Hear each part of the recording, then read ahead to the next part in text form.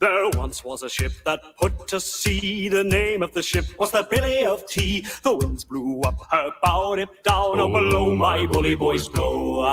Soon may the wellerman come to bring us sugar and tea and rum. One day when the tonguing is done, we'll take our leave and go. She had not been 2 weeks from shore when down on her a right whale bore. The captain called all hands and swore he'd take the whale in tow. Soon may the wellerman come to bring us sugar and tea and rum. One day when the tonguing is done, we'll take our leave and go. Before the boat had hit the water, the whale's tail came up and caught her. All hands to the side, harpooned and bought her when she dived down low. Soon may the wellerman come to bring us sugar and tea and rum. One day when the tonguing is done, we'll take our leave and go. Hello. That song has been a worm in my ear for over a week or two now. What would you say, Mr. Joel? About there. Yeah. Or in between there, yeah. Dude, cannot get it out of my head. I love that song.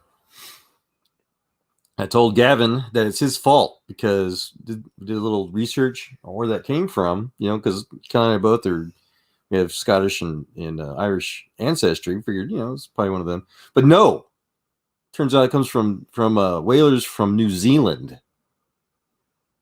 New Zealand had whalers, but now we do, and it's Gavin, his people. Mr. Joel, anything to say about that fact? It's awesome. It's awesome. All right. Well, so wanted to start pseudo random, if not very random chat tonight, just to welcome those that want to join to have a civilized conversation. Everybody else that I follow is either not talking or talking about people that I don't care to talk about. So here's a place for those that want to not talk about people and talk about things, ideas. Who was it? I said it best. Hold on. Let me get my quote. Where's my quote stuff? Here it is. Great minds discuss ideas. Average minds discuss events. Small minds discuss people. Eleanor Roosevelt. Yeah. So let's discuss ideas, not just events, or certainly not people. Yeah. As horrible of a person some people think she may have been, I actually liked her. I did a college paper on her for her role as the first chairperson of the United Nations Civil Rights Commission. Yes. Which was very, very impossible because that was back when they wanted to pretend that the Chinese atheist communist fascists could have civil rights. And so they were messing up the commission. Because, the more civilized, the theist-based nations like, United Kingdom and most of Europe and in America had a pretty good common sense, unified view of what, human rights were, civil human rights. But the Chinese, the atheists, of course, were the exact opposite. They still wanted to murder their people. Get away with it like they're doing today. Ugh. So, yeah, that didn't work out. Yeah, so I tried to link it in my Control-C in the description below of this chat. It's not showing yet. There it is for everybody. And I shall also try to link it into my, where'd it go? Oh, echo. You an echo? Yeah, it's echo. All right, I'm going to pin it to the top of this channel so that you guys have it. All right. So yeah, anybody and everybody's welcome. Christian, atheist, and everything in between, just as long as you are civilized. You want to actually have conversations and dialogues and mutual, beneficial. What if I'm feral? What? Nothing. I said everything in between. I hope that fits somewhere. Are you feral Christian? What the heck? Yeah, right. Oh, Mrs. Joel. She's the awesomest. Oh, hey, Paul. Here you are, buddy. How you doing? Yeah, not so bad. You out on the road? Yeah, it's 10 past. Yep. On the road, keeping people safe. Your connection's broken up real bad, buddy. Bad one again. I didn't get it Oh, without the camera. Oh, I like hearing from Paul. I know. We were supposed to have a big knockdown, drag out conversation about atheism and stuff too, because we were fighting it out on Facebook. Well, we love each other, so we'll be civilized here about it, right? Oh yeah. Am I still? Is it any better? Right. Dude, how much longer are you on duty, Paul? Actually, driving home now. Dude. Is it? Dude. Yeah, your connection is horribly dissected. Could it be your Bluetooth thing interacting with your road gear? Uh-oh. Okay, you dropped out. Mr. Parker, adding labels doesn't make you seem and knowledgeable. Okay. What? What's he talking about? Some atheist, I'm trying to remember his name, on Praise It. I had a debate with Gavin the other day. And he was thinking that if he doesn't label himself as a theist, it made him more intelligent or something, or it makes him an atheist if you stop labeling yourself, which I pointed out was self-contradictory given the fact he labeled himself as an atheist. But silly. Yeah, so I guess Mr. Parker's carrying on that theme. If you want to get on and talk about it, Parker, I'd love to, as long as, again, we stay nice and calm and et cetera, not carry on the YouTube tradition of, being, whatever you want to call it. What would you call it? What's a good summary, Mrs. Joel? Of what? The typical YouTube banter. I haven't been on. I've not participated enough in the various streams to be able to run to that conclusion. It would be a very limited. How wise and intelligent of you. Just based on all the stuff we've been listening the last 6 months now, almost, it seems. I'm too tired of it to think of a good summary. So, Chinese atheist communist fascists, seriously, what a joke. Yep. They sure are. There was that British International Tribunal about a year or so ago now released their findings that the Chinese atheist communist fascists are actively today gutting their religious and political dissidents alive, taking their organs out of their body by force to put onto their socialist fascist healthcare system. And it was a big controversy for years, but this international tribunal was put together to examine the claims, basically, and they concluded a little more than a year ago now that it is true. So, based on eyewitness testimonies and all kinds of things, and the actual, So anyways, yeah, the Chinese atheists, communist fascists are still trying to justify mass murdering themselves or their own people. There he is. Hello. Hello. No, I heard hello. This is what I heard. Oh. Okay.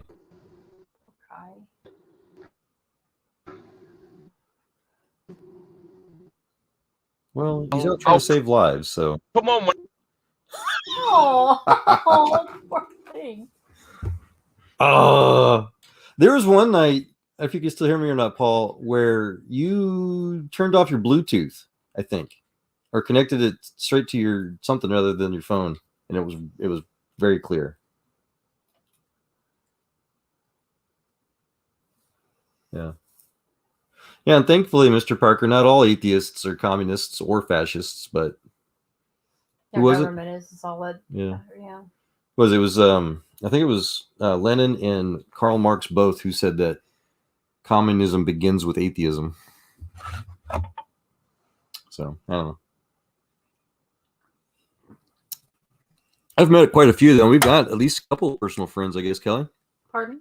who are atheists that are not communists. And they're very conservative. They're very, pro-American. One's a Liberty. Navy a sailor, huh? Yeah. One's a lawyer. He's very constitutionally minded, so very pro-freedom, very anti-communist, in other words. So yeah, they exist. That's what I was saying, Paul. I mean, if we can't figure out what happened that seemed to be causing interference from your road equipment, then we can talk when you get back to your shack at home. So cute. Because we might have some good stuff to talk about as far as the weather, man. Because I don't know if you've heard, but we're having a hard freeze, they call it, here in Texas, even down in central Texas where we're at. It's below freezing. It's knocking stuff out, and we are very thankful that we have steady power, because like a third of our town that we're in right now only 2/3 is without power. 1/3 is with power. But our internet has been flaky too. In fact, StreamYard is telling me right now my connection's acting funny, so I don't know if I'm being heard well or not right now. But we call it. Oh, so we live near an airport, so apparently they're prioritizing our area so people don't crash and die in the air. So we're very thankful for that. Yes, sir. Yep. And there's a fire station down the road that's got their doors open, and some churches that keep their heaters on for people. But there are a bunch of people that we know about in town there. So the school, the university is open. People are staying there. Hotels are full to capacity, Yep. and some of them are losing power as well, or have lost power. Yeah, because one of my coworkers, they went to a hotel with his parents when their power went out. So that hotel's power went out, so they're at the school now. So, oh goodness gracious. But anyways, yeah. Any topic you guys want to talk about? Yeah, we can talk about controversial things. Communists, socialist, fascists, if we want to, politics, as long as we're civilized, as long as we don't bash each other. That's all. Leave the ad hominem. The idea to be able to be free to attack ideas, no matter how rude or insensitive they may be, that is the foundation of liberty. How's that quote go, Kelly, about how having the ability to offend people? What was that quote? Huh? Help me out. Remember? I'm not sure. No. Oh gosh, I'm sorry, guys. My brain's a little slowed tonight. Had a long work day today. That Peterson guy, what's his name? He says it, and then there's another famous guy that said it.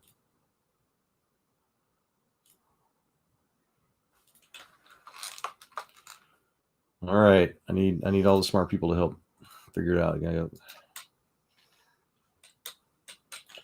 Having the ability to offend people. Taking offense, psychology today. So offending people is part of, there we go, Jordan Peterson. How do you put it? Oh man, why did it show me this article if it doesn't actually have the word? Yeah, you're certainly willing to risk offending me in the pursuit of truth. Peterson told the reporter. Hello, Simus.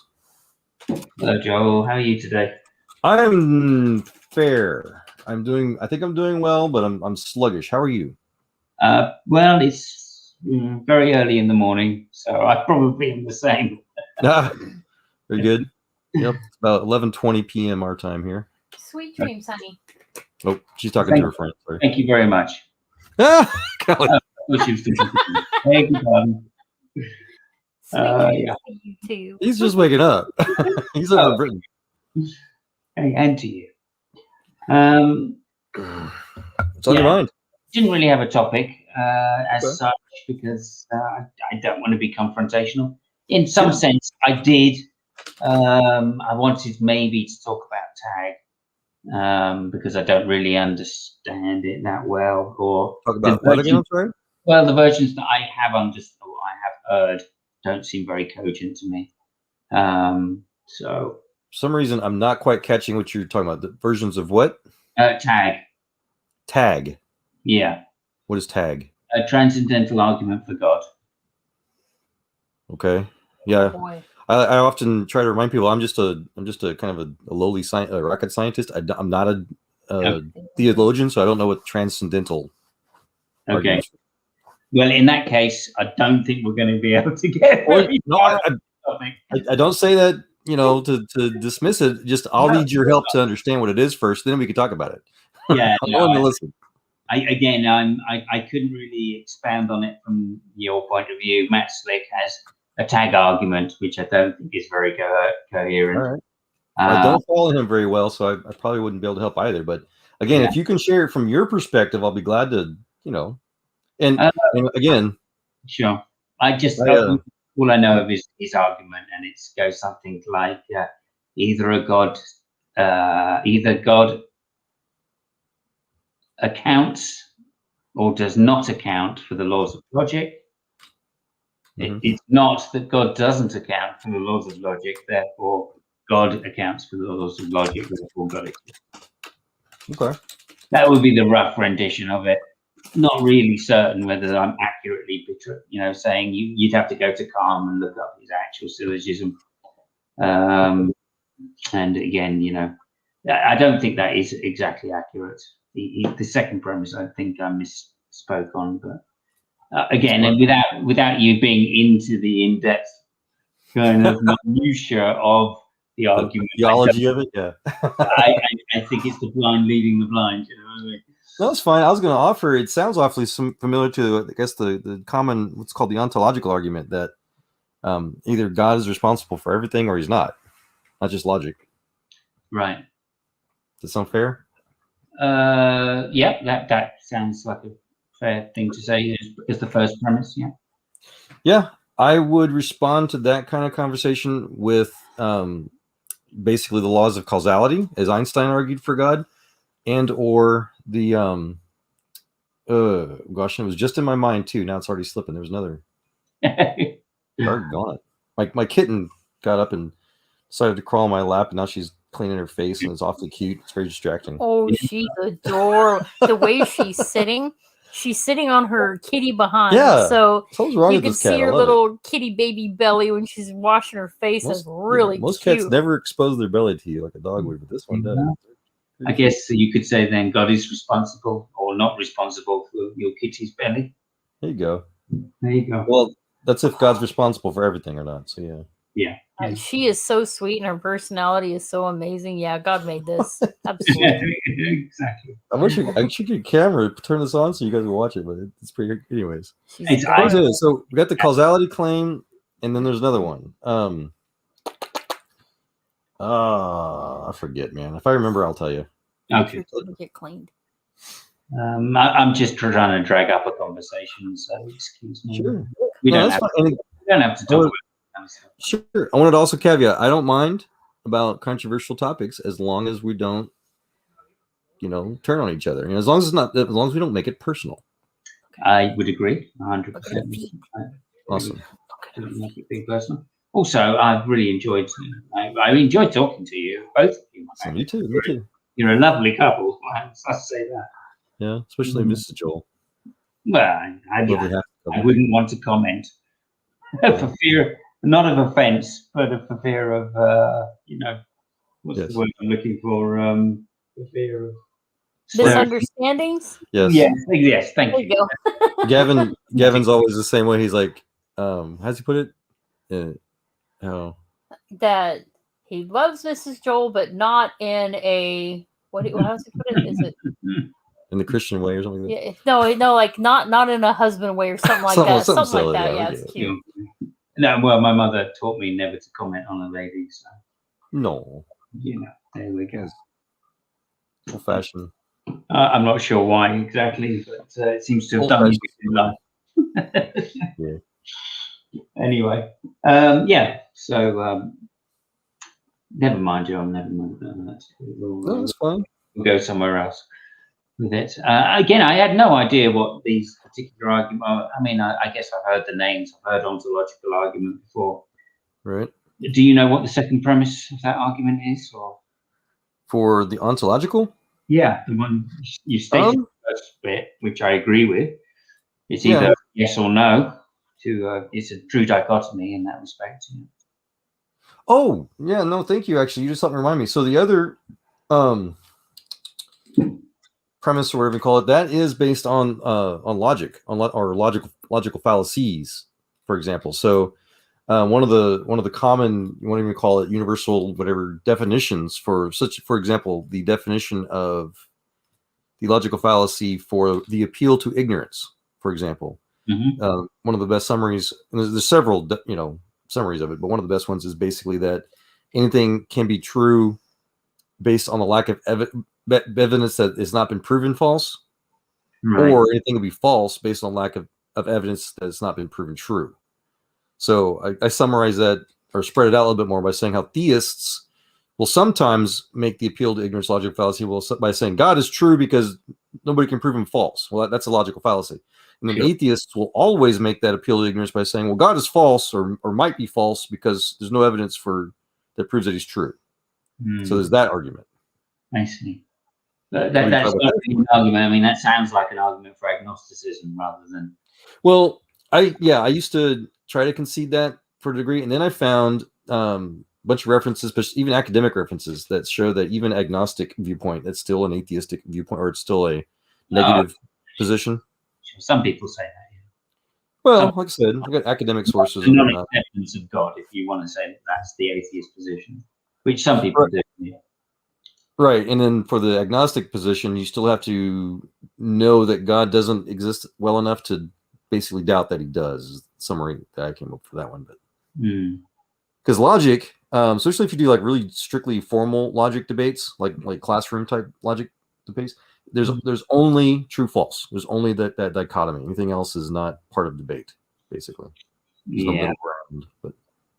Yeah, I've never been keen on that myself. I do hold that the proposition God exists is false, but that's another point. You know what I mean? Right. I don't mean it in the philosophical sense. I mean it in the empirical sense. Okay. So, that's just one might say a preference more than a logical proof, right? Sure. Yeah, and I guess that's the real difference. Some people will just base their beliefs on anecdotal reference, which is fine, and then others will choose to either test their beliefs on evidence. I guess that's the real difference. So both theists and atheists have to base their claims on evidence to determine if there's any other anything outside of just anecdotal belief. It's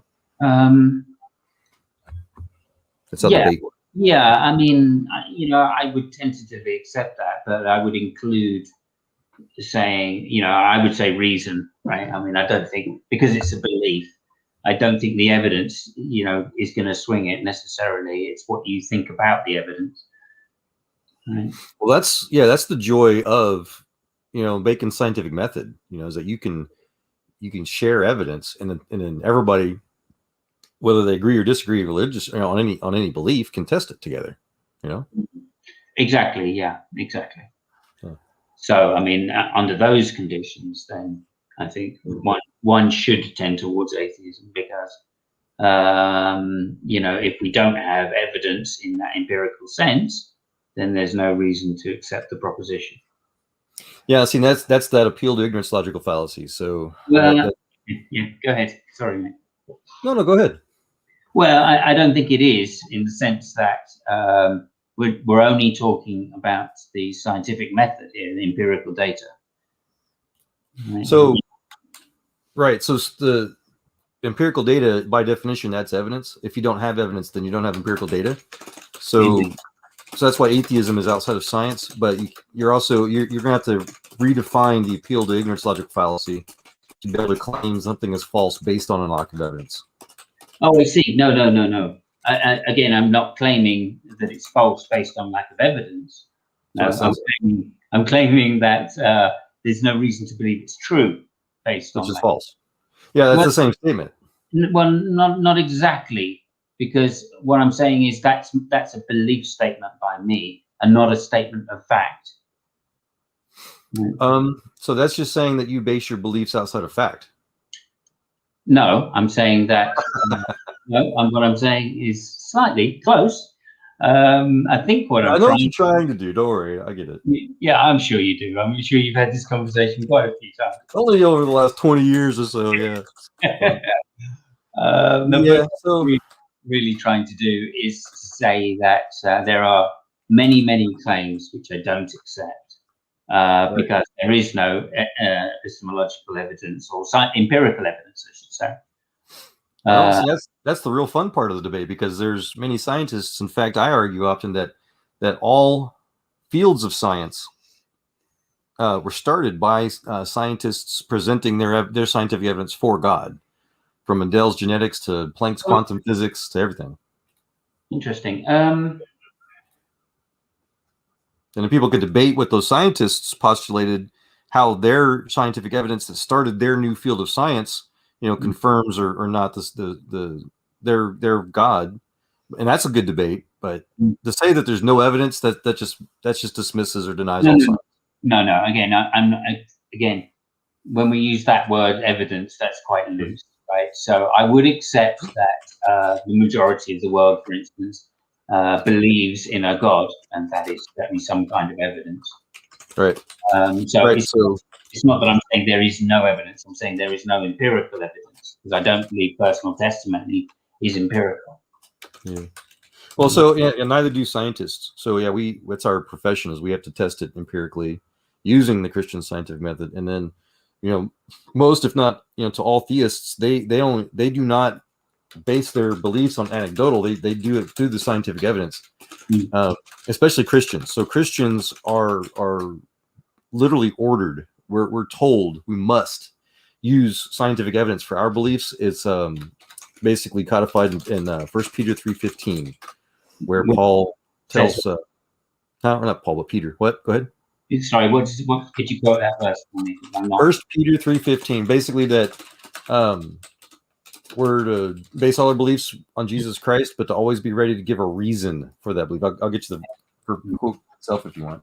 Right. Okay. That seems to me a slightly ambitious reading of the word reason. Okay. Yep. And if someone asks about your hope as a believer, always be ready to explain it. So that's where Francis Bacon based his scientific method on, was that verse, that commandment. Yeah. No, I would grant that, but I think that there are non-empirical explanations. You could give some logical explanation, right? Which is so I don't think reason necessarily, or some logical reason, is good enough. I mean, hello, Graham. Sorry. Again, maybe we're just dancing around the topic, really. I would also argue that the scientific method, is not necessarily Christian. I don't know. It is according to Christians. Fair enough. That's why Christians made it, but yeah.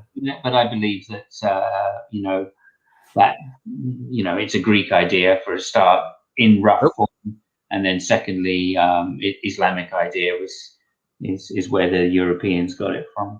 Right. Yeah, I've heard that often too. I disagree with that, based on the fact that what the Greeks invented, it's actually more classically called the Aristotelian philosophical truth statements. So he used basically, what we were talking about earlier, the idea of what logic versus logical fallacies are, and that's how the Greeks, kind of determined what truth was to them. So Francis Bacon, he revolutionized the entire human civilization when he actually brought us away from Aristotelian philosophical truth statements and brought us into an actual methodology to basically be able to test repeatedly observable evidence in real time for a scientific-based claim. Yeah. Okay. I agree with what you just said there. I mean, Bacon is a huge hero of mine as well, because of the revolutionary ideas that he brought forward, but where he got them from may be a little bit in dispute. Again, I think there's some Islamic thinkers which were quite keen on bringing the scientific method, a version of it, right? And I don't think Bacon's version of it is the final version either. He was the first to codify it, but yeah. I mean, I agree with you. There's probably been, people with common sense, probably, even today, that have never heard of it, which could still try to create some sort of similar method. But Bacon was the first to revolutionize the world with it, so to say, quote unquote. Maybe. I mean, again, I would slightly argue with that I think it might be an Islamic person who first did that. I mean, alcohol, for instance, and how many other things, right? Well, the distillery process. That's an Islamic idea. I would counter argue because the Quran, and certainly they talk about how, or just because they talk about how, like camel urine, for example, is good medicine. Yeah, it's got some medicinal antiseptic properties to it, but I wouldn't call that good medicine. Even as a guy that's been professionally, trained in the combat survival tactics. But and then the moon, the crack on the moon, they didn't really have good optics back then, but they saw that there was a crack on the moon, so they seemed like they assumed it was that Muhammad and Allah did something to make it form that way. I don't know. And there's some pseudo plausibility, claim to, but it's not certainly not repeatedly empirically, observed. Sure. Again, I would grant for this. Bless you.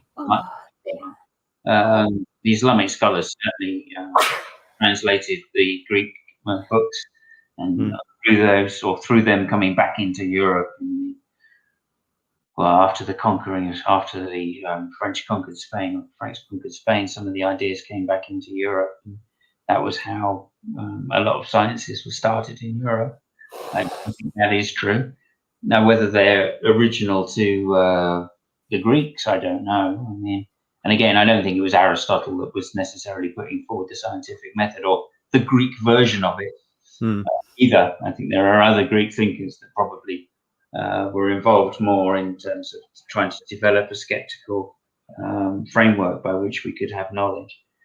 But again, I think we're just kind of talking past each other in the respect of, I don't think the etymology of it, it's a fallacy to say because something originated in a certain place, therefore that's the only thing which is true. Mm-hmm. So that's part of the Christian scientific method, is you take those claims and test them. Well, yeah. I mean, personally, I would go to the other point. If I were to put the Christianity point forward, which is to say, psychology. Okay, Mr. Barkley, that's a fair point. I don't want to seem like I'm making such general statements that they are ultimately true and broken. In terms of psychology, but I think that still it's an unreliable source of evidence. Maybe that's a better way of putting it. And in fact, if we were to study antidepressants as a drug, then I would think the effect on the body would be easier to or more reliable a method to study. Anyway, let's just move off that quickly. Yeah, because I was to disagree, if I may, real quick, because even though the responses to the medication certainly are anecdotal, the professionals, the psychiatrists themselves, they're basing non-empirical. It's not they're not the ones testing the drugs on themselves. They're trying to see the changes in the pervasive behaviors. And Mrs. Joel, she is, I call her the psych nerd. She keeps disagreeing, but she is. No, I only disagree when you said I was an expert. Otherwise, she's an expert. No, and so maybe you might be able to give us a better expertise on that conversation if you feel like it. If you got some time, she's playing her game. The idea that personal testimony can be used as empirical evidence, like in a study of an antidepressant or in psychology. You have a comment you want to say with that or not? Do you agree or disagree? We're talking about empirical versus anecdotal evidence, I guess. Are the antidepressant medication? I guess, yeah. Or therapies that work? I mean, you can survey a big old freaking massive group of people that have undergone whatever behavioral therapy they've, I would posit that the use of, what's it called? The sugar pill? My brain's placebo, thank you.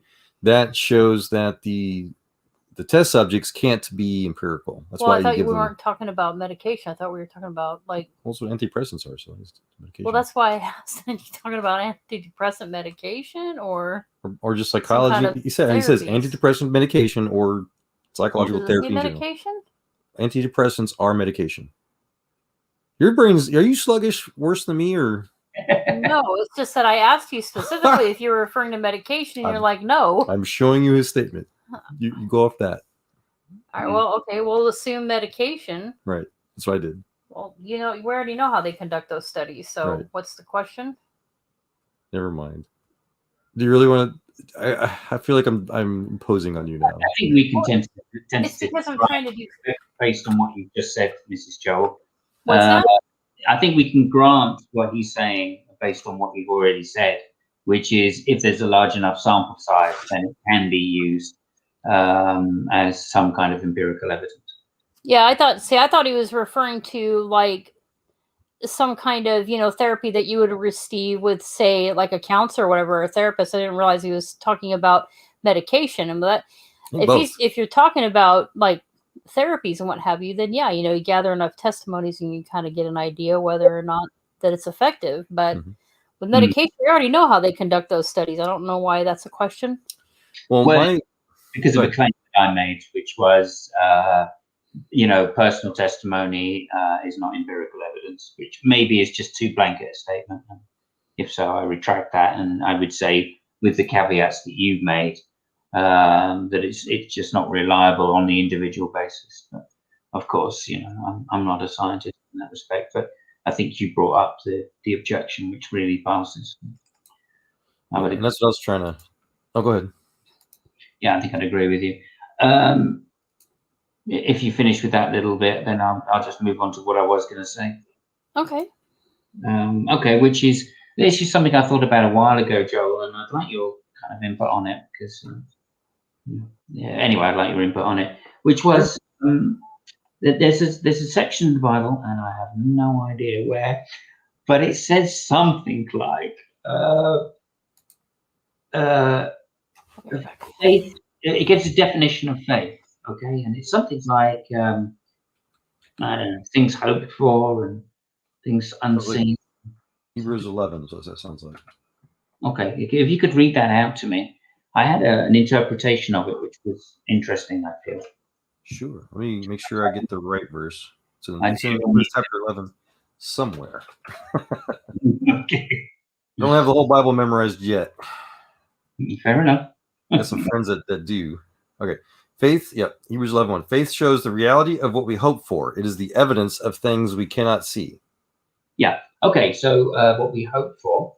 Okay. Well, by that phrase, this is a very loose interpretation, all right, Joe? If you don't, please don't take offense to this. But by hoped for, you could say, right, things that are hoped for are a hypothesis. That's exactly it. Yes, sir. I totally agree. Excellent. Okay. Well, we're going to go down the same line. And then things unseen are, of course, the results of things that we've tested. Right. And then collated. So that's the data side. So that's like testing the hypothesis, if you like. So in some sense, that little phrase could actually be interpreted as the scientific method.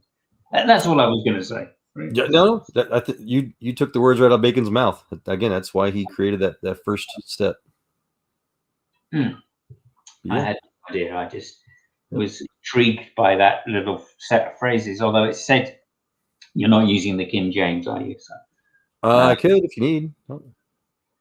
Yeah, I've got. I like these websites that show like 50 different versions all together.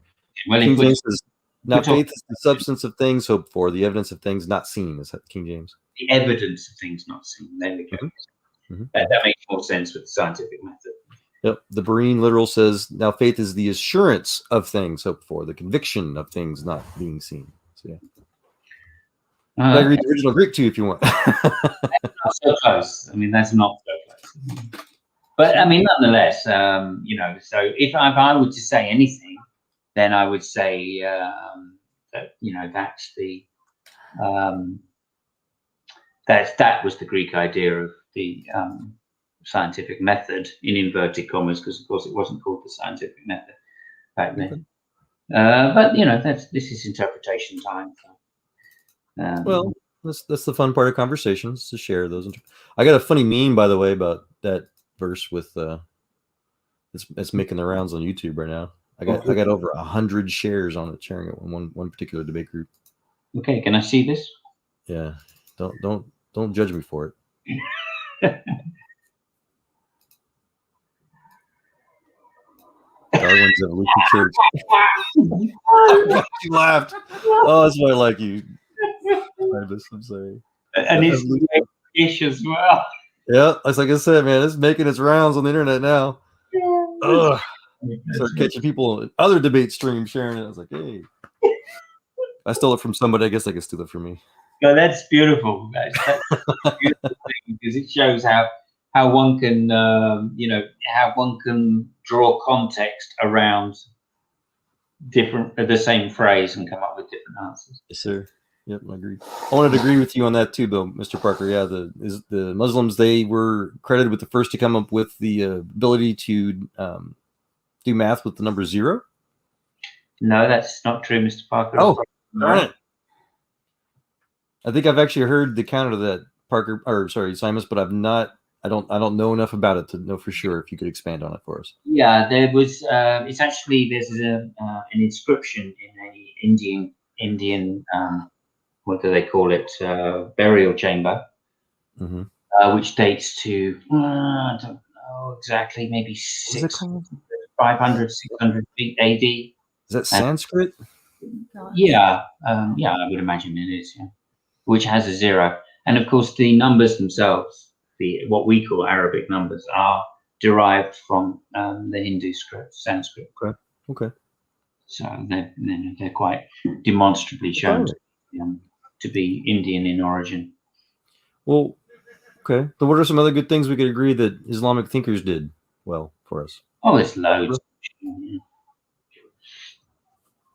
See, I have a hard time with the algebra claim because Pythagoras from Greece again. He helped start the idea about the world being round and things like that.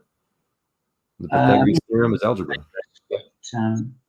But, the idea of proof, with general proof, was accredited to the Greeks. But algebra itself, I mean, I guess what we mean by algebra is, that's what I was saying. India, I think Hindu religion was using it.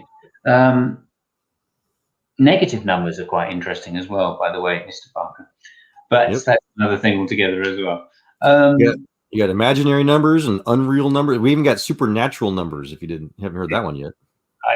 No, I haven't actually. Well, I mean, I know what natural numbers are, so yeah. It started with a dude named Steinitz. I had to look up his first name, but he was trying to do a generalized natural number set for quantum field theory in the early 1900s. It's called supernatural number sets now. Okay, I did not know that name. But, there you go. It's for super geeks like me.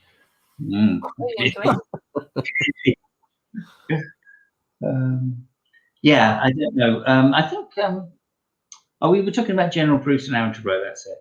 So I mean, we call it algebra. Then runs. Say again. Sorry, I interrupted. Go ahead. No, I apologize. She's playing a game that we're, I guess, competing for airwaves together. Yeah, you might want to move your mic over there. Sorry, I've got a we call it unidirectional. Yeah, which I don't know if I've got it set for omni or unidirectional right now. Is this better? I hope. Say something, Mrs. Joel. Something, Mrs. Joel. Is that quieter? Yeah, that's you've no, just to point out that we call the numerals we use Arabic numerals. We don't call them Sanskrit numerals for a start. And secondly, so algebra obviously may not be an invention necessarily by the Islamic scholars, just because we use the word al in it, which normally denotes something to do with the Muslims, of course, Allah being the God. But I think it's really difficult to tell, though. I think the Greeks were very pickety about what they chose to believe and didn't choose to believe. Right? Pythagoras is a wonderful example because he had some nutty ideas, which we just go, oh, that's just ridiculous. Irrational numbers being one of them. Okay. So that seems quite strange to me. Funny. I don't know. I mean, I know that the Egyptians didn't have any concept of general proof, but I'm not 100% certain about the Babylonians.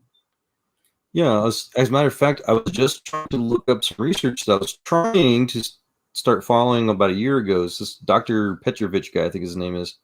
In Canada, he's a Canadian archaeologist. He found some tablet that I used to have web links somewhere. I'm trying to find them now.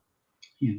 That he is claiming predates Sanskrit, and it's the first archaeological example, at least, of human language. And they're saying it's based on the ancient Hebrew slaves in Egypt, where they were converting hieroglyphs into their first alphanumerical alphabet, the Hebrew alphabet, which is also used as numbers. Right. I don't think that can be the case because there are Babylonian and Sumerian documents. Right. And this tablet that he found predates all of that, he was saying. I'm not sure that's possible, but obviously I'm not the one doing the archaeological digging, but that may be. I started to, but I got to find it again. No, I mean, there are mathematical tablets from the Babylonian era of mathematical problems which are being solved for students, for children. So, I mean, I guess they date in the region of, I don't know, maybe 2000 BC, something like that. So I'm trying to find it while we're talking, but go ahead. Probably predates, or maybe 1600, I don't know. That probably predates anything that the Hebrews, well, the Hebrews didn't even have a language then, so, you know, there was no Semitic language. We certainly didn't have any Phoenician type, representation yet. The Egyptians were still using hieroglyphs. So, right. So far, I found a PBS Nova article. It's different than what I was reading recently. This is 2008, so it's just talking about archaeology proving the Bible correct, but it's different. Yeah. Again, I'm sure some archaeological evidence proves some things in the Bible. Yeah, you got people. There's a couple of Christian people I know of, professional historians that talk about everything is confirmed in the Bible history. Well, I find that difficult to believe, of course. I know, yeah, me too. But I guess there's professional historians that go into it. I mean, like where Mount Sinai is, for instance. Yes. Where is the empty tomb? Can we have a little? Oh, that's in Golgotha. That's a freaking tourist trap in Israel today. Like, yeah, that's well known. Right. Okay. I've seen pictures of it. I've seen pictures of it. In fact, there's controversy because there's some like a parking lot with a fence around it that they're talking about threatening to tear it down finally. Yeah, it's stupid. Yeah, that would be stupid. I don't know how we could prove that it belonged to Jesus, but okay. Oh, yeah, I'm sure there are people that are making money off of it have long researched that to convince people to spend money to go see it. Well, yeah. But then, we could say that the ark landed in wherever that came out. Arafat. Yep. Whatever. There's a archaeology group from China today excavating that. It's in America. I've seen the pictures. Yep. Yeah, Tangelo's been, if you follow his stuff, he's been showing some of that recently. Oh, okay. Yeah, again, Ararat. I'm not even sure we know where that mountain is. Oh, the Turkish government have it quite quarantined off. You have to get special clearance and stuff. Yeah, I saw those pictures. Right. Yeah. Pretty cool. This is people kind of trying to make money off the back of other than. Yeah, I don't know because again, the Chinese archaeologists are doing it. And I mean, you saw the ones where it was like you can see actual, boat like pieces of an obvious boat with metal fixings in the middle of this friggin' frozen mountain. It's like how the heck does a boat get up there? Okay.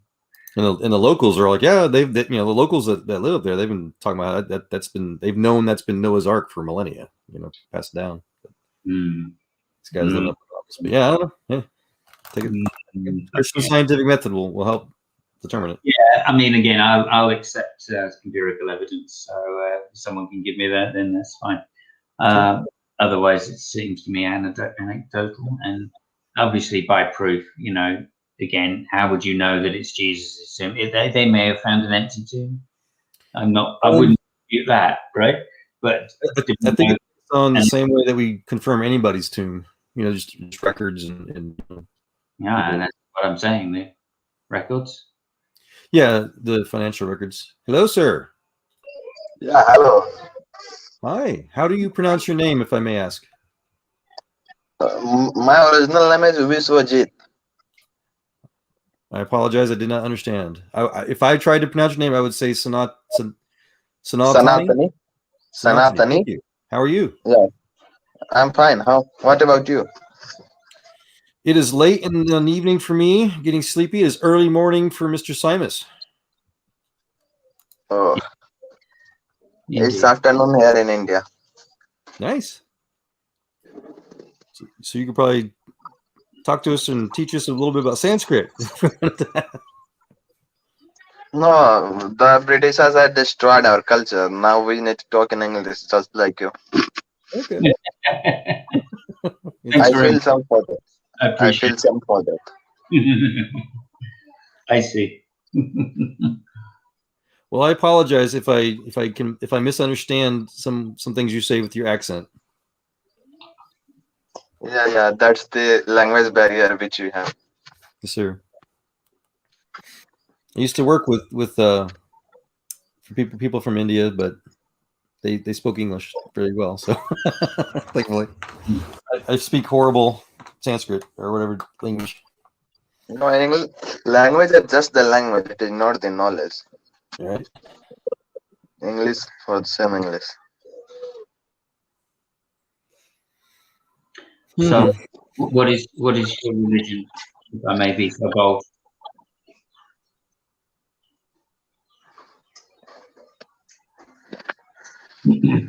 Sanati, did you hear his question? Yeah, He was asking. I'm to an atheist, but I support Indian culture. Okay. Sorry, you're what is? I'm an atheist. Atheist. Good. Yeah. I would support Indian culture as well, even though I'm British. That's probably one of the India- really cool things about India Hinduism is first. it can go both ways. There's an atheist view of Hinduism and a theist view of Hinduism, it seems. Don't know. That I don't know. Yeah. Are we all here atheists? No, I'm an atheist. Joel is a Christian. Christian. Man, do you believe in the Bible? Yes. Is Bible scientific? It's by what? I'm sorry? Is Bible scientific? Yes. I have some doubts. Can you clear it out? Sure. When Bible tells that God,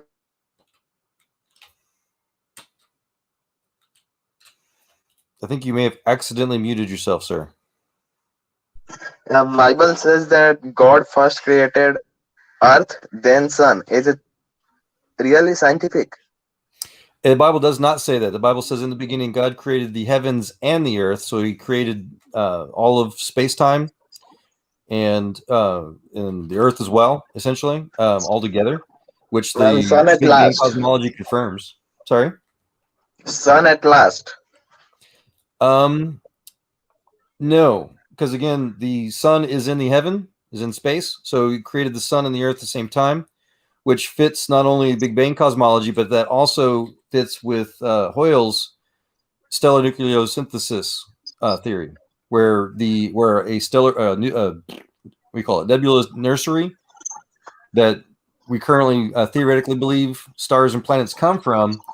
It takes time for the sun of a new solar system to ignite, and while the pressures and the fusion reactions necessary for a star to turn itself on basically are coalescing, other planetoids and other parts of the nebula are already coalescing at the same time.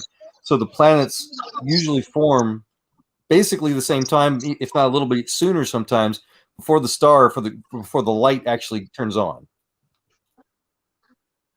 So Bible explains that perfectly.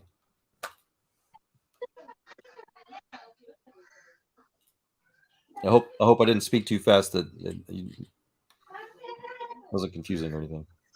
Man, how light can exist without sun? There's other light sources, I suppose, if that's what you're asking. Man, sun is the ultimate light source which we have for this earth. I don't know. That's probably why we said that when the planet was first made, it was dark.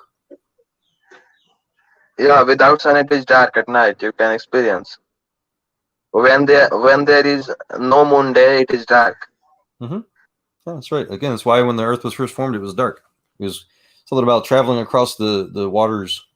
I mean, I get So, the so from this we can conclude sun was created on the fourth day, and Earth was created earlier. But when the carbon dating was done, the age of sun and Earth was different. Sun is much older than Earth. Right.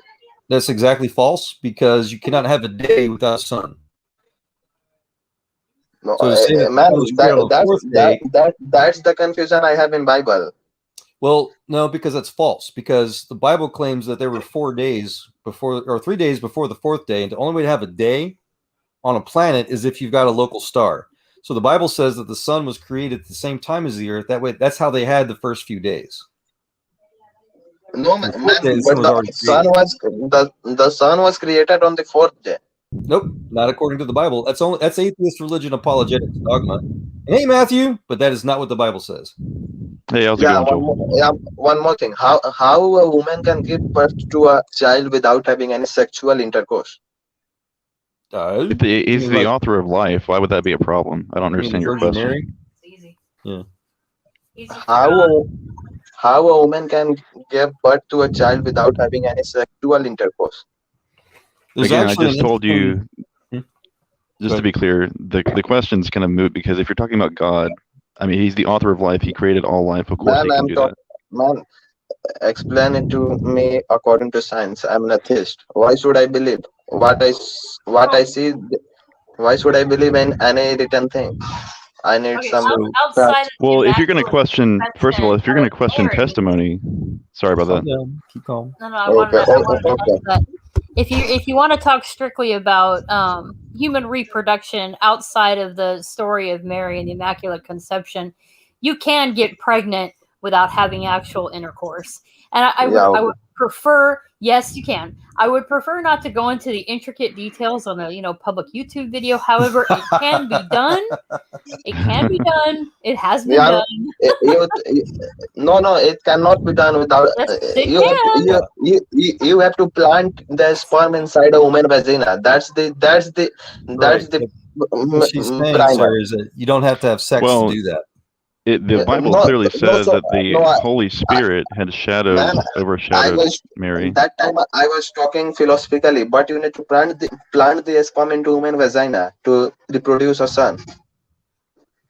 Again, there's plenty of ways that humans can do it. Yeah, at that time, was there any scientific one? At least one. Was that time modernized that it can be done?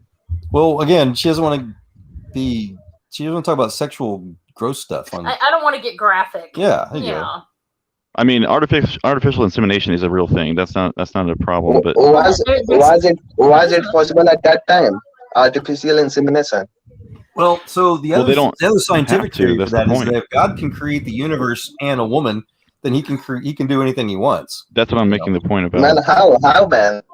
You don't need to start. If I were you, I wouldn't even worry about that one. Man, why even ask that question? Unless look, if you can't disprove that Jesus died, resurrected, and then went to heaven, I mean, it really doesn't matter what you say. Those are the main things that are really important to Christianity. If those things are true, then you have no reason to think that anything else in the Bible is actually false. That's what he's trying to do. You're just picking off little bitty points which you don't really have to adhere to. Why to believe in anything? Well, that's the point I'm making to you, is that if you're not going to trust testimony, then how can you trust the testimony of any scientist that's out there? Why even think that if you're not going to be able to trust the testimony of these 4 individual witnesses that knew Jesus throughout his lifetime, then why would you ever... The testimony which scientists make is not contradicting. They prove it at last. No, You're man, kidding me, right? I'm not a comedian that I will kill in front of Well, you. okay, so their accounts, though, right, are testimony. That's what they are. In fact, they come with presuppositions into this conversation.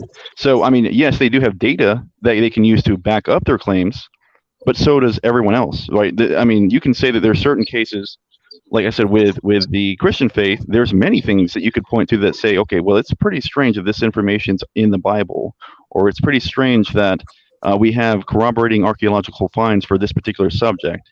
I'm sure that you're not going to accept it because you have a presupposition in your worldview that allows you to just dismiss those evidences.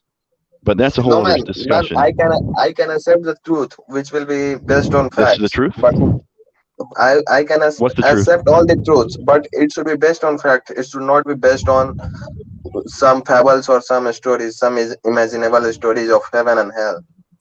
Putting it in the shorts. Well, I mean, nobody wants to think that hell exists, if that's what you mean. I mean, I don't want to think that hell exists, but just to clarify, if we have enough evidence to say that Jesus really did resurrect, as it's claimed, right? Which there's quite a few different testimonies that come about this. If you even you've heard of James, right? The brother of Jesus, the half brother of Jesus. No, I heard about Gospel of Barbans. Do you heard about it? Yes. So you haven't read beyond the Gospels. You've only read the 4 Gospels. No, I read only Gospel of Barbans. Barnabas, is that what you said? No, Bible. He only read the 4 Gospels from the Bible. Oh, okay. I'm sorry. I must have misunderstood that. I apologize. But yeah, I thought you said Barnabas for a second there. Now, make your point about it. He was also one of the disciples of Jesus Christ. If you guys don't mind, I'd love, if hopefully I don't get a copyright hit for this, Don't do it. to share Richard Dawkins, John Lennox's debate answering that question. Yeah. I would Go ahead. paraphrase it. I mean, it's just like a small clip. I think you can pull. No. Well, it's 4 minutes, but the copyright pirates out there. I haven't met Matthew before, but I think he's already answered it. I think it depends on like where you're pulling it from, but I guess I don't know. I think you're allowed to critique like portions of a video. I don't think there's anything wrong with that. Well, we can try it. Mrs. Joel's saying not to, but Yeah, if I get violated, They're like, I don't want to risk it. Okay, well, it's up to you. I don't mind going over the discussion with him.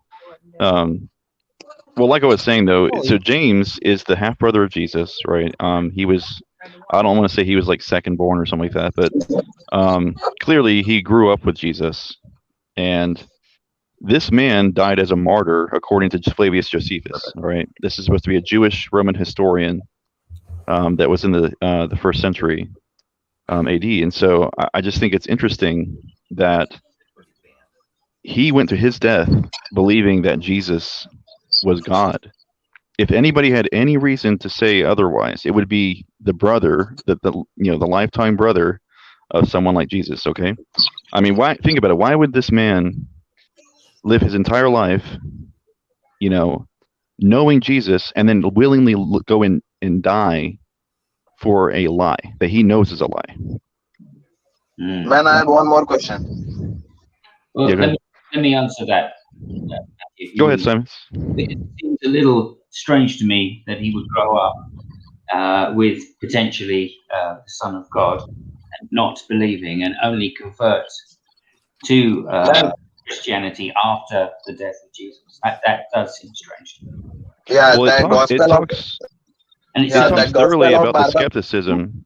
Gospel of Barban tells that Jesus never waked up. He was never erected on the cross, and he never wake up out from his grave. You're talking about like the Quran, the Quran. No, I'm talking about Gospel of Barbans. What? The Barnabas? Yeah. Yeah, that's not a true gospel, though. Okay, so there's a reason why they don't count. So Barnabas was written way later. We're talking like, actually, if I remember correctly, that was actually written like the 1600s. And they actually verified this like many different accounts. The oldest version of the Gospel of Barnabas is a lie.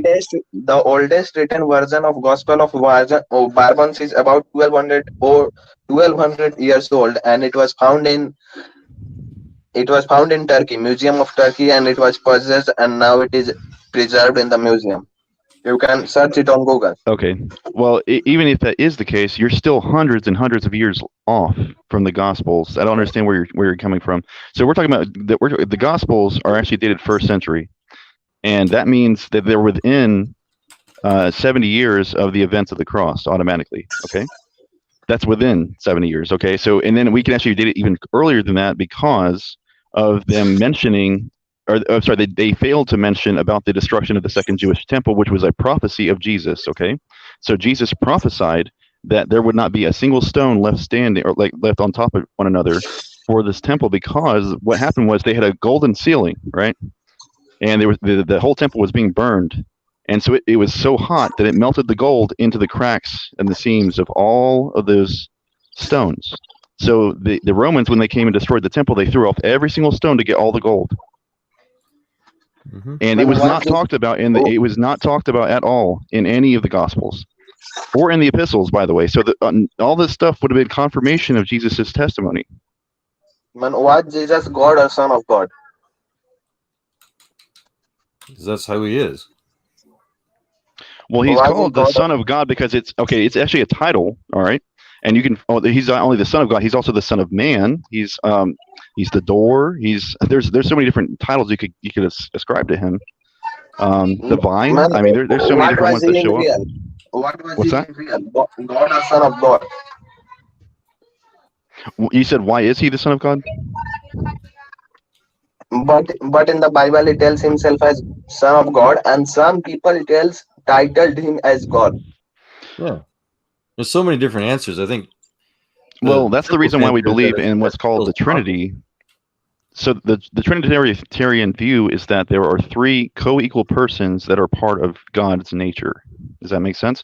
So you have, it's like, I don't think of it in terms of like modalism where you can have like water and it has three different states. I think of it as there are actual persons that are actually interrelational. They have separate minds, but they are part of the same essence. That's the way I think of it. It may not be something that we can all understand right this second, but if you think about it in terms of dimensional understandings, then it could be potential that we can see things on a higher dimension that will be connected where we would never see that they were actually connected. Does that make sense? You can, like, if we were say that we lived on like a 2D 2D realm, right? And we're looking at an object that is three-dimensional. This object could show up in multiple facets, which would not allow us to perceive that it's actually one thing, right? So that's the whole point I'm trying to get across here, is that we may not be able to understand or perceive how God functions, but at the same time, we can get understanding of this through a revelation that He provides to us, right? That's what we're trying to get across with the Scripture. Do you hear my reply to? Okay. Kind of talked over me a little bit. I don't know if y'all heard me. Sorry, go ahead, man. No, my simplified answer was that it was to fulfill prophecy, because the Old Testament prophets spoke often about the Son of God and how he was going to be the Messiah and all these kind of things. And so Jesus fulfilled those 300 plus different prophecies specifically to confuse basically the Jews, because that was part of the prophecy, was that his own would not accept him.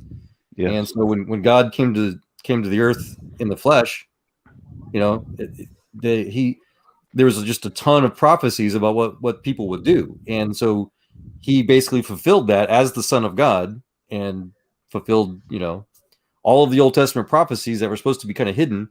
Jesus made it all clear, so it's not hidden anymore. Right. And I love, I've got all kinds of YouTube testimonies of the fact there's a whole ministry called I Met Messiah that are Jewish believers that have read the scriptures, and they talk about how they became Christians, because they're like, they said that they grew up being told that the New Testament, you know, that's a book on how to persecute the Jews, you know, but they right. read it and they're like, wait a minute, that's our Bible. That's Jesus is talking about what Isaiah and David, all these other people we're talking about, Daniel we're talking about. Right. Man, are you Catholic or Protestant? I didn't understand that. You are a Catholic, Christian, or a Protestant? I am a Christian. He's asking if you're Catholic or Protestant. Yeah, I know. I just believe Christ. I don't care about the doctrines. Yeah, I'm the same way. I understand where you're coming from, man. For the record, I don't know how much you've looked into Catholic doctrine. Is it Sanatani? They said it. Jesus. Jesse, so he goes by James. That he had camel knees for praying so much. Well, yeah, the thing with Catholic doctrine is that a lot of the things that they do, the traditions that are upheld by the Catholic Church, are not actually found in the Bible at all. And this includes like the prayer to the saints. You have like the praying to Mary through the Rosary. They actually will put ashes around. What they have called, what was it? Isn't today Ash Wednesday? Mm-hmm. Yeah, that's a Catholic doctrine, which is also not found in the Bible. And it turns out that it actually it's rooted in Sumerian pagan practices there, where they were grieving for Tammuz, who is the fallen son of Nimrod. And there's so much that goes into that, but anyways, basically they tried to combine pagan practices with Christianity. That's where the Roman Catholic Church really was established. And a lot of it had to do with not Alexander the Great. I'm trying to think.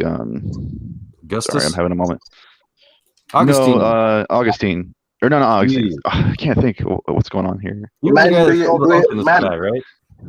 do you agree that Christianity is a lifestyle, not a religion? A person is saying in the comment box. Hmm? Wait, Christianity is a lifestyle or is a religion? Correct. Yes, exactly. Just follow. As far as it's really, see, the reason why we call it that is because we're trying to just follow after what Jesus is said to do, right? And so that's what really makes it a religion, if you want to call it that. But it truly is a lifestyle. You have to commit yourself to that. That's why he says to pick up your cross daily, right, and follow after me. And I don't know how much of the Bible you've actually read. It sounds like you did read some of the Gospels. But I mean, it's very distinct with Jesus that he had a very he had the perfect character. If you're looking at him from an external perspective, I think as an atheist you can at least relate with Jesus in terms of his morality, and how he viewed and did things. And I mean, clearly, if Jesus truly is God, then all the things that people have problems with in the Old Testament kind of fade away, because they can realize that with Jesus's character, none of the things that are in the Old Testament, because he already verified that those are supposed to be true events, well, they can't be attributed to God and his, being supposedly evil, because the character of God is shown in Jesus. He is the character of God. He's also the Word of God. There's so much that's involved with Son Jesus. God, right. Man, why it was Son of God, not the daughter of God? Well, I think, okay, so in the Old Testament, they had already established that God was not necessarily masculine, but he desired to be considered a father figure. Does that make sense? So he wanted to be like the all-encompassing parental figure, but the father is the head of the household as he established it, right? So it means that it was male-dominated Bible, male-dominated mind. No, incorrect. Not male dominated. There's because the female or the feminine. No, it's a co-equal doctrine. The thing is, in establishment of the order, right, that they were all made. That's what they were going by in the original Old Testament doctrine, which, by the way, it's talked about in the New Testament how a lot of the laws that you see in the Old Testament from like the Jewish standard were actually kept only because of the hard-heartedness of the Jews, right? So it's not even that was God's intention. He didn't want those things to be in place. A lot of the extra laws that were in place were because the Jews wanted them to be a certain way. And so they refused to adhere to or adopt doctrines that would change that. So and so the Bible is just an accurate historical document to, like I said, to just document the things that did happen or take place. So anyways, there's a lot more nuance to that I'm not going to go into right this second. But yeah, I just want to make sure we're clearing some of the air. Further example to that. So the Bible, especially the Old Testament, often refers to the wisdom of God as a female or feminine type character. Correct. So, yes. So God's I think it's in the Song of Solomon and the Psalms, I think. Yeah, and Proverbs. So God's neither male nor female, but he's simply spoken of as like Matthew was saying. Pigs can fly, as Matthew, by the way. is I hope you're doing well tonight, by the way. You got a different background, that light behind you. It's kind of... Sorry, I just came and said that because I had to charge this phone. This is actually my wife's phone, so. All right. I'm glad you guys are doing well. Sounds them. Yeah, we're doing pretty good. Yeah, praise the Lord. Good. Can I just ask a clarifying question? That is lovely. What's up, Simon? Well, I just wanted to ask a clarifying question. Yeah, go ahead. I'm ignorant of this fact. When did James, the brother of Jesus, become a disciple? If you're claiming he is a disciple. So I don't believe that he actually traveled with Jesus during his discipleship time or as one of the 12. I think that his account, because he wrote the epistle of James later, of course. Now, but it's evidence though that, like I said, he did die as a martyr. That's the whole point of reference. That's important. I didn't dispute that. I just wanted to know when. Yeah. I'm not saying that. Sorry. Yeah. But my understanding was that it was after the resurrection because the disciples, the 12, persuaded him or testified to him of the resurrection, and that convinced him. I personally believe that he probably had an encounter with Jesus, like after the death and then resurrection, and that probably is what really sparked it for him. I don't know that to be true. I'm just saying that because that makes the most sense in my opinion. Because to me, if I were so imagine I was the brother, and I had to really think this through. What would it really take for me to believe that? Right? I'd probably have to see my brother walking around after knowing that he went to the cross to die, right? And that's just the way I see it. Again, I could be wrong. There could be something else that could have triggered that for him. Maybe just with enough, testimony. Ooh, and I think I just realized where my potential confusion was as well, Simon. So there were two of the disciples were named James, and one of them was the son of Mary. But I think that looks like it may not have been the same Mary that I was assuming was Jesus. Right. Mm-hmm. Okay. Yeah. See, like I said, understanding that he converted after the resurrection. And right. The reason I don't believe that he traveled. Check that out, guys.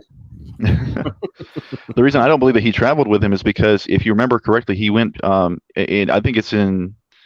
There's actually two gospels that talk about how he went back to his original town where he grew up, and he tried to preach there. Right. He was supposed to be talking in the temples there, and they would not listen to him or adhere to him. And he said, a man is. I forget the exact verbiage that's used there, but basically he's saying that, as a teacher, you can basically gain respect anywhere but where you're from, basically. And so that was the irony there. So I think that maybe he did preach there, and his family was there, and they didn't believe him, of course. And then moving forward from there, it's not until after the resurrection that people really started to adhere to what he was saying, aside from the original 12 that were really around him the whole time. But that was Nazareth. Yeah, and I mean we have to take into account that not all of them were there the whole time either. The 12, I think that they were picked up along the way, and so probably I'd say 6 of them probably were there the whole 3 years that he traveled, and then the other 6 came along the way. But okay, I just wanted to clarify that point because my understanding was slightly different to what Joel had said. But hey, no problem. It's just a matter of Man, why some verses are removed from the Old Testament of Bible? Wait, say that again. Some verses are being omitted from the Bible. Like what? Which specific verses? I just wanted to double check that. The old, such that Matthew 17:21, howbeit this king goeth not out but by prayer and fasting. There are about 16 verses mentioned by Wikipedia that it is not used in the modern Bible. Oh, that's the difference with the Alexandrian text, I think. There is some dispute over some of the verses in Matthew, I believe, as being not in the original documents. Right. No, I think that's a little misleading. There's 4 basic version or copies or whatever, sections of copies. One of them is from the Alexandrian library, which got corrupted, which leaves some things out, I think. Right. Okay. Okay, Well, I know that they were able to corroborate the vast majority of all texts within the Bible just through the sheer number of manuscripts they have found, and then of course cross-referencing them. That they can also tell what might not have been there from the beginning, and so I do agree that there probably are a few texts that were just like in question. Which, if you look closely at the Bibles that we have today, they will go into like a little side caption that tells you, "Hey, this is a questionable reference, and it was pulled from this particular." Manuscript found at this date, usually, especially if you're getting like one of these modernized ones that have like the historical references, like Strong's Concordance and things like that. So I would recommend if you're gonna like go with those takes on it, just make sure that you have something that cross-references it, so it makes it a lot easier for you to get that breakdown. I mean, especially as an atheist, it would just be better for you on your case trying to back up your claims there. No, I'm just talking about the historical details, right? The first, there aren't a lot of documents. And there's certainly no full documents before Constantinople. Alexander. I don't know. Yeah, I know that the. Oh, go ahead. I was saying that doesn't sound like it rings true. I think. Man, so the removing of those verses and making Bible pretending it as a protagonist is not true at all. Why are always showing the positive side of Bible? All the controversial verses are being removed from the fathers and pastors just to show Christianity a pure religion. Well, I'm not okay. So, okay, what is your biggest contention with Christianity? I'm just curious on that. I just want to say that why we're modifying the Christianity? The Bible is like why we're modifying the Bible. The basic of Christianity is Bible. Why we're modifying it? Modifying it? I don't think anybody did. No. Okay, so like I said, it's in the notations that this could be not an original text. So that means that we didn't modify it. It's something that's there in case it's true. And that's why it's there to let them know, hey, take caution with this verse. It could be wrong, right? And that's the same thing they do across the board. In fact, the story in where Jesus was asked to stone Mary Magdalene, right? She was taken before him, and he was drawing a line in the sand and writing some letters down in the sand. And the Pharisees came and they said that they found her as an adulteress, and they, under the Jewish law, they were supposed to stone her to death, right? Her and the thing is, it was hypocritical as well. Oh, what was that? Background noise.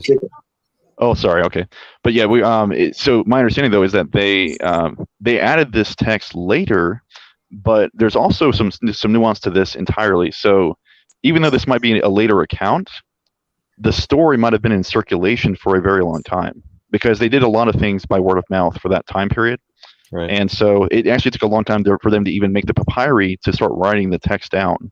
So I think that the reason this is a later edition, and I could be wrong, I'm just saying, but I think that it was a later edition in question just because of the fact that they had limited resources. They had to literally make their own papyri. And this could take it's like weeks of waiting just to be able to write something down. And that's what they call a poor man's paper. Like, we can go out right now and probably make some if we wanted to by mashing some tree trunks together and really just waiting for it to dry out. Much less the ink, right? You're right, and then you have to go make ink too. And so, anyways, there's a lot that goes into this, and it wasn't until much later I want to say it was in the 3rd, 4th century that they started writing on skins, and that's where we started to get these whole Bibles that were written. Man, I think have you read Genesis 19:8? Hold on, I wanted to add Genesis, real quick, too, the other important point to make was that Christians, especially modern Christians today, they go out of their way to provide study Bibles, Greek and Hebrew lexicons, for example, all kinds of actual study materials to do the exact opposite, to show that if there were any mistakes or other things that may have been omitted or added to different ancient manuscripts, they include it all. They include everything for everybody to examine and really try to get to the truth of things. Exactly. But another thing that I don't know I don't know how much of the Bible you've read, but in the Gospels themselves, they specifically say towards the end of it that Jesus did and said many more things than what were written in the documents. And so therefore, it's not necessarily wrong for you to assume that some of these additions could be true by that standard alone, because they said that if they were to actually write down an account for everything, they wouldn't be able to write everything down because there was so much that happened, right? So they went for the main things that were hard evidences for them that brought them to the truth and why they died. They gave their lives, as martyrs later. So, anyways, again, I don't know how much you know about the Gospels and everything, but if you haven't read them, I just highly recommend reading them yourself and just going through the evidence. It's all there, man. I mean, you don't have to take my word for it. You can go and seek it. I guarantee it's there. Jesus said, "If you seek, you will find."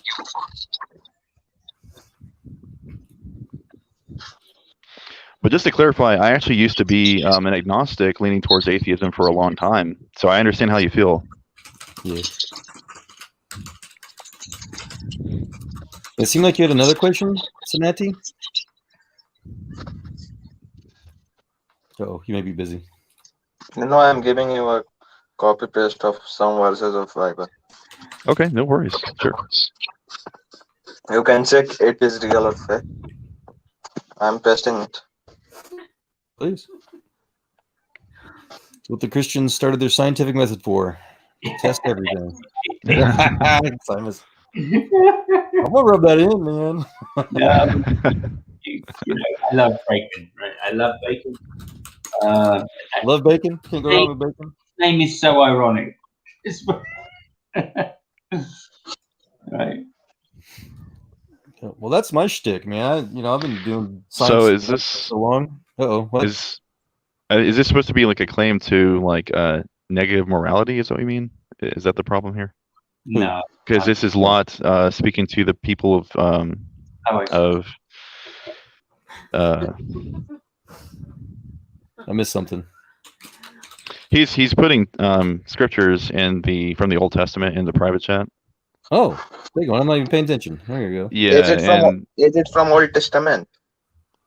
Well, okay. So is this like something that you have like a moral contention with? Like you have a problem with the way that this is that situation? Yeah. Is that what you mean? Yeah, I found these verses against female. So you have to remember, like I said, the Old Testament is a historical document. So it's just letting you know what did happen, and it's not a prescription of those things. So again, I told you already that the law that was in the Old Testament, these were hard-hearted people that did not want to have to live according to the actual standard that God had. And so they did have some laws that were in place. So how you know about the original standard of God? Did God come and tell you that it's written, this should be original standard? It's written on our heart. So again, if you have a contention with some of these laws, remember that these were laws that the Jews wanted to have. Okay. Well, now I'm not saying. What's that? Man, so when it comes from your heart or your mind, it's not the Christ or Bible which tells you. It's natural, man. It's natural. It's evolution. It's just your conscience. But I was going to try to add that the Bible, especially the Old Testament, like Matthew's saying, it is replete with examples of people violating the law of God. The same laws, yes. Yeah, Lot was disobeying God when he was doing that. See, the whole point of the law is just to show us, it's like a mirror, right? So we look at the law and we realize, okay, well, I'm not doing that. I'm against the law, right?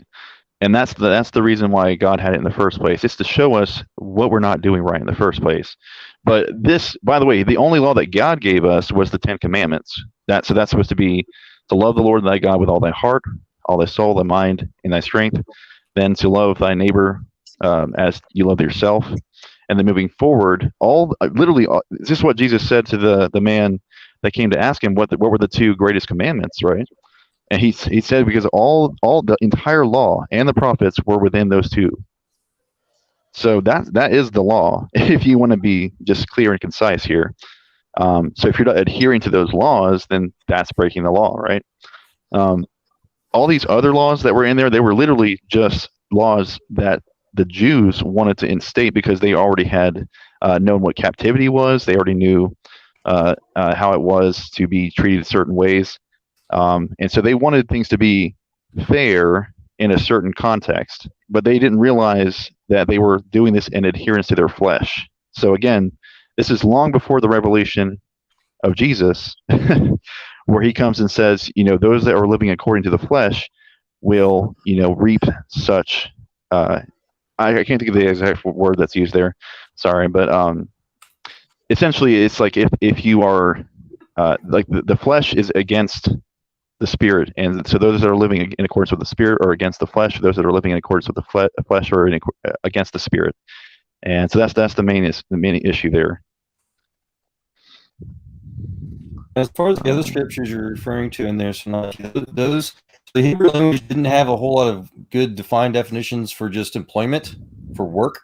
So it's always, every time it talks about buying a slave or whatever, that's talking about like indentured servitude or just having to, for poor people. Those are civic. It was actually a beneficial for the poor. And the real thing is so Deuteronomy 24:7. That's the real law. It says if anyone kidnaps well, hold on, that's actually not the wrong one. Hold on. Yeah, it says if any man is found with, I think it says if he steals a person to sell him, then he is to be put to death. And then it also says versus involuntary slavery in the Bible. Correct. So involuntary slavery is capital crime punishable by death. Exactly. Voluntary slavery, which today we just call a job, is what all the other verses are talking about. Okay. Well, yeah. So just get me started on this subject. And church, right? Because it does say quite specifically that you can buy your slaves from the nations around you. Neighbor nations. But just think about this though. Those neighboring nations. Have you heard of Paul Copan and his book Is God a Moral Monster? I haven't really. I mean, I think I've heard of that. I've seen debates on it. I really recommend just checking it out because it really breaks down a lot of the laws and why they're in place compared to other nations that were neighboring them at the time, and seeing how they operated, because it will give you so much clarity as to why they were doing certain things at that time. But the reason being is because this is one of the main contentions, of course, that many atheists bring up, and I completely understand. Like I said, I was an agnostic leaning towards atheism for a long time, and so I definitely had a problem with this myself, but. Looking at it deeper and understanding the context, they don't. So first of all, they didn't have prison systems, right? And so if somebody did something wrong, like seriously wrong, let's say they murdered somebody, it was usually either death or servitude. Those were the only two options that you had. So you could either be stoned to death, or you could be given shown mercy, and then work your debt off, right? And usually, if you had killed somebody, that would be like a lifelong sentence. So that means that's the reason why you have sometimes where people literally were slaves their whole life. But just to clarify, they were still given property. They were actually able to, it was a contractual agreement for the majority of these situations. And so they were allowed to gain property, to even marry into the family. They could become householder. I'm sorry, they could be homeowners is what I was trying to say.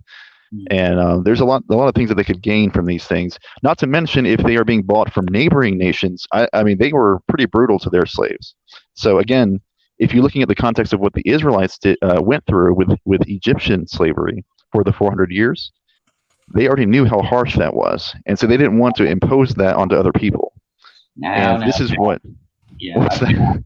I'm not saying that's the case for every single Israelite. I'm just saying the general consensus in that case would have been that way. And again, I could be wrong on some of this, so I'm not going to say. There's archaeological evidence that some Hebrew slaves of the Egyptians in a previous incarnation, many years before this, were treated extremely well. Were given meat, in fact, and drink and days off and all of this kind of stuff. At least that's what's in the text, and that's archaeologically proven. Well, yeah, I mean, you also have to take into consideration. We already mentioned that the Israelites did break the law.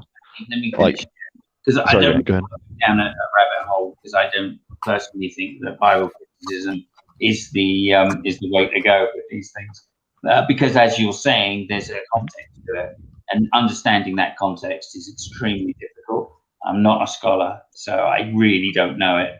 So I don't go down that, and all we're doing is picking out examples and saying, well, here's an example, and I say, well, here's a counter example, and that's not to any kind of truth in any of the big sense of the word. No, I completely agree with you. Yeah. I personally don't want to go down that extent. And well, the reason that's fine, but I'm sorry to interrupt you one more time. which is just to say that I really need to get off. Yeah. So I'll listen to you. I'll listen to your reply, Matthew, but then I've really got to go. And so thank you. Hey. So, a pleasure to meet you, Matthew. And Tanani, I'm sorry. I apologize for what my country did to yours. And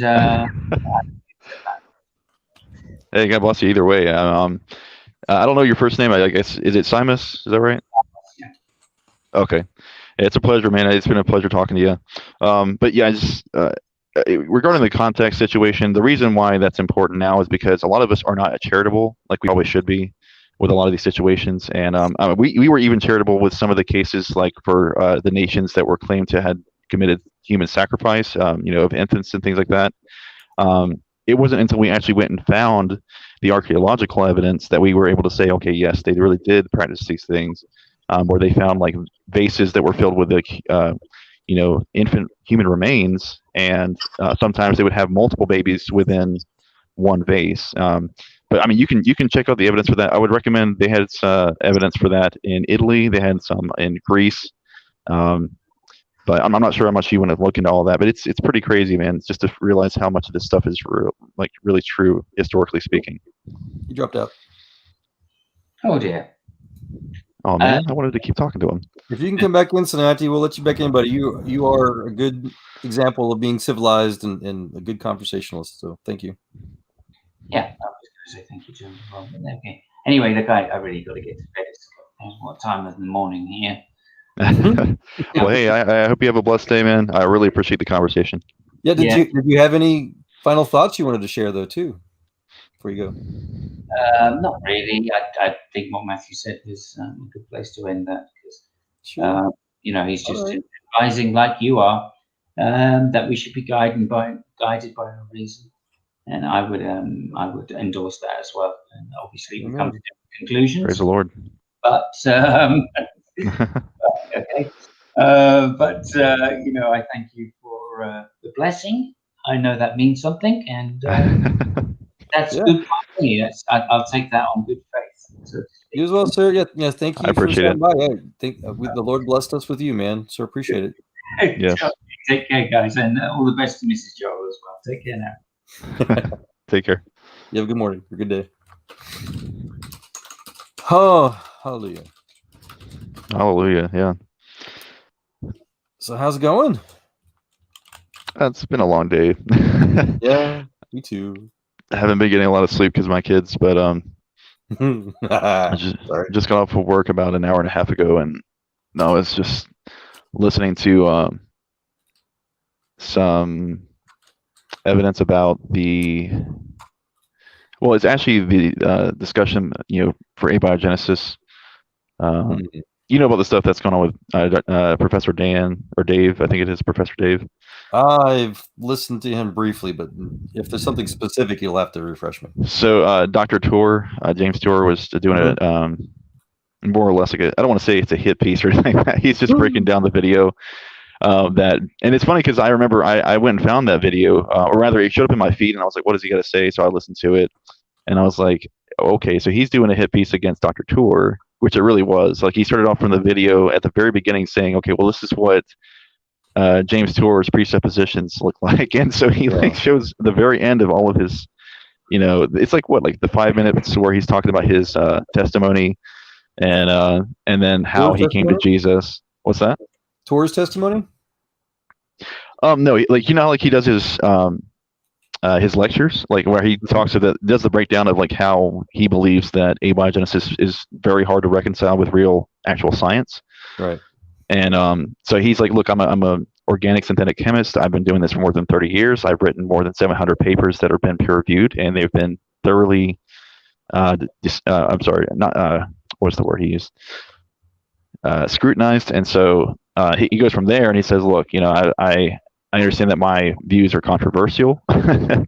However, I'm just trying to be fair and honest with the data that we do have. And he says, look, I don't think that any of the scientists are actually being completely honest here. And he goes into he says, I'm not going to mention God or deities or anything about supernatural whenever I'm going over this stuff. And he says, I'm just going to make sure that the science is critiquing the science. And so from there, he does like an hour and a half lecture, and it's just on science, right? Like going through his paperwork and what he did just to make like a molecular car that works a certain way. And then he explains all the different steps he had to go through just to get to just that one little thing, right? And how ridiculously impossible it would be for that to happen by chance, you know. And anyways, there's just a lot that goes into it, but he's like, this doesn't even cover like all the actual problems you would have with abiogenesis. This is just kind of giving you like a doorway to look through, right? Or like a peek hole. And so, anyways, Dave, he took the last part of his videos, which is usually like where he says, you know, personally, I believe there's an intelligent, or there's a creator. I believe in Jesus Christ. I believe that he's the Son of God and that he came to die for our sins. And he goes through the whole gospel. But he explains how he came to the gospel when he was a young boy, and how he ended up becoming a chemist, which is ironic because he wanted to become a state trooper. Yeah, and then he says that if it weren't for the fact that he was colorblind, he would have become a state trooper. So it's just really interesting how God put him there in the first place. But anyways, yeah, moving forward from that, like I said, Dave was just focused mostly on his presupposition, and then he like completely missed every single point that he made in the video regarding the stuff that James Stewart had pointed out. And he just kind of like hand waved like everything as if it just none of it made sense. And I'm like, clearly you're not grasping the problems here. But yeah, so he's doing a 15-part video series. He started with 0. There's a number 0. So they're mostly pretty small. I think the longest one so far is only like a little less than 30 minutes long. But it's really good. If you haven't checked it out yet, he does like a very thorough breakdown of like the scientific research, the paperwork. He goes over. He's actually got other doctors that come on there to talk about it, and they're like, "Yeah, that's the wrong way of looking at this." And so he's very thorough, and he's been doing like one video a day right now, trying to get all of that done. I did see that premiered on one of my debate forums on Facebook, so I know of it, but I have not had a chance to review any of it yet. I'm sure it's awesome. Yeah. Oh, it's great. I mean, it's just funny because, of course, he'll take the little clips, and he's saying, he's like, look, I'm not trying to, destroy your reputation or anything like that. I just want to make sure we're clear that I came from a scientific standpoint, and I do have a very thorough background in this, and I have a very good understanding of this. I'm actually, like, if you know anything about James Stewart, he's actually like the top third most cited scientist that's alive today. That's crazy to think about. Yeah. And so, anyways, I mean, clearly he knows what he's talking about, and it's funny because there was all these atheists that were hopping on, and they were just like, you're a pseudoscientist. You're doing just go look at his credentials, man. Go look at his stuff. He has done more work than like the average work of like 15 atheists in the same field. That's crazy to think about. See, that to me that's normal, because I've been in science my entire career. I've almost I've actually looked at working at some at tours companies, but when you're in the actual scientific fields, what you're talking about, that's normal. It's weird. Yeah, you never see any actual atheists. It's funny because people will say that. I mean, and I know that there are some institutions that do require you to basically hold to a materialistic perspective. But the thing is that James Stewart, the reason why he was able to keep his tenure was because he didn't come out about his creation view until long after he had already gotten his tenure. So even though he held to the professor, he's started like 20 plus of his own actual private companies with his scientific. That's the difference. Atheists that's amazing. Tend to be stuck in academia, and they rest on their laurels, as they say, and try to get their professorships and their tenures, which is all absolutely useless for science. While genuine scientists, we're the ones actually, doing the work, the things that the professors pretend to teach 20 plus years later. That's the difference. Right. And see, that's the thing is that even though James Stewart is a professor now, my understanding is that he did the actual chemistry work for more than 30 years and came back to teach it, and so that's the reason. Actual corporations that are doing his work. Yeah, exactly. Yeah, I was going to say, he has like 12 different, he has patents. I want to say there's like 12 different patents or something like that. He's got hundreds, but yeah. I mean, maybe I didn't go through all of the research on that, but I know that it's pretty crazy, some of the stuff that he's made. I know that he had something to do with the graphene constructions that were out there and how you can convert it. Yeah. And then something about he was able to create like a special magnetic link that's in the back of the ear that would allow you to hear if you were deaf. Interesting. That was all kinds of stuff that he was working on. I thought it was really interesting. Right, and that's the difference. Right. Yeah, I would say if we had to pick somebody as a like a snapshot person to go off of, he's definitely going to be on one of my top 10 lists here for Christians in science today. Yeah. Anyways, moving on from that, if you haven't taken a look at that series, it's really good. I do recommend checking it out. Yeah, because that's kind of my biggest, I guess, beef, I guess, on YouTube channels. So again, I've had a pretty interesting and fun scientific career as well, but I keep trying to find people that want to talk about details, and I just get bagged on it. But I agree that there's not enough, professional scientists that want to bother with social media. That's the problem. And I've asked some of my friends and coworkers, hey, you guys want to come? And I've got a few kind of half yeses and whatever. But yeah, people that have that kind of mindset just don't want to bother with the drama. In fact, they need to avoid it. So I can understand. Atheists aren't genuine scientists, so they crave that drama. That's the difference. Yeah, that's another thing is that so I was on this other guy's channel earlier today. His channel's name is Deflate, and he's like a philosopher. I think he's he's a student right now. I want to say he probably has like a bachelor's at least. But he was just going over like basic terms regarding like atheism and agnosticism and how it's used in philosophy, things like that. And of course, like literally every atheist and their mom hopped into the comment section to try to denigrate him and say that he doesn't have any scholarship, he doesn't have any credentials or whatever, or say that he's pulling a straw man argument or just all kinds of stupid things. I'm like, okay, either you guys don't understand how important this is to you or you guys are fallacious right now. Like either way it's bad, right? But I would recommend looking at his stuff too, because it's really good. He does a really thorough breakdowns. He even went over like he covered 40 different, I want to say it was actually more than that, 40 different dictionaries from different languages that define the term atheism as actually just the disbelief in God, right? And so it's like a very thorough critiqued research here that he did. And of course they still hopped into the comment sections, well, you have to go based on what I call myself, and I call myself lack of belief atheist. And like it's just so silly. It's like, I mean, if you're gonna like argue about semantics constantly, then like how can we ever come to truth? It doesn't make any sense. Like if what you're gonna do is just simply sit there and say I lack the belief in something, well, that doesn't mean anything. It's not like a true or false statement then, if you lack the belief in God, then how can atheism ever be true if that's the way you're defining it, right?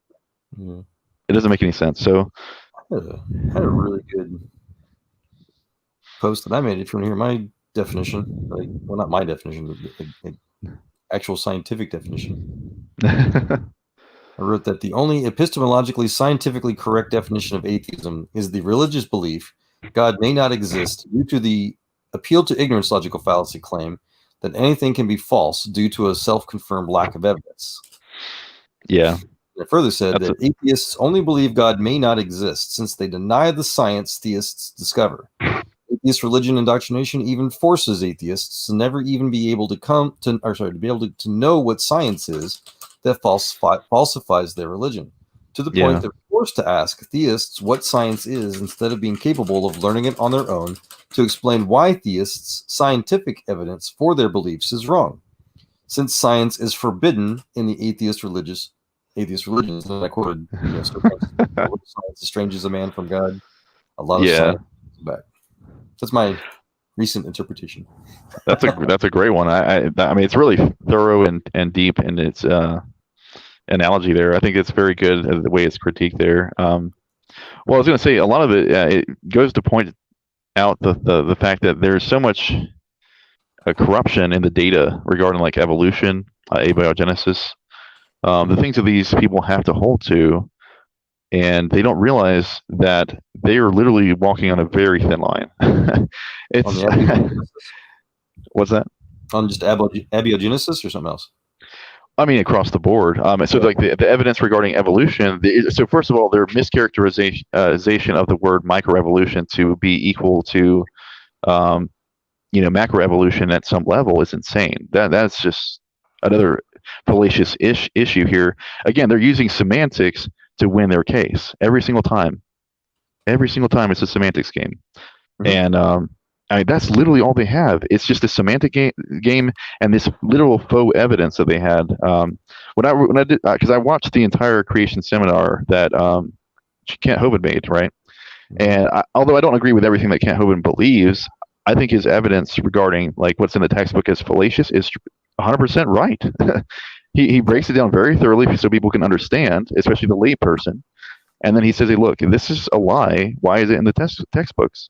And he shows that it's still in the textbooks today, like the stuff about homology, right? Like that's clearly not a good evidence, right? Same thing with embryology. Like they do not have this evidence that that life goes through the same cycle of evolution in the womb. That's not how that works. It's been proven wrong almost 150 years ago. Well, and it's even worse than that. Haeckel's diagrams were known fraud when he published them. But yeah, exactly. Yeah, and that's the thing. He was on trial for that in his own university for that fraud. And I mean, it's funny because his only answer to that was, "Oh well, everybody else lies about this stuff, so why couldn't I?" And I'm just sitting there thinking to myself, like, this is disgusting. I mean, if this is all you have. Yeah, I go even further than what Hovind goes into. So, what little theoretical evidence even for evolution there is, Darwin stole that. Darwin, he was a Christian creationist. He went to Christ's College to become a Christian minister. There's people like Lamarck and William Paley. There is such a huge the idea, the whole evolution theory of evolution, quote unquote, that comes from Christians. Christians were the ones that started to try to decide or try to hypothesize the idea that perhaps God created life through a common design of common ancestry.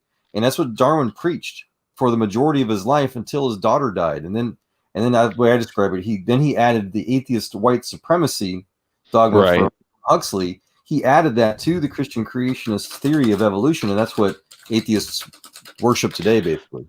I mean, the real irony behind all of this is that, yes, it was a very racist ideology from its inception, but it really did bring about so many heinous acts to be performed later.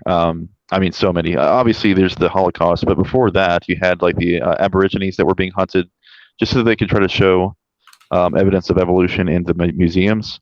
So they would take them, kill them, boil their heads until they had just the skull left, and then of course they would take the skull and put that on a museum stand. And they would say this is evidence of like ape to man evolution.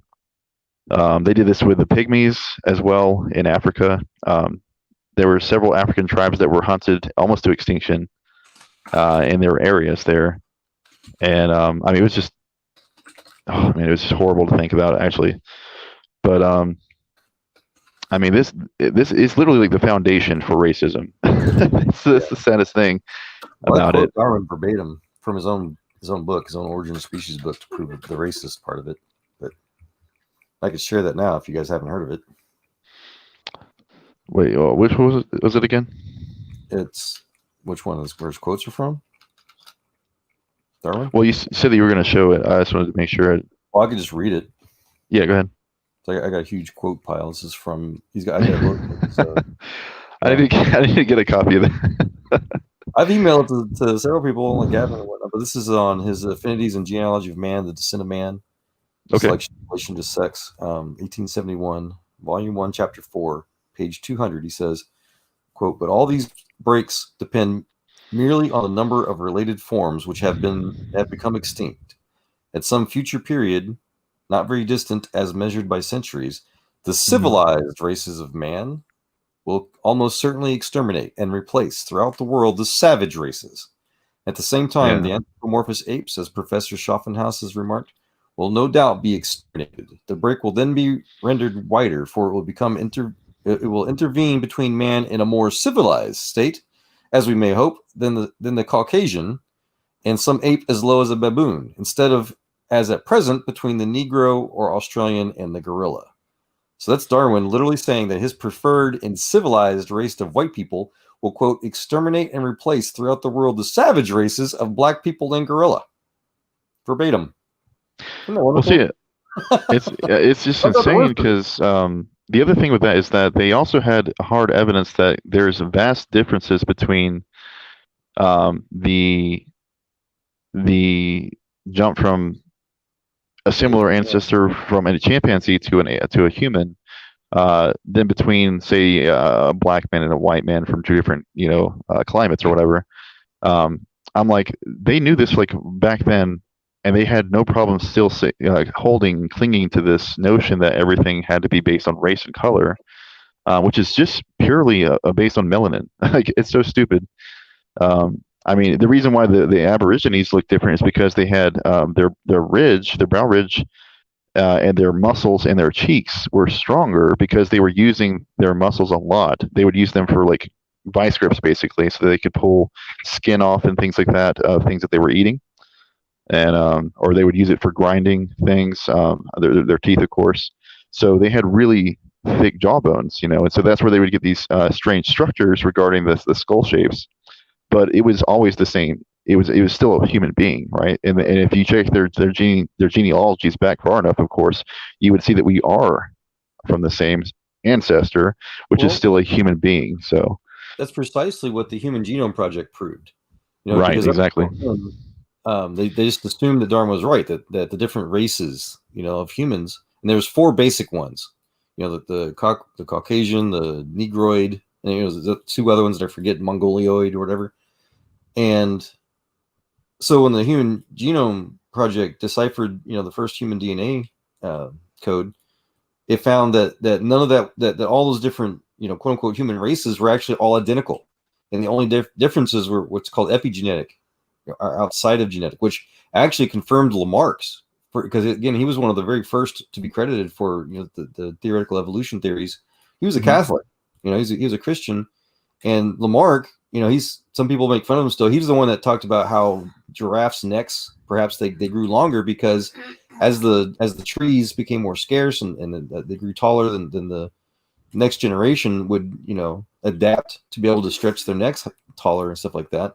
And that's precisely what you just described. So even human beings, there are changes, epigenetic changes that, there's an adaptive module basically designed within DNA to allow a limited amount of change. Same thing with the finches and stuff like that.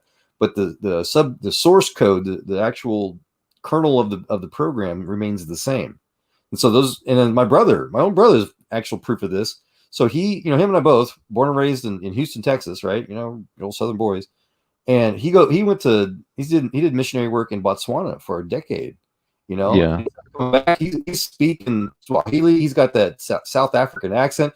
He started looking like you're like an African, and, we're brothers. Some people said you're not related. Yep. He just started having small little changes, over time. And people say, "Oh no, he's always been like that." Here's the pictures. He's not always been like. Anyway, so yeah. I mean, I have an uncle, because my mom, she's a twin, and her twin brother, he moved to Australia after he got out of the Navy, when he married his second wife, and he has the accent now. He's a lot more bolstered in his physique as well, and he's a very different character than he used to be. So I mean, these kind of changes, I would call it an adaptation, technically speaking. Obviously, he just adapted to his environment, if you want to count it that way. But my dad, he's Puerto Rican, and so they come from very different backgrounds, obviously. But I don't know. The way I see it is that they're just they're misconstruing, I guess you could say, what is counted as evidence for this stuff. Like I said, we already know that adaptation takes place, and this is actually for things that are already within the genome. So we have verified through the Richard Lenski experiment on E. coli that the genes that first of all, these genes were already in place. So one of them had to be broken, which is the ability for that particular strand of E. coli to even move its flagella. It could not move its flagella anymore. And this allowed an already existing gene within the genome that was in the introgenic region to activate and be put in place where that broken gene was. And that was to allow for citrate to be digested. So, Right. and these were like in those spinning beaker. I forgot what the name of the device is, but it like spins the culture, and then of course it will catalog its genome while it's in transit, and it's tracking generations successively, right? So they've gone over more than 30,000 generations to verify this. Yep, Linsky's experiment, the long-term evolution experiment. Yep.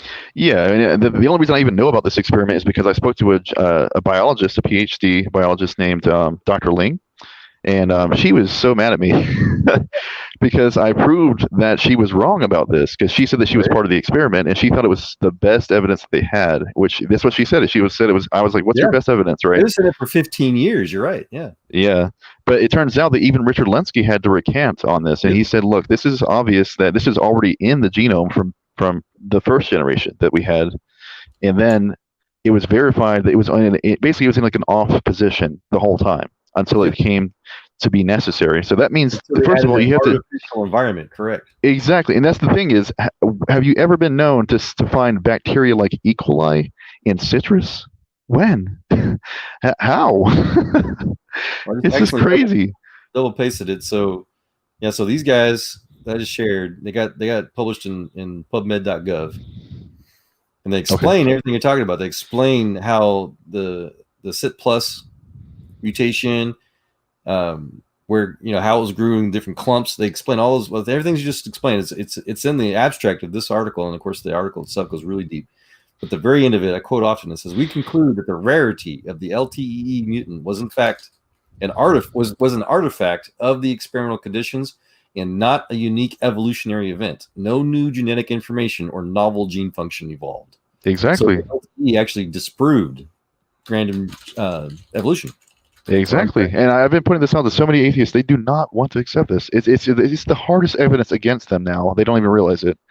I mean, if you can go through 30,000 consecutive generations without getting a single, not even one novel function that was not already in the genome, then you know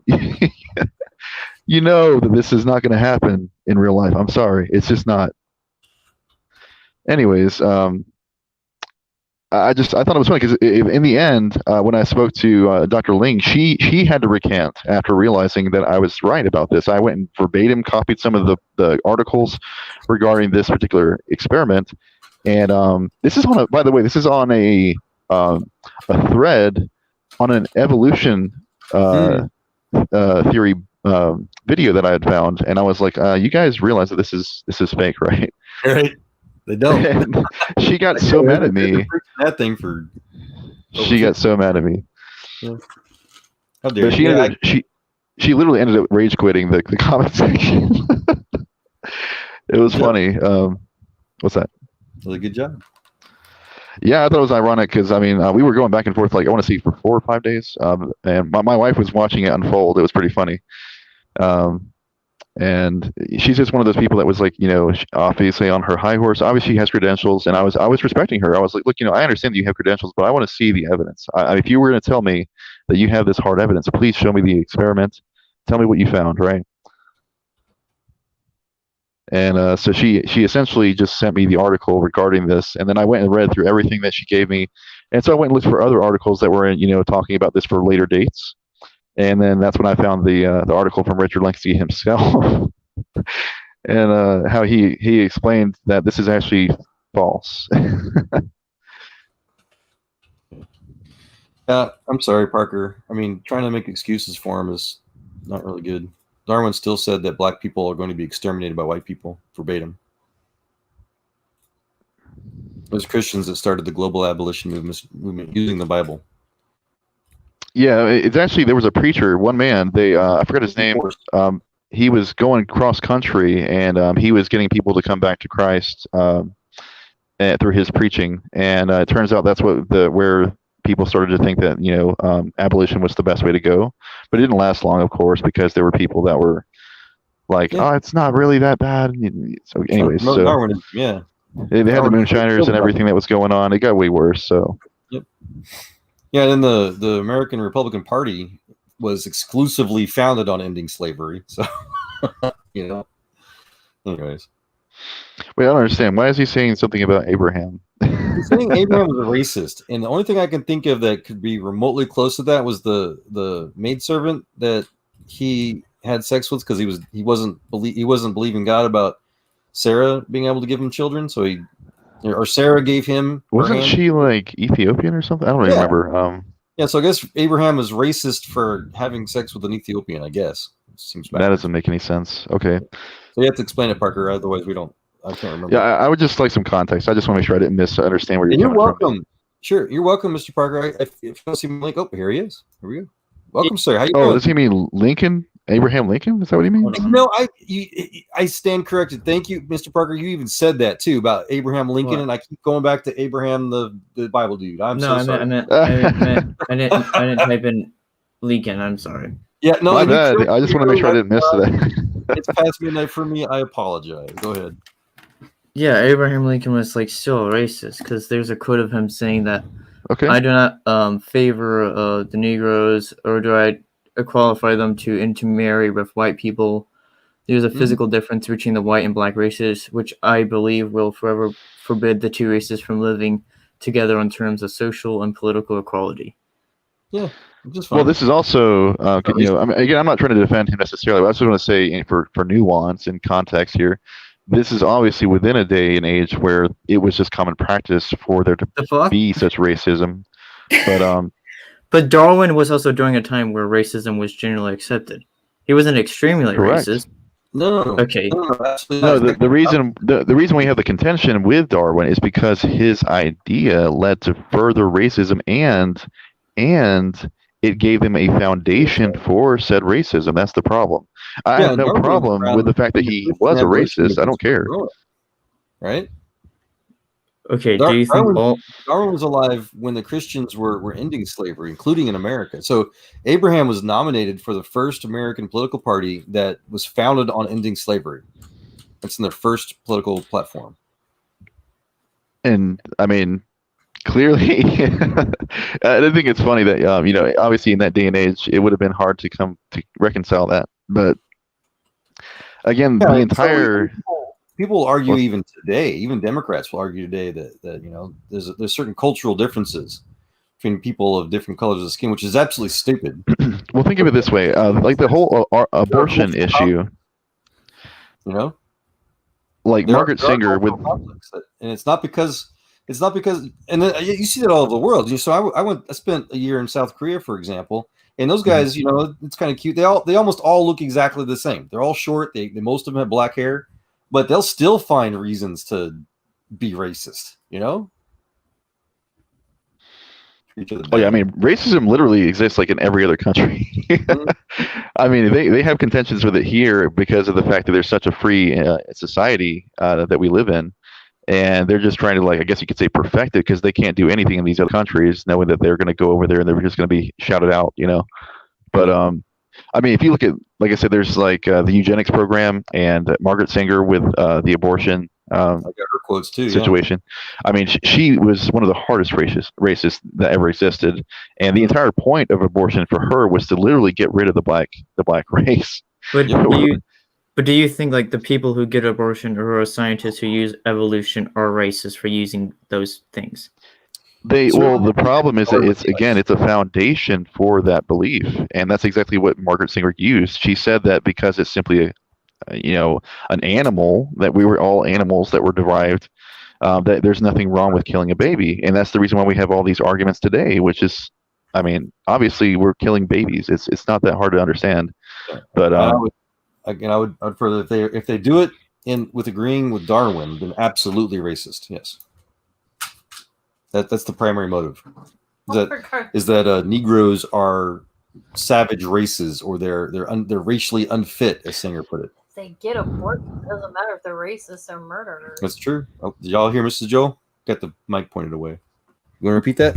I heard something about murderers. Okay. People that get abortions are murderers. It's not. I agree. I mean, the thing is, even my wife and I, we weren't even sure of like how to handle the situation. Because I don't know if I think I told you guys right about how our third child, like we basically tried to abort our child.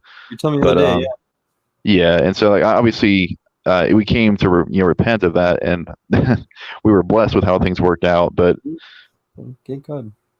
yeah, I just think it's one of those things that some people don't understand until they really come to the truth. That's the problem. But Oh yeah, no, that's like that with everything. Yeah. yeah, look, Cheryl's got it right. She's so Margaret Sanger called them weeds. Human Literally weed. called them human weeds. Mm-hmm. That got the is book that's and as the primary harsh source. as you can get. I got the original New York Times article on it from 1923, April 8th, page 12. You want to? I could link it. I can read it too. Yeah. This is one of the. She said, "Birth control is not contraception indiscriminately and thoughtlessly practiced. It means the release and cultivation of the better racial elements in our society, and the gradual suppression, elimination, and eventual extirpation, which is murder, of defective stocks, those human weeds which threaten the blooming of the finest flowers of American civilization." Yeah, she's so sweet. Here, I'll link the original New York Times article on it. I mean, Yeah. a scientist using evolution or someone getting an abortion doesn't mean they're racist. Like, I don't see how you can say, like, I agree well, that it isn't contingent on that. I'm not saying that. I'm just saying that the main I think it's reason wrong we to say see it's it. like, yeah, there's racism in America, but like, there's still other reasons why people are racist. It's not just because of evolution. Yeah, like I'll agree with that too. That's why I said the caveat is whether or not they use Darwin to justify it. If they say that Darwinian evolution is true, therefore my human baby is only a blob of skin or whatever, then that's racism. Darwinian is by definition racism. It's white supremacy. It's irrefutable. Darwin was a white supremacist, atheist. Well, first, okay, yeah. Yeah, if you want to murder your child for some other reason other than Darwinian evolution, then then there's some other motive, right? I would agree. I mean, if you take a look at where these particular locations are for the abortion clinics, you're going to realize that they are literally always close to minority majority areas, right? And I mean, this only goes to really hit home to the point that this was initially started as literally a racist campaign to get rid of certain particular minorities. Again, I'm not saying that the people that are going to the abortion clinics to kill their child are particularly racist. I'm just saying that the deal in and of itself is what's racist. That's what's causing all the problems in the first place there. Certainly the foundation of it, right? I mean, the reason why minorities have a significant increase of abortions is due to the fact that minorities have been like suppressed and due to like poor economic situations, or sometimes they feel they have to get an abortion due to the fact they probably couldn't survive with a child or two. Yeah, that's just selfishness. Yeah, and also well, I wouldn't call it selfishness. I think it's called being reliable and responsible. No, like, I would call that. If you can't afford to raise a child, then what's the point? Let me give you an example. If the child's going to starve in your arms, then you're doing it for financial gain. So even not like financial gain, like getting an abortion gives me $1,000. It's more like let me explain something real quick. So my grandfather and my grandmother on my dad's side, they had 22 children. Okay, and they were Puerto Rican. They had no contraception, and they did just fine. Okay, they were already poor people. They didn't have anything else. My grandfather just worked every day, like he thought he was supposed to, and he provided for his kids. That's it. Yeah. And then, of course, eventually his kids started to help. There was nothing wrong with that. So, I mean, if you want to say that it's because they could potentially lose out on some kind of financial gain or something that they could have done, aside from not having the kids, or that the kids may potentially go through a little bit of a rougher spot here and there. Yeah. I mean, who cares? People go through stuff everywhere. Every single person's going to have something to go through. So I'm not sure where you draw the line to say, well, this is going to be way worse. Like, what's worse under an atheistic perspective? I don't understand. What do you use to say that this is worse or that is worse? Well, it's just If- it. I think the if motivation having is selfishness because, like Parker's talking about, they don't want to be financially burdened. They want to be able to try to have a better life for themselves. You know, all kinds of, and it's not just the abortion issue. You know, so human beings have been doing that forever. You know, we got World War II, we got Nazism, we got the Socialist Soviets. They're people that have been saying, okay, well, I want to make a better life for my group, my cult, my whatever you want to call it, Right? my barbarian, whatever. So therefore, I can justify, you know, mass murdering the Ukrainians, for example, the Holodomor massacres. You know, so that's the same spirit. That's the same motive. Exactly. No, I don't think the same, because if you are in a poor income and you can barely pay your own rent and barely get food and all the basic necessities, and then I you have a literally just kid, explained this to you. I don't care about your anecdotal, because we now live where people have thousands of dollars in debt due to student loans, and they have to pay that off about $300 on average, which is a lot more. Plus rent and like all these other factors. But that's all. If you cannot provide a child with basic necessities like housing, shelter, food, water. That's why there's also what they call adoption as an option. Okay. Phil's making a good point. So there's a plethora of social welfare, you know, benefits out there, and no, I can't think of any valid moral reason to murder somebody for money. They're not doing it for money. They're not doing it for money. They're doing it because they feel like the child would die in their hands a day after. That's not true. I mean, there are many. Okay, so there are many. Let me address this too. So I've been to war. I've seen the worst of humanity. I've had 8 kids in my life. So we've seen some hard times. When you're faced with the idea of whether to murder your kid or let him suffer and starve, I will die first. Okay. Right. So exactly. Parents don't have a problem with this. Sociopaths might kill or murder or even eat their own. That's the other thing I like to bring about the Holodomor massacre in the Ukraine. Right. That because the Soviet atheist fascists there, they were mass murdering. They were starving those people. They were forcing them to run these farms and then take all of their food back to Moscow, and so let the poor Ukrainians literally suffer and starve to death on their own farms. And so the parents had to decide: do I eat my kid or do I let my kid eat me? They literally had been forced into cannibalism. And so so that's what the abortion issue is. You're saying, okay, I'm going to eat my kid, so I don't have to worry about my college bill. Jesus Christ! You have to demonize everything you disagree with somehow. This is called empirical comparative analysis, which is the exact opposite of the anecdotal references you're making. Me? Yes. His fan just made an anecdotal evidence of his grandfather having 20 kids. And then he's like, but my example, that was anecdotal. Was that not?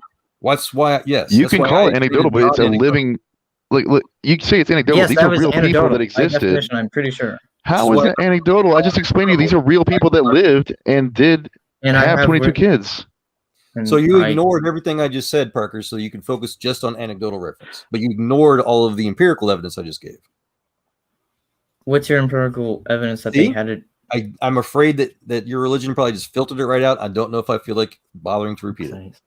Atheism is not a religion. Yes, it is. It's absolutely. Yes, it is. Absolutely, then explain to me why I have 2 religions.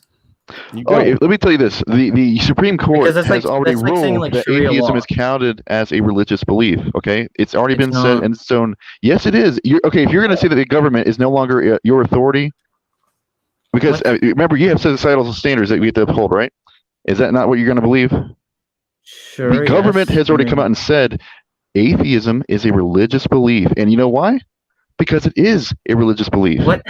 Okay. It has everything to do with your preconceived notions of how the world works, and it has many different things. If you don't believe in God, you automatically by default have many things that go with that. That's what they call. No, you don't. No, you don't. Yes, you do. Don't even try to lie. Don't even try to lie. No, don't even try to lie.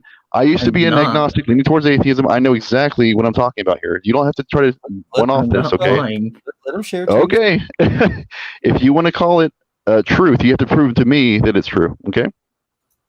I might as well just pull the Dillo Funky thing and just say, I'm not convinced by that. What do you mean the government said atheism is a religion?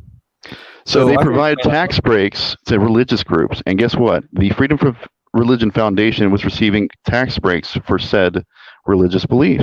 No, it's not. It's a non-profit organization. It's a Oh my nonprofit goodness. organization. Hold on, gentlemen. Oh my goodness.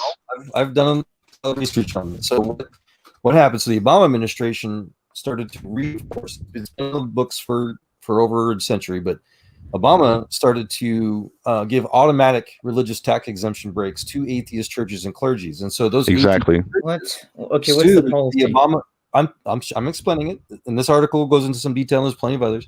So these atheist churches and their clergy started to sue the Obama administration's IRS, saying we're not a religion. Like you're saying, we're not a religious. We don't need these exemptions, and so they took them to federal court, and there's over a dozen. And every single atheist church lost their case on the grounds that atheism fits the definition of a world-recognized religion because it has its own churches, it has its own clergy, has its own sacraments, has its own dogma, and there you can even get you can even be ordained as an atheist clergy. In fact, the United Church of Canada today. The lady that's the head priestess there, she is an ordained atheist right now. Just there's also another issue. Organizations of people who call themselves atheists, or like they are atheists or whatever. Same thing. How about this comparison? if atheism is not a religion, then you can basically say that anarchy is not a political perspective. Tell me that's not true. Anarchy, yeah, it's a political view, sure. Exactly. So if that's the case, then atheism is a religion. It's a political view against the government. Like if you turn, do you not understand the comparison? The comparison is that the lack. So a person that does not want government to exist. Is anarchy a form of government? Is anarchy a form of government? Yes. It's a form of. It's a political not a government. ideology. It's literally in the name. It's a political ideology. That's the whole point. How's that? So in other words, atheism is still religious. It's a belief that there is no God. It is the position that the idea of God is not true. That is a simple definition. There you go. So that being said, it's still a religious belief. Don't you understand this? How? Yes, it is. Man, look, we don't need to go back and forth on this. What's your definition of religion? Are you serious? Yes. So you're telling me that just because I have a question, do you have a belief? Matthew. Of any kind? Matthew. A belief. Yeah. The simple answer is that anybody's religious belief about God defines their religion. So there people either have religious beliefs for or against God. So they're either theists or atheists. It's real simple. So your religious beliefs define your religion. Exactly. So what do you call? Oh my god! No. Yep. Me simply not thinking God is true does not entail anything. It does not entail anything. It doesn't mean I don't believe in ghosts. It doesn't mean I don't believe in the dead can rise. It doesn't mean anything. Why would ghosts exist if atheism is true? All of that is irrelevant. All that is that's your religious belief about God. Period. There is only one statement made from atheism. The definition, the idea of God is not that's not true. Epistemologically yes, it is. false. That's wrong. You can say that if you want. You can try to believe that if you want to, but it does not hold up. Philosophically, it does not hold up at all. Okay? Because there are so many things that are intrinsically linked to your belief. I'm telling you. No. Yes, it's true. It's 100% true. About God. No. You're attributing certain attributes to God in general. We don't believe in a supernatural being. God doesn't have any attributes. This is ridiculous. It's okay if I attribute the idea that God is purple. I say God is purple, and you're a Christian. You're a theist. That means you believe God is purple. Is that true or false? Your religious belief. Is that true or false? Is that true or false? How would that make any sense if you're an atheist asking the question and you don't even believe in God? I don't understand. I'm demonstrating the idea that your attributes to God that I don't attribute to God does not correlate, does not accurately describe my. You put yourself wrong, Parker, because non-existence is still an attribute. Non-existence is still an attribute. Not only is it an attribute, but to claim that anything is false, especially God, based on a lack of evidence, is the definition of appeal to ignorance, logical fallacy. It's an argument from incredulity. Where am I Where in my definition did I say it's based on a lack of evidence? That's atheism. I don't. No, Well, okay. I If you have said evidence that God doesn't exist, please provide it. Yeah, but and again, having a position means you have to have evidence. Yes. You got to be I mean, careful it could with be using your own anecdotal beliefs, Parker. We're not talking about just your religious beliefs. We're talking about atheism's religion claim. atheism itself is not. It's not an organized religion. It's not Absolutely. anything. It's not. It's already Atheism recognized is by the most every radical government as a on the religious belief. Jeremy, Matthew? That doesn't mean jack crap. Yes, it does. Look, if you're not going to adhere to what the government is telling you as an atheist, stop. Then you got problems there. That's like trying to say, like, because the Chinese government is saying, whatever nationality is not actually or is actually Chinese, that must mean it's true because the government's saying that's true, right? Pardon me. No, listen. It's recognized that way because it is scientifically and philosophically proven. That's Gentlemen, real quick, I would like for everybody to pause, take a moment, and agree, if we can, to not step on or walk or talk over each other. We need to keep this civilized, please. Agreed. Sorry. Thank you. Okay, I'm gonna get a little personal. So I identify as a Laverian Satanist, which means I follow the 7 tenets of the Satanic Temple, which they're pretty basic. But the Satanic Temple is recognized as a religion, but the Church of Satan is not, even though both of them are atheistic. So explain to me why they're both why one's recognized by the government as a religion, but the other is not. I would say they both are. Yeah, I'm not sure where you're getting that information from. I mean, it's so the Church of Satan. The Church of Satan is not recognized as a religion. The Church of Satan can actually sue people as a religious group. In fact, for having the Baphomet. It is not a religious organization. It is okay. Well, not you can claim that, but they have government. Whatever. Okay, so the Baphomet. That's on many shows. They've actually tried to sue people for that symbol because they know that it's recognized as a satanic symbol. Why in the world do you ever think that this is not a religion?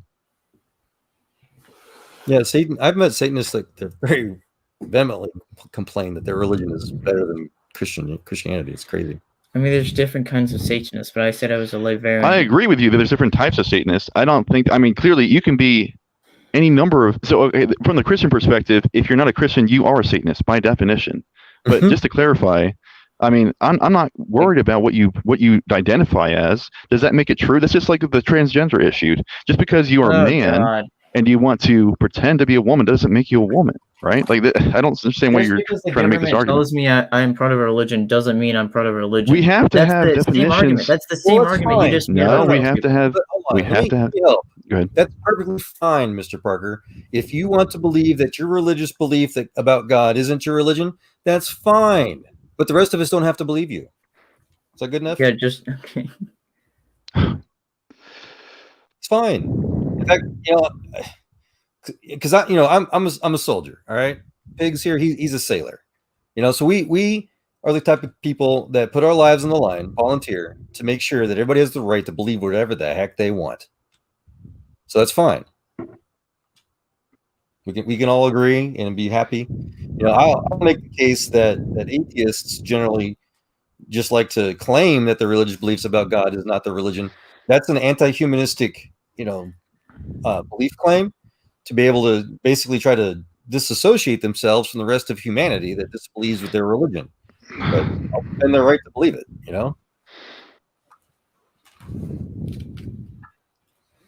More importantly, again, as a scientist, aren't you a coder? I thought you were a coder, not a scientist. You have like a BSA in coding or something. I've got multiple undergrads, and my master's is in information science, and that's all I do every day is freaking science. But my preference for everybody, regardless if I'm a scientist or not, is to show evidence for your belief. That's what Christianity demands. 1 Peter 3:15 says you have to show evidence for your belief, and so that's what we theists generally do, especially Christians, if we're going to claim to obey the Bible, and that's all. If you have evidence that God does not exist, present it. We have evidence that God exists. And atheists generally don't like science to the point where they admit that. They don't know what the evidence that theists use for their belief. They have to ask for it. It's annoying. I mean, it depends on who's coming to the argument. If I make the statement God is not true, then I would have to provide evidence. But then if you made the statement God is true, and I came into the room asking you why that's true, then you would have to provide evidence. It just depends on who's asking the question and who's making the statement. Well, if you're gonna suggest that you don't want to ask your own question for your own beliefs, then that's literally someone burying their head in the sand. Literally. I don't want to ask the question. Therefore, I'm going to have blind faith religion about God that says he doesn't exist. That's what that says. So you have to, if you don't want to bury your head in the sand and you want to apply the Christian scientific method for everything you do, you have to test your theories. And then you have to come up with evidence why God doesn't seem to exist. Does that make sense? Sure, I guess, whatever. Yeah. Well, I mean, if we're going to come, from the evidential perspective here, a scientific method and everything, I personally believe that intelligent design is the most, rational position to hold, just because we've actually shown that there are design features within nature that we're just now discovering that even our own scientists cannot repeat or design themselves. It's insane. It's even worse than that, Matthew. We're literally doing everything we can to try to hope to reverse engineer these literal technological advances that God's already designed. They're literally light years ahead of our current technology base. That's how crazy it is. We're trying our best. And Ontology and I talk about this often. The more that we do learn, the more that we do discover for our own technological advances, just causes us to learn even more crazy, far just. Well, I mean, the thing that's insane is just that we have to understand that this is somehow, based on the evolutionary model, this is somehow developed to the extreme efficiencies that we see in nature. Right. It's insane. Yeah. Again, as an information scientist myself, we do a lot of things to try to figure out how to compress data on the software and the hardware level.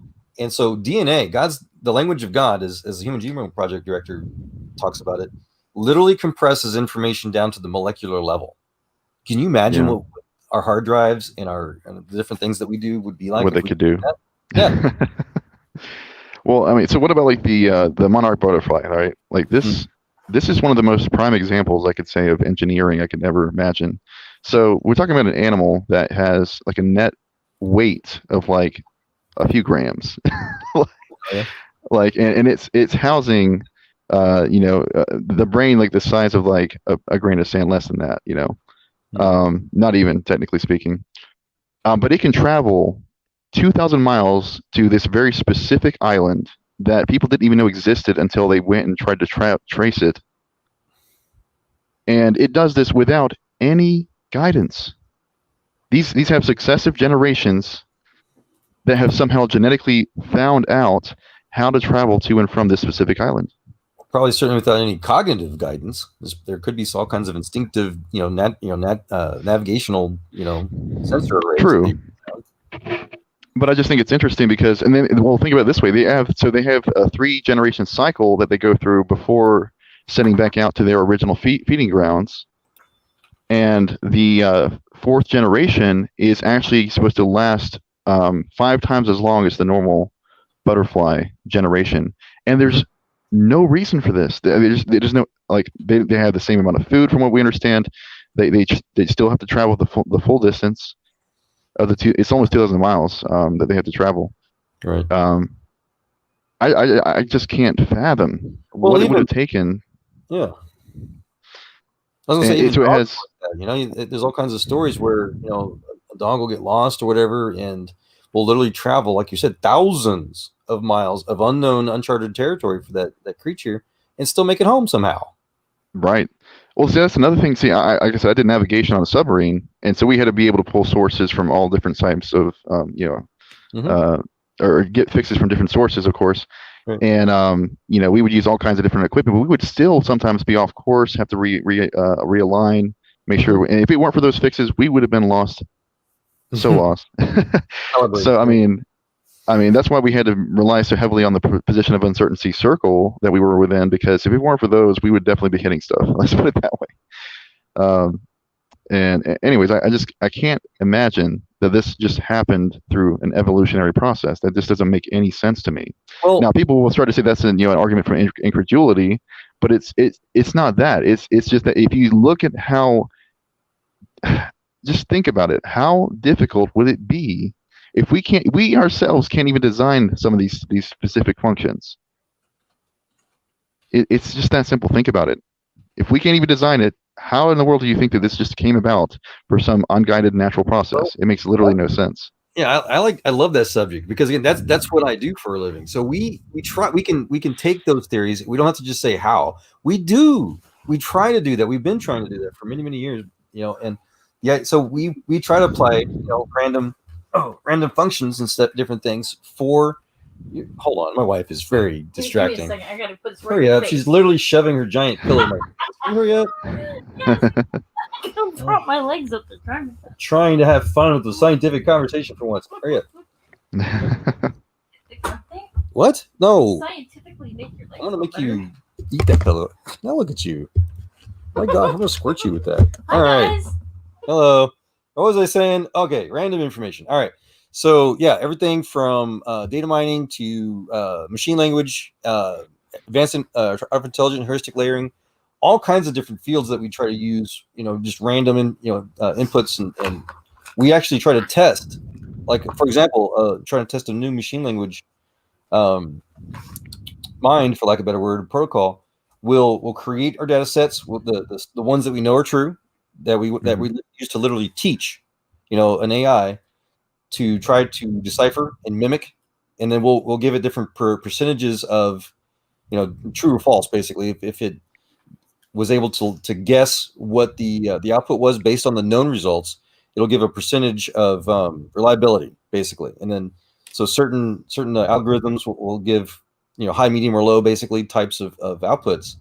And then once we've quote unquote taught that AI how to basically decipher, understand the information when the output that we want, reliable, basically teach it what we want it to do or how to think, essentially. Then we'll actually give it a completely random freaking junk of just mess and see what it interprets it with. And the AI, if done well, if done properly, will say this is junk. We cannot use this. This is noise. This cannot be used to adapt to our pattern. And so, and information scientists will try to do this with DNA. There's all kinds of projects out there that are trying to figure out how to take seemingly random noise and try to create some sort of useful, biochemical type structures with it. I think you were hinting about it a little bit earlier, Matthew. And we cannot do it with just pure random number sets. You have to have a precodified algorithm. You have to have you have to have a goal. It has syntax. I mean, it's a what I call it, quaternary structure. It's there's so much that's in the genome that's just crazy to think about. But another thing is, like I said, we have functionality. They're actually trying to start to copy specific systems that are found in biological systems today, so that they can try, just even attempt to try to use these things in real life now. And like I don't know if I told you guys about this, but there's the lobster eye X-ray. I can't remember the exact word. I think it's called a Lexid or something like that. But imaging device. So it can basically see into like crates. I can see past certain walls. You can see through all kinds of things. Basically, it's like an X-ray gun. And they were considering using this for like certain fields. Obviously, like if you're like a police officer and you're trying to like investigate somebody's car, or if there's like like an airport and they're trying to defend against terrorism, things like that. That's the kind of things they want to use this for. But the structure is based on the actual eye of a lobster. Like that's yeah, and they still can't even get it as efficient as the actual eye. That's the really crazy thing. Like I said, it's one of those things that they can't even fathom how this possibly came about. Because it can pick up light. It has like this refraction sequence within the first layer. There's like a bilayer there on the outer part of the eye, and it has several almost like little mirrors, right? That are within that first layer, right? and it refracts twice back and forth within that to pick up as much light as possible and then put it into the retina. And so that's how they're able to use this concept. Which again, like I said, the efficiency is nowhere near what they found in the actual biological structures. So again, you have to beg the question, how did this happen? That doesn't make any sense. They actually have fully formed lobsters in the geologic column. Like, this is supposed to be millions and millions, and I mean, I forget the exact layer they found them in, but I mean, they're fully formed. Yeah. And you'd have to assume that they had the exact same abilities back then. Well, if that were true. Yeah, so the atheistic evolutionary viewpoint would be that just if you allow a random process to happen long enough, magically enough, then yeah, those complex things can happen. I mean, yeah, if you do want to apply magic to it, that would make sense. But well, and regardless if it's magic or not, to be fair, I have to have evidence. So as a scientist, I will believe evolution happens randomly if I have evidence of it. Well, that's why I pointed to the Richard Lenski experiment, because it just went to show that it has never been shown to produce novel features that were not already pre-existing in the genome, and that's a huge problem. Oh my gosh, that's they're trying to say that just for humans to evolve two functional beneficial mutations, right? It would take over, I think it's 200 million years or something like that. It's something crazy, and that time scale just it's insane to think about. But they were doing that with a comparison for like how long it would take for whales to accumulate such a beneficial mutation, and theirs actually turned out to be a little bit faster, like 43.3 million years, I think it was, on the same time scale. And the irony is that they're supposedly supposed to have evolved within about 4.6 million years from a land animal. So you have to think about that in terms of how many changes it would have taken for them to go from a land-dwelling animal to a whale. Yep. Because they have fully formed whales, like I said, within 4 million years of the time scale that they were given from that time period. So I just think it's crazy to think about it that way. Yep. So I'm a part of a bunch of different scientific forums and stuff on Facebook, and I used this example recently about how the Raptor engine. So I was also working for SpaceX. So the Merlin M1D engine evolved automatically by itself through evolutionary, functions,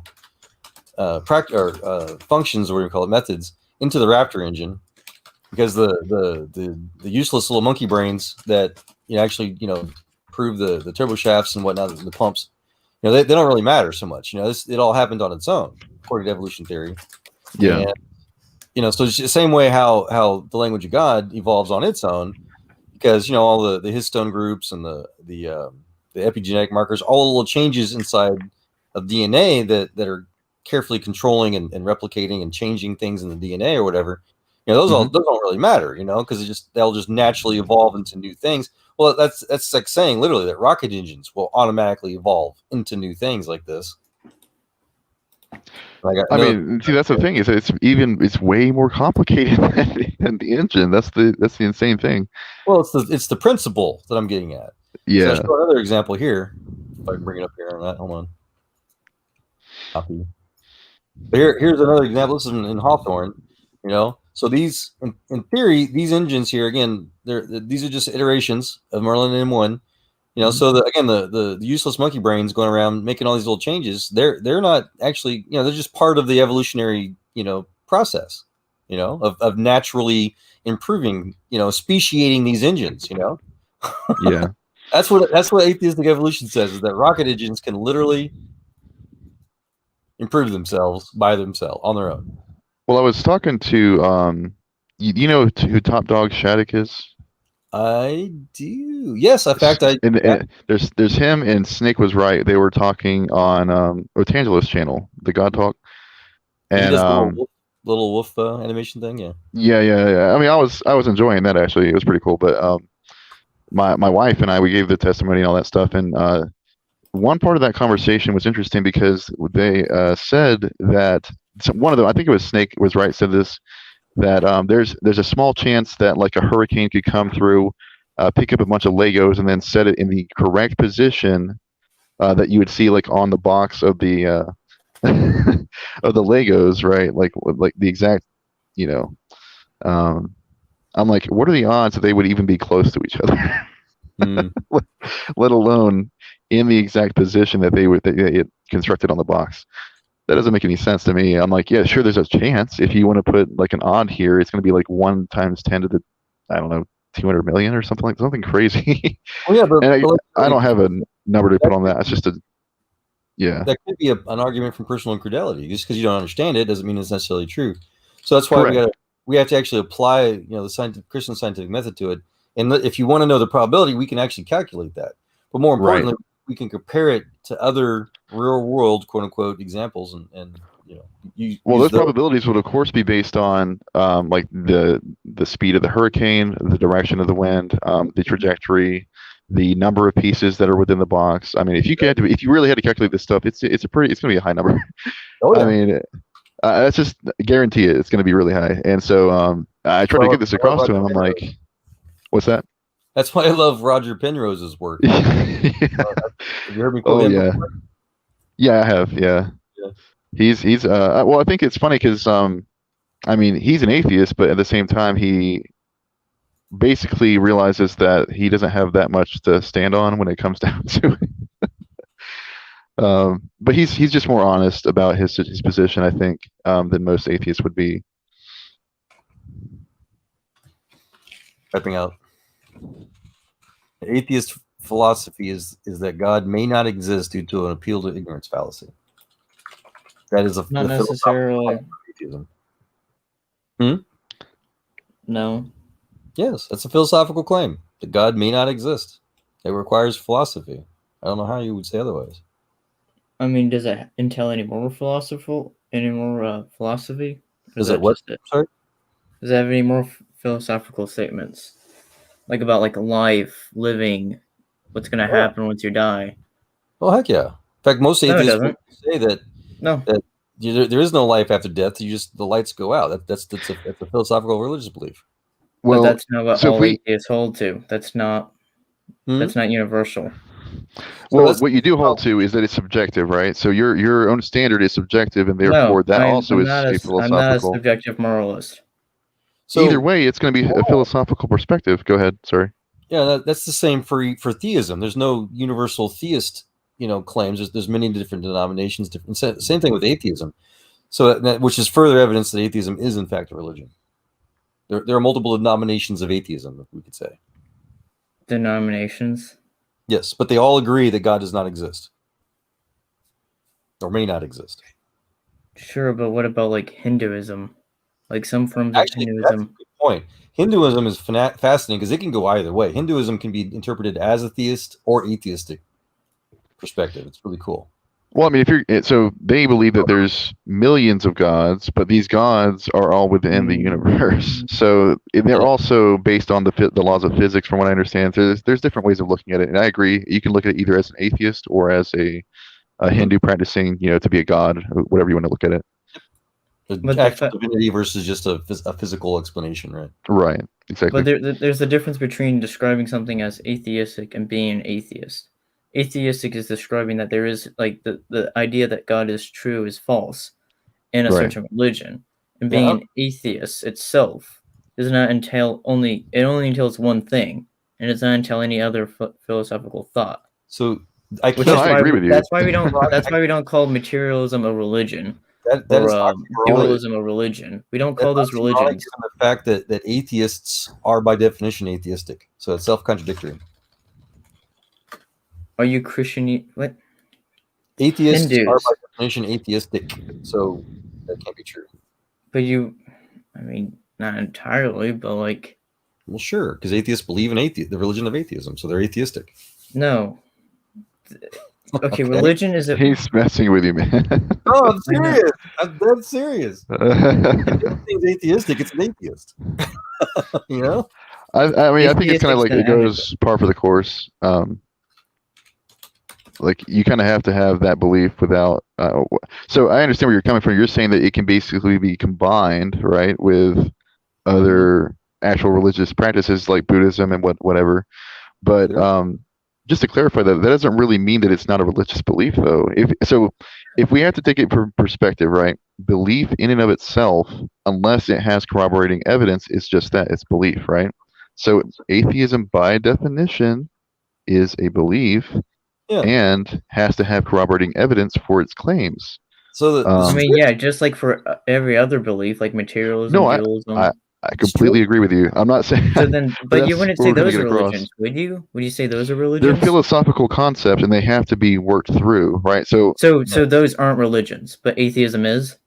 Well, materialism would technically be counted as one, because if you look at it, so the naturalistic perspective is a religious belief, and that, of course, if you're holding to strict materialism, yes, that's a religious belief. That's why they have scientism, right? I mean, there's literally a scientism. They have people that believe that the only thing that you can ever come to know as truth is through science. But the irony with that is that the philosophy of that kind of disproves it, because I'd like to break this down real simple, if I can. You go ahead. Sorry about that. So all logic, if you go down to the pure raw logic of everything, especially like a hard logic debate, whatever. So every logical claim is either has a positive or a negative position. Everything. All logical statements are either yes or no, true or false, positive, negative. So theism is simply the positive position of the religious question on God.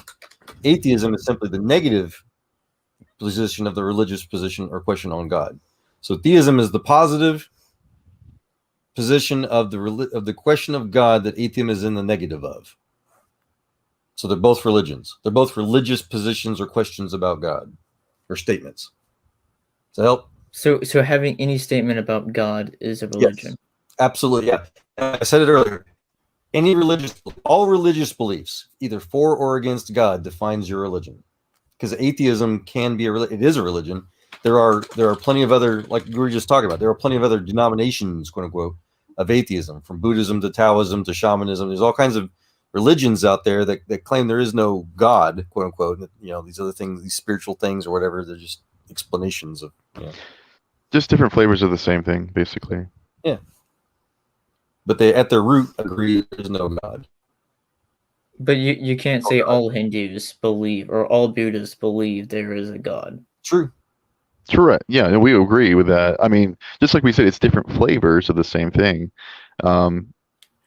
So I mean, I agree with you. I do think that it's kind of arbitrary, but that's the problem, is that if we're not using the definitions of words properly, then we can never come to truth. We can never even have these discussions, right? It's like if we start just throwing out, I want this to be this way, and then we can't accept what the actual consensus is on certain words. Then that always leads to strife and division, and then of course even hatred, animosity, things like that. We don't want those things. We of course want people to be able to live in a peaceful society where they can actually come to terms with the truth. But I mean, if you feel like the truth is atheism, more power to you. Nobody's going to stop you from believing that, right? Well, some theists do, but yeah. Christ said that if someone doesn't want to accept your message, to dust the dust from your sandals and walk away. That's why I like Christ.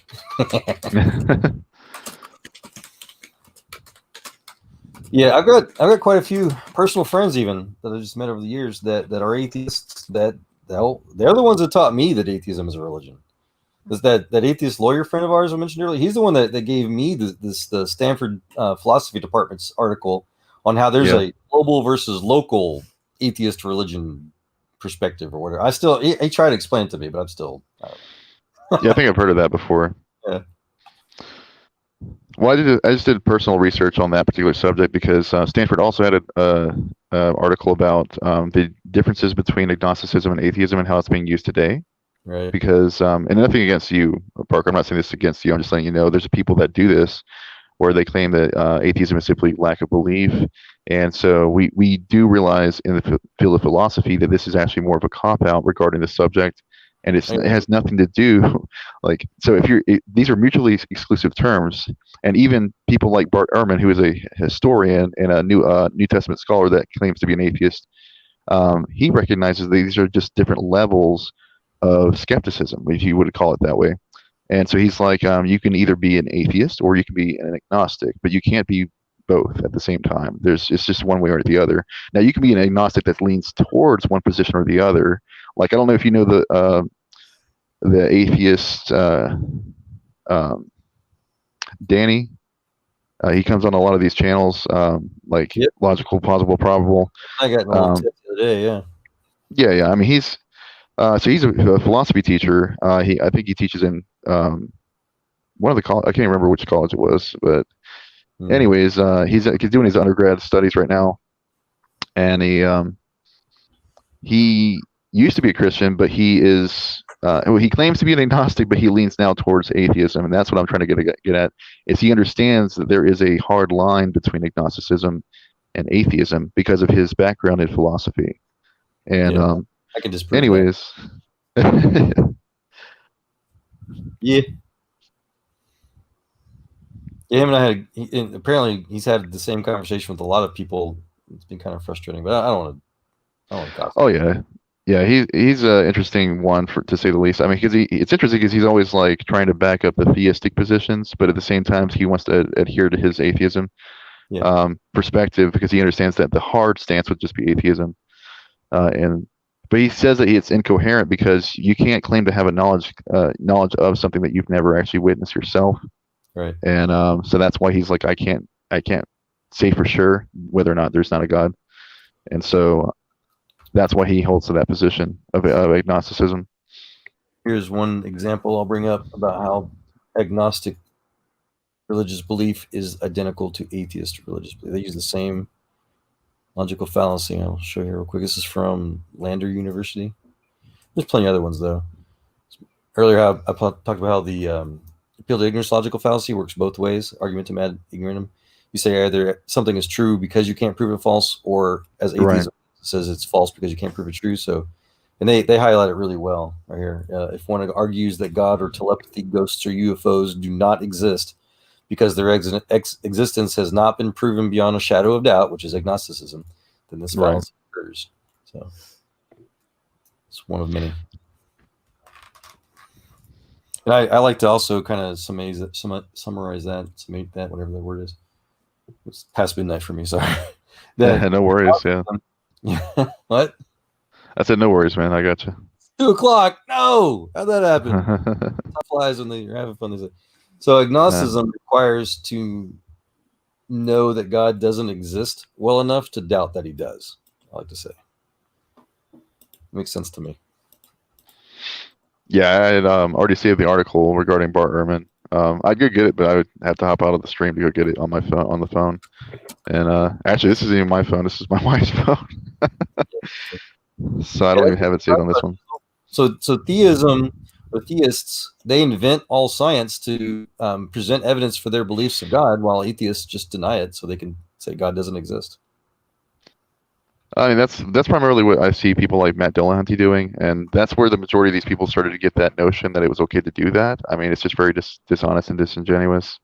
But the thing is, I'm not blaming those people. I think that it's just they believe that what he's doing is okay, but they don't realize that what he's doing is underhanded as far as philosophy is concerned. And the other problem with it is that if you notice his discussions, his trade is he's a magician by trade. So it's funny, he'll like claim that all these other, people like Frank Turek and whoever else are like used car salesmen, Matthew, can I pause just for a second? Yeah, go ahead. So, Mr. Parker, if you fell out on accident, man, you want to come back in, please, by all means. And if you wanted to depart, you can get to say goodbye, man. Just wanted to thank you and appreciate you coming by. Hey, God bless you, Parker. I hope you felt welcomed, no matter how much we, attacked atheism. Sorry, go ahead, man. I just wanted to say that real quick. No, you're good. Yeah, I was just going to say, I think that the major contention with it is just that, people like Matt Dillahunty, like I said, by profession, the guy is a magician. Like, look at Killam's song that she's gonna play. Hold on, she's talking to her friend. Sorry, that's good. But yeah, I just he's always making these claims that people are disingenuous or they sound like used car salesmen. I'm like, that's exactly what you do for a living, man. You use smoke and mirrors all the time. And so maybe you're just so used to it, you just completely forget that that's just part of the way you operate on a daily basis or something. I mean, just sitting behind the curtain and then saying, I'm not convinced by that will never come to truth. It just simply won't. And if your epistemology changes based on what you're looking at, then that's a problem. That's a huge problem. If you're going to try to say every time that you hear something that has to do with a supernatural claim, that your skeptometer has to go whoop way up here, and then that's just how it is, because it has to be that way. Then you should be doing that for literally everything. Every time there's a claim made of any kind, you should be like whoop. But you don't see that. You don't see that for the vast majority of people that are in that community. But if they were to hold that epistemology to try to be,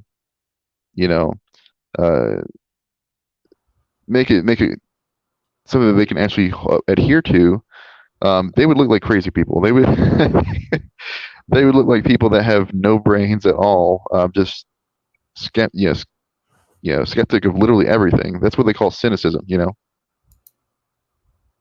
I see Mr. Parker in private chat. He did say goodnight, so we missed it. Yeah, I saw it. Yeah, the private. Take care to you too, Daniel, if you're still listening, man. And I've linked the shipyard, StreamYard. Tired. For anybody who want to join, you guys are okay.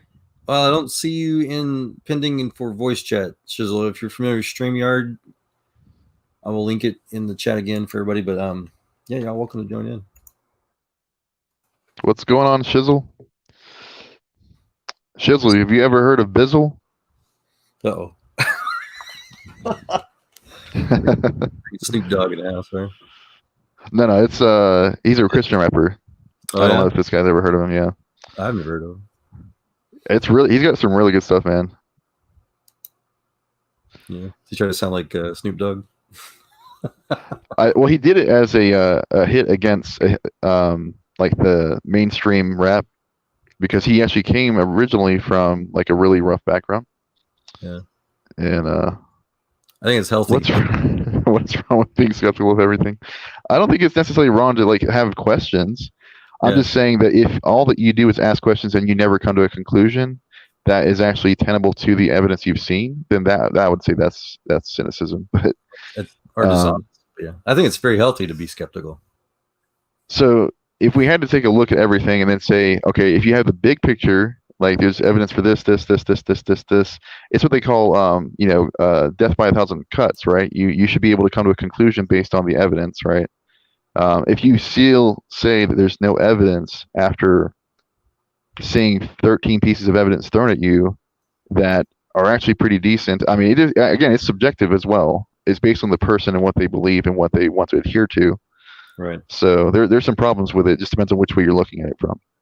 See, and that's what I try to get people to want to talk about specifically there, Matthew, is that, so theists have scientific evidence for God. Again, I've done the research. I enjoy doing that kind of research. I enjoy those conversations that all fields of science were started by a theist presenting their new discoveries of scientific evidence for God. And so for an atheist to simply say there's no evidence, whatever, they need to at least look at some of that evidence that theists have presented, like you just said, and talk about it. Show us why Planck, for example, here. Planck presented scientific evidence for God. It's what started the field of quantum physics. So, we can learn, we can study, we can try to understand what Planck's discoveries, how he claimed that they led to evidence for God, and then you can say, okay, well, Planck was wrong because of this. But they don't. I can never find atheists that do that. I can find atheists that claim they understand quantum physics, but they never talk about the details ever. Well, see, the thing is, they want to adhere to a world that we understand to be very logically sound and understandable, that it's not chaotic, at least not to the extent that it should be falling apart. That sounds good. Should not exist. It should not exist at all. That's the problem. but they won't go into those fields. They'll just assume that this thing's had to be this way because we're still here, and that's another argument for incredulity. But they don't want to admit that. There's a lot of different levels to this. If we had to be fair and honest about it, but again, I used to be an agnostic and believe that it was quite impossible in my perspective that God could exist because I had the issues with the problem of evil at the time. And so that was really like my main contention. But it's really like I was living a sinful life. There's some things that I was doing, of course, that I would not want to put out to the public, of course. But I'm just saying, these are just things that people do. I think that they're not willing to talk about it because they know that it would probably be a problem for them. So. I mean, they don't have to admit that. I don't really care. If there's people that have been living wonderful lives and they can still call themselves moral as an atheist, but the problem is, where do you get your morality? How can you justify it? How can you possibly say that these things even really exist aside from concepts? The sun shines that were unjust, right. Yeah, I was going to say on Shizzle's comment here that's one of the benefits or the joys or whatever of the Christian scientific method that Bacon invented. Was that we have a scientific or mythology. Basically, we have a way to test hypotheses and then try to confirm them together to see what is testable through empirical, repeatable observations in real time. And then exactly. People, you're right, people could still disagree with the scientific conclusion, but the point is at least we have some sort of standard to go by if we want to come to an agreement. Yeah, I agree, Shizzle. I mean, the entire thing, the point of the matter is that it's supposed to be that you gather the evidence for historical events, and then you would try to make an inference based on what you see in the evidence. Now, with each individual piece of evidence accumulating, you can have different perspectives of it. I completely agree with that. Yeah. Yeah, if you want to come in and join the chat, man, by all means. Because Matthew and I basically agree on everything. And like Robert Heinlein said, I'll never learn from a man who agrees with me. No offense. That's one way to look at it, yeah. So if you guys don't want to come in, Matthew and I will keep at it. One of us falls asleep. Oh. And I don't think there's anything wrong with being an agnostic. I just think there's a certain amount of time that you should be given to do that. Of course, it's going to be subjective again based on that person. But like I said, if it weren't for that event, I probably would still be agnostic. Yeah. So well, however anecdotal, you got evidence, right, for your belief now. Yeah, that's what turned me, of course. And I tell people, I'm like, look, you don't have to believe my story. You don't have to believe what me and my wife experienced. But I mean, if it changed us, I would call that pretty good evidence. Just in and of itself. But I know that people are going to say, well, that's anecdotal. Nobody cares, and so they'll just walk off. Yeah, you have anecdotal and scientific evidence. You use both. In fact, again, like the guys that I work with, we often talk about, if somebody makes a scientific claim, no matter what it is, you have to take that scientific claim and you have to convert it into an anecdotal claim. We have to take that and do our own tests, our own experiments, our own science to confirm it. That's the point of the scientific. Don't ever take anybody's word for it, no matter how highfalutin they are. Exactly. It's funny because I actually brought that up. That's why I was saying that, like, how can you trust anybody that's just testimony in the first place, especially that of like a scientist, if you've never actually gone to repeated their particular scientific research? If you did any of their experiments, I mean, how can you possibly say that that's 100% true, right? You can't have the 100% or Cartesian certainty of anything.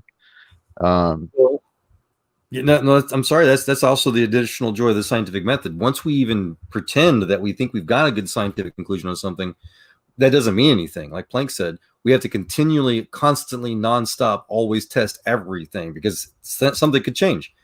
As soon as someone says there's a scientific consensus, that means you've left science. Yeah, I do agree. And I agree with what Shizzle's saying there too, as well. The so-called peer review. Yeah, peer review is by definition anti-scientific.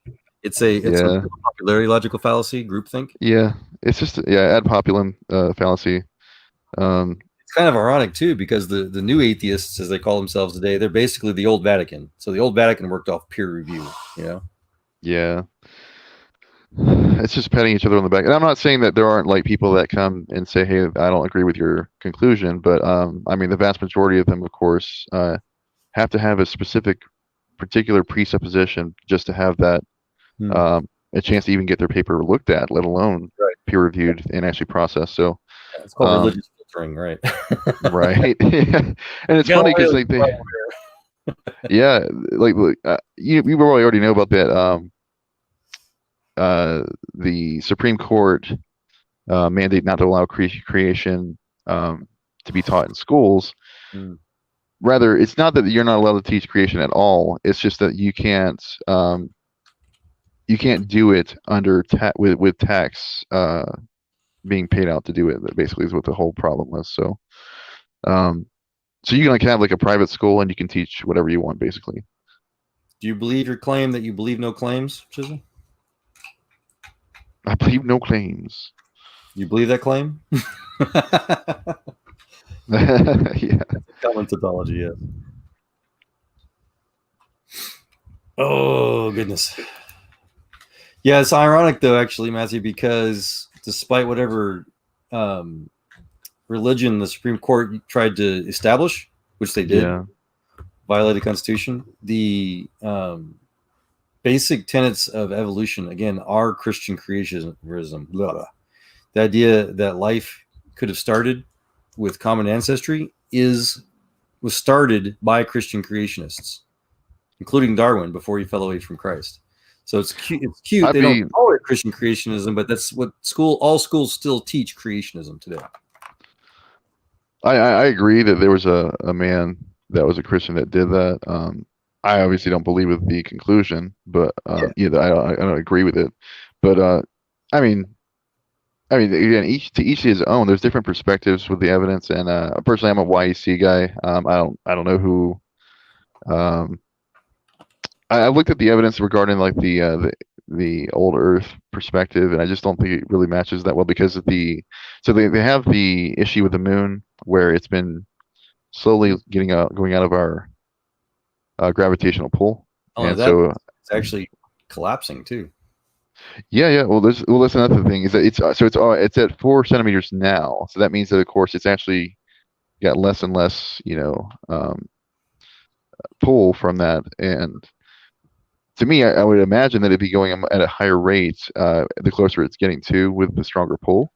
Mm-hmm. So if you're doing that with the calculation, it's going to be exponentially higher at a rate where it's drawing it in closer to the Earth. With going back millions of years, you probably wouldn't get very many millions of years before it actually collided with the Earth. So there's that, and there's the evidence for the magnetic field. What's that? It's been calculated about 18,000 years. If the rate the moon is traveling, moving out or deorbiting, we're static, then it would be approximately 18,000 years that it would have been touching. Wow. Yeah, I didn't know that it was that close. Mm-hmm. I didn't do the calculations. I just knew it was supposed to be like probably a couple million years, something like that. But I knew it wasn't going to be nowhere near the billions that they were talking about. And well, the counter argument to that is that we don't know if the rate that the moon is orbiting, it has been static. It very well could have been moving away. It could be oscillating. We have no evidence because it's all in the past. That's the other part of the scientific method that Christians started, is that all the way for evidence to be quote unquote empiricals, it has to be done in real time observation. So anything that happened before humans could observe it and write it down is outside of science. Exactly. And to top it off, I mean, so there's the magnetic electromagnetic field has been degrading over time, and so if you go, I think it was like 25,000 years. I think if you go 25,000 years in the past, at the rate that the electromagnetic field was dropping, then the Earth would already be a molten mess. Like nothing could live on it, basically. Well, it's worse than that because the magnetosphere of the Earth, the polarity reverses pseudo-randomly or somewhat randomly. So that alone should have destabilized the magnetosphere much, much sooner. In fact, there's very strong concerns that every time it does do it, even today, we're going to lose that magnetosphere and everything's going to die. But right. Well, that would just be in accordance with what the Bible says, anyways. Because I mean, remember, it says that the elements are going to dissipate with fervent heat. that could happen any number of ways. I mean, heck, if it just really depends on your perspective. I mean, it's really funny that people will say that there's no scientific facts in the Bible. I'm like, what are you talking about? There's so much stuff, right? Yeah, there's so much stuff that's direct. You heard a big rip yet? Oh man. Yeah, the Big Bang, and that was the big rip because the spread of the universe is not slowing down. Yeah, it's going faster now, right? Exponentially faster. Accelerating, yeah, as far as we can tell. The concern is that if it doesn't start to slow down, then it's going to basically stretch to the point where it can't stay coherent at the quantum level, and so it's literally just going to be ripped apart, cease to exist. Well, that just gets rid of the entire quantum field mechanics thing, anyways. If you ask me. No, it's explained through quantum physics. That's what I'm saying. There is a decoherency property in all matter and energy, and there's a point where if it gets spread too far, too thin, it loses coherency. Explained by quantum physics. I don't know, Shizzle. I mean, I can't give you 100% of that, Shizzle, man. So I don't know if you probably heard of Kent Hovind. I've heard his perspective on it. I'm of the perspective that it's possible, but I mean, I'm not going to put it that it's happening or that it did happen. I don't think it really matters, honestly. I think it's one of those things that we'll probably find out one day, but it won't really affect anything, man. Star Trek calls it fluidic space, and then the only thing I can offer. So I've worked for the private space company that's probably got the best chance to go check out there first. So hey Shizzle, are you an idealist or are you like a solipsist or something like that?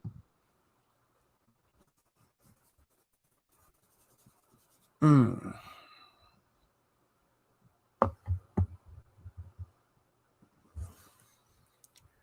right. While we're waiting on him, I'm going to take a quick break. I shall be back in probably a minute. Not a problem, man. Oh, a bottle of water? What am I? Chop suey?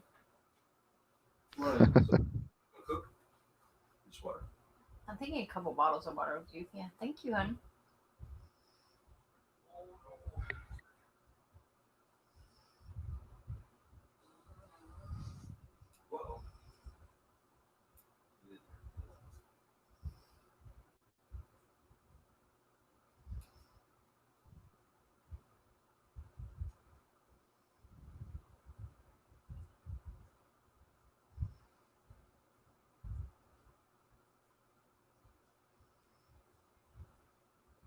So, I mean, but do you think it's more probable that we would be like a brain in a vat that's experiencing things that are like inputs that, I don't know, like a scientist or something could be doing?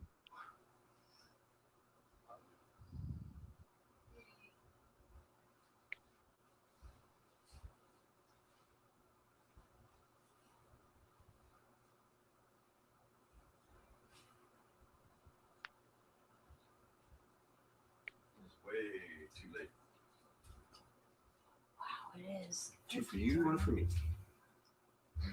I'm back. Oh, goodness. Oh, there we go. See, personally, I'm of the perspective that, like I said, we're in something, not necessarily a simulation. Obviously, this is real life. What I'm trying to get across is that, like, as it stands, we're within something like a sandbox environment, and just, I guess you could say that's similar to his understanding of, like, this could all be a dream of subconscious energy, right? I mean, we're adhering to laws and properties that are within the sandbox, right, that we are residing in. And I mean, I guess I came to this conclusion just from playing video games enough. Oh, yeah? That, you can understand just from playing the game that somebody created the game, that there are characters within the game. Imagine that those characters are sentient. They would have to adhere to the laws of the game, right? They would have to adhere to the time factor, the laws of physics, or whatever code was constructed to make that environment. It's the exact same properties that you would expect what we see in our current reality.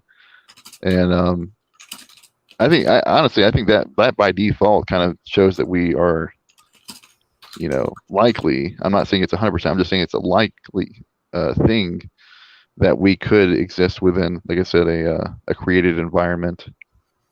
It's actually, excuse me, that's actually the basic conclusion that the founder of quantum physics himself came to. If y'all can read that. Let's see. Is it small? Well, yeah, I actually wear glasses, but I don't have them. Sorry. So I gotta. Yeah, I can read it out loud then. Yeah, if you want to, I'm just reading it. I'm just trying to. As a man who devoted his whole life to the most clear-headed science, the study of matter, I can tell you as the result of my research about atoms this much. There is no matter as such. All matter originates and exists only by virtue of a force which brings the particle of an atom to vibration and holds this most minute solar system of the atom together. We must assume behind this force the existence of a conscious and intelligent mind. This mind is the matrix of all matter. Wow. And I can go in further depth with that, but that's his basic. That was Planck? Yep. Nice. Okay. I can expand on it if we wanted, but it's all blurry. Daggone it. Sorry, he did it for me. Well, maybe that's why you it's my fault. I'm sorry, Cheryl. Right? Yeah, I had to start getting some contacts or something because I lost them at the hotel last time. So. Well, it was blurry for them. Yeah, I'll try to reshare here. Is this any better? Hold on. Click, click, click. There we go. I don't know if it makes this. Is that better? So wait, Shizzle, like you've never heard of like Hiroshima or Nagasaki? Hiroshima, however you say it. Nagasaki. That place. Because I mean those places were destroyed, obliterated, and that's what caused the Japanese to stop their crazy expansion. Well, they wanted world domination. I would say the destruction of their naval fleet probably stopped that, but I think more important. So the Soviet atheist fascists were trying to conquer Japan, annex them or whatever.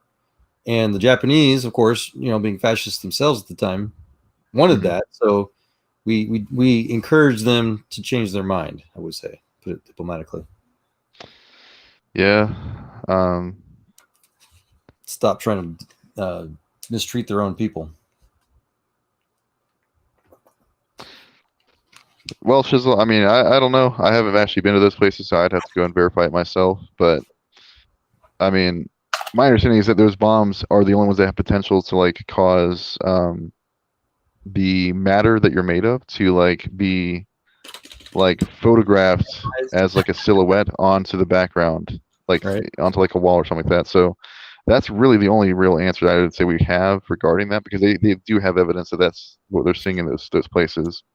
They have many pictures showing that there were silhouettes of people standing in place, and then they were just literally blasted onto the wall from the even better than that, probably. So we've got, and I'm thinking about trying, if we really wanted to get into this, really open it up.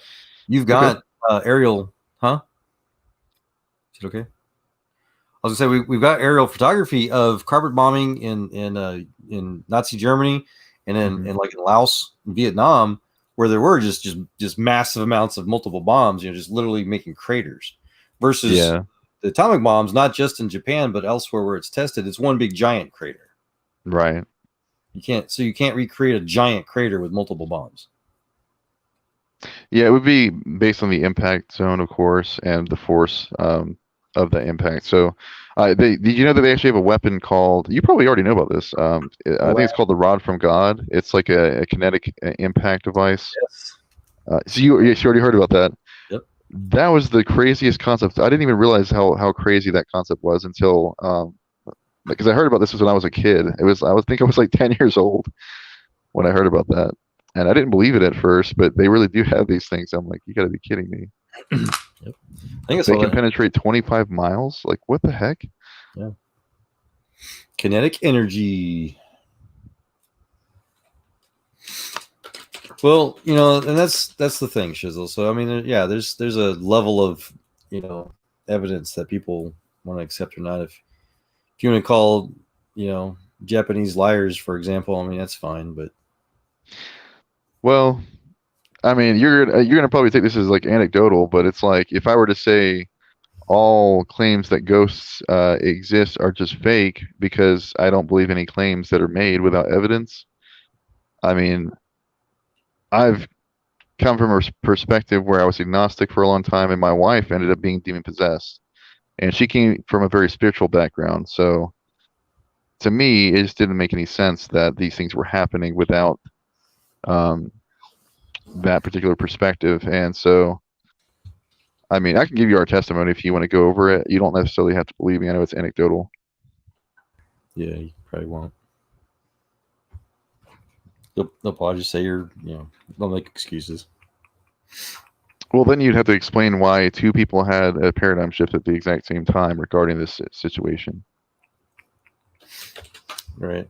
It's just, that's the thing, Shizzle. You're the one that's saying that your opinion or belief is probably true. We're just sharing evidence that we've collected. No, I agree. I mean, like I said, that's what caused me to come out of my disbelief and into belief. So, right. Oh, I'm just talking in general. Sorry. No worries. I don't think you're brainwashed, man. I think it's good that you're questioning things. Agreed. No, I was just put up the hypothetical. You're accusing other people of being brainwashed. Well, maybe you could be. So no, evidence is a fun thing. So that's what I do for a living. Every job I've had basically has been test the evidence, setting up experiments. The experiments I do does not rely on opinions. What someone says, if it's true or false, is irrelevant. The only thing that's relevant is what the actual outcome did. And if their opinion is, well, this outcome didn't actually turn out that way, I'm like, well, this is what the outcome is, so I don't care what you said. You know, it's funny. Remember that conversation we were having earlier about racism? So the Board of Education in Oregon decided that it was a good idea for us to enact a special course on mathematics that actually completely erases what we understand to be mathematics as we have been taught. Common Core. It's insane. They literally are saying that they're going to rewrite math to be culturally appropriate and anti-racist, basically. And I'm like, what the heck is going on? Like, what's racist about the Pythagorean theorem? I don't understand. Like, what is racist about doing geometry or trigonometry? I don't understand. These are not hard concepts. You just have to know the functions, and then of course know the algorithms that are required. I would argue that people that say that are racists, that they are the racists. It's projection. Yeah. I agree with you, man. Yeah, I just think it's ironic, but yeah, it was put out by somebody. I want to say it was on Fox News, like Fox Business or something like that. That this was happening recently, and I'm like, you got to be kidding me. Apparently, one of the people that's on that board of directors is actually a 25-year teacher, so he's got a lot of tenure. And I'm just sitting there thinking to myself, how is it this guy worked 25 years in education, and he doesn't realize the importance of mathematics being objective? What's that? Do I sound okay right now? I've got a little symbol that says my internet weak, but I'm on a hard line. So does that sound okay? Yeah, I hear you fine. All right. Oh, I said indoctrination. People get indoctrinated to say and do and believe anything. Yeah. I don't believe in nukes. Yeah, he believes and disbelieves at the same time. It's cute. That's funny, man. I understand what you're trying to say, Shizzle. I was poking holes in. Shizzle, you should rename that map on Call of Duty, Nuketown. There you go.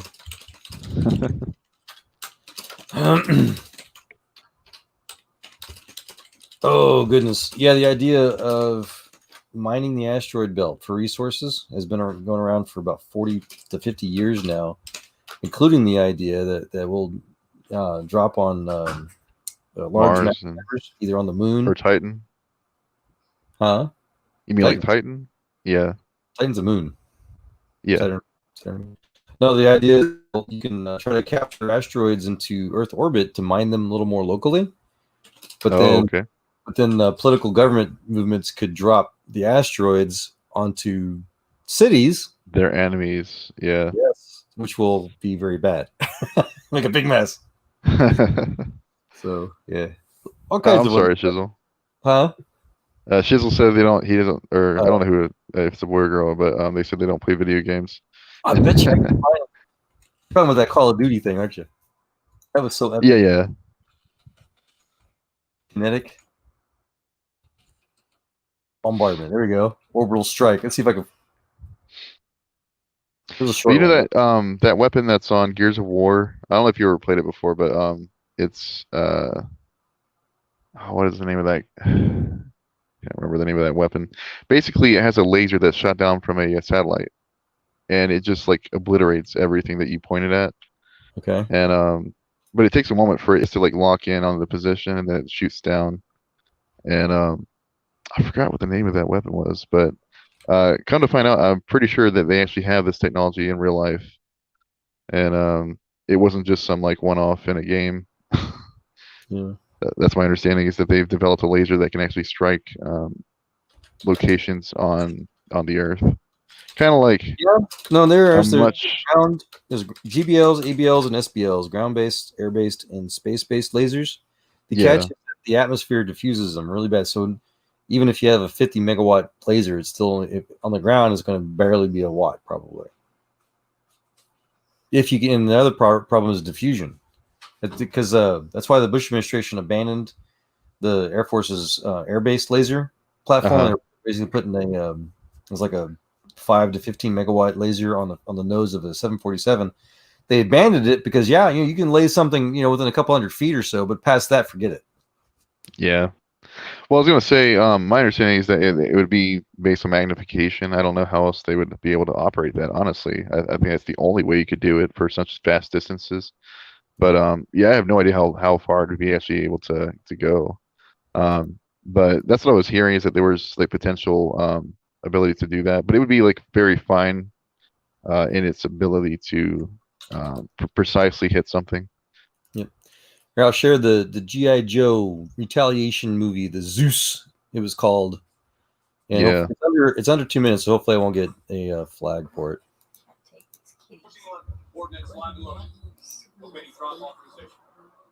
Not to direct your rod to its target. We don't launch it. That's Cobra.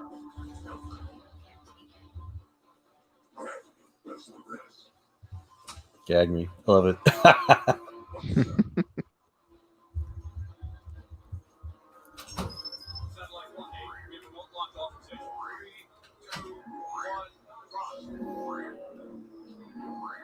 Love the sound effects, man. The rod from God. There you go. Yep.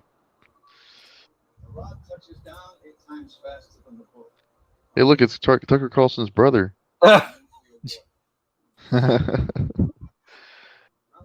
Yeah, these things are supposed to be so crazy devastating. It's they show it. That's some good CGI. That's for sure. Yeah, I mean, it would literally destroy like a whole couple cities.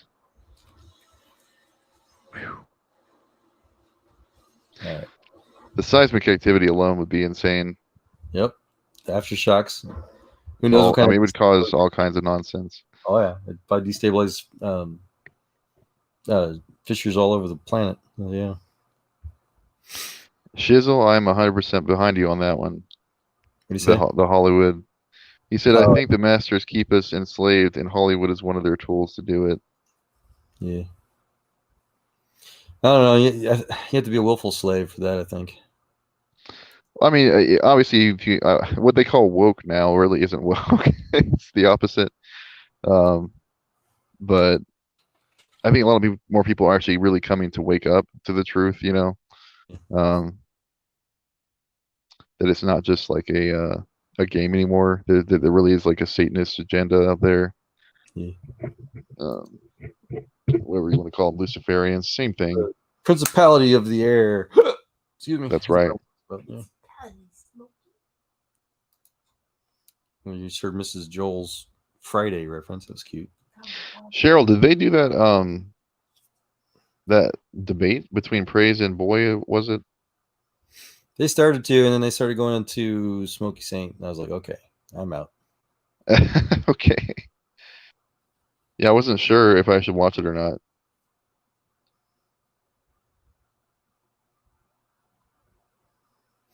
Live off the land. Hey, well, that's a good way to live. No, I went and got the one of those prepper books or whatever, like the I think it was called The Lost Ways. Mhm.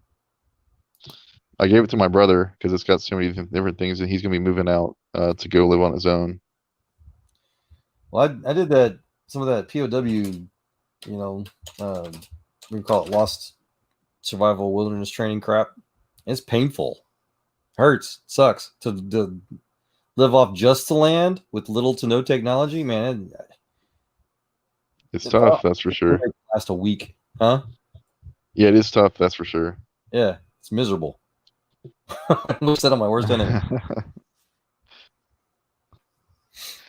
I mean, I could just imagine that it would just take a lot longer to get things done, especially if you don't have like fossil fuels and ways to get around. You have to go like, yeah, go tame. Have you tried your own animals? Without an axe, for example? I imagine it's like playing Far Cry, where you have to go out and make your own equipment, and then of course you have to like hunt and you have to capture your bovine or whatever you want to. That's the catch. Stringing two rocks together on a stick just doesn't really work. I'm sorry. It's not the same, yeah. I saw that you can make like a tourniquet kind of thing that causes the stick to rotate. Yeah, and that's a fire starter. Yeah. Yeah. So you would just like cause it. I think you have to have it from both sides, and then you have to press down on it, and then while it's got the twist on it. It's basically fire. Yeah. So that's actually interesting, but I've only done a little bit of research into like survival. Yep. No, there's some really wonderful YouTube videos where there's guys that the only thing they had was their camera. And they go out there and they show you how to chop a tree and all the other miserable crap you have to do. Oh yeah, it's not fun. Make sure it doesn't fall in your direction. Dude, there's this one YouTube video where a guy, he's using a chainsaw, but he was like 3 feet from this person's house, right?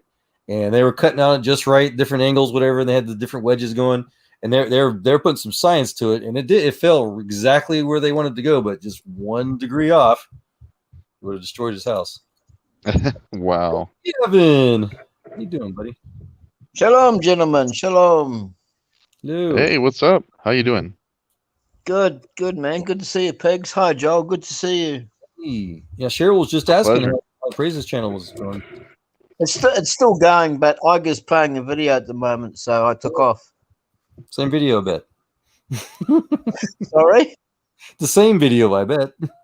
I'm not interested. But but Pigs, you were asking about the debate that Praise had.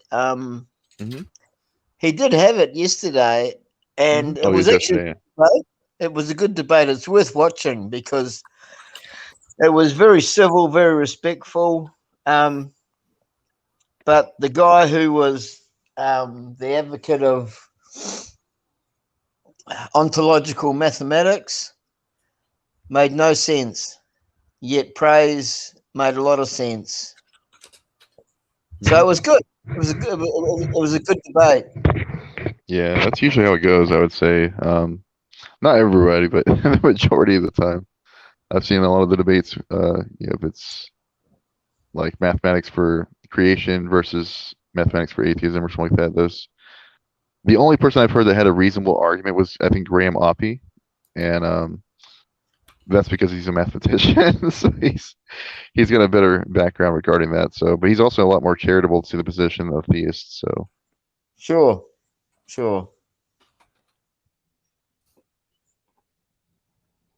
I did watch your debate with that Tog dude. What was his name? Oh, really? Oh, God, that was embarrassing. I got about 15 minutes through it.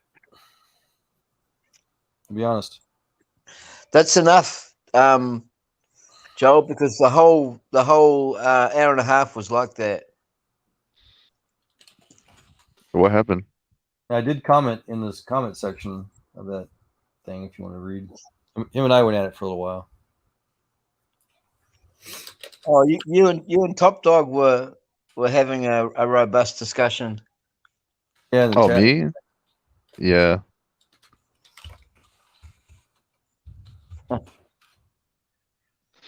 I think Top Dog just he's so stuck in his precepts that he doesn't realize how wrong he is. Well, I pointed out how he's self-contradictory, but yeah. I think Have you, Cheryl have you, was kind of picking on him a little bit about how you're labeling yourself. What? if you guys heard his conversation with me and Otangelo on Otangelo's channel, you guys would have been laughing because he said some pretty fallacious things and I would say incendiary things. Like he just gives no qualms about like who he's going to talk about. Basically, my wife was right there whenever we were talking about our testimony, and he's over here saying, "Well, she must be crazy" and stuff like that. I'm like, "Oh my gosh!" He just straight up said it. I was like, "Okay, if you want to believe that, man, go ahead." Yeah, I called him out on the claim that atheists often make. Well, I used to be a Christian, and no, that means you lie to yourself. Yeah. You lie to yourself about that. Why should we believe what you're saying now? Kind of thing. I thought he was dumb as a brick, Joel. Rude. Be nice.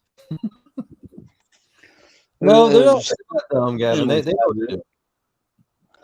Sorry, what was that? I just wanted to say they're not dumb. They know what they're doing.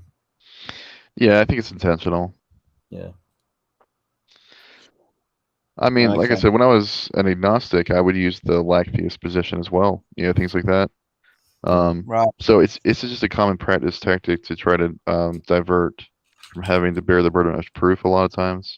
Right. And I will agree with you, Gavin, though, that he made a lot of mistakes. You know, very self-contradictory and proved himself wrong. So if people want to call that dumb, then I can agree with that. Yeah.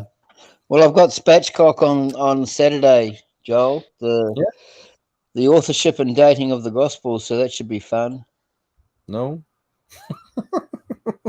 Well, I hope best of luck for you, though. Well, thank you, brother.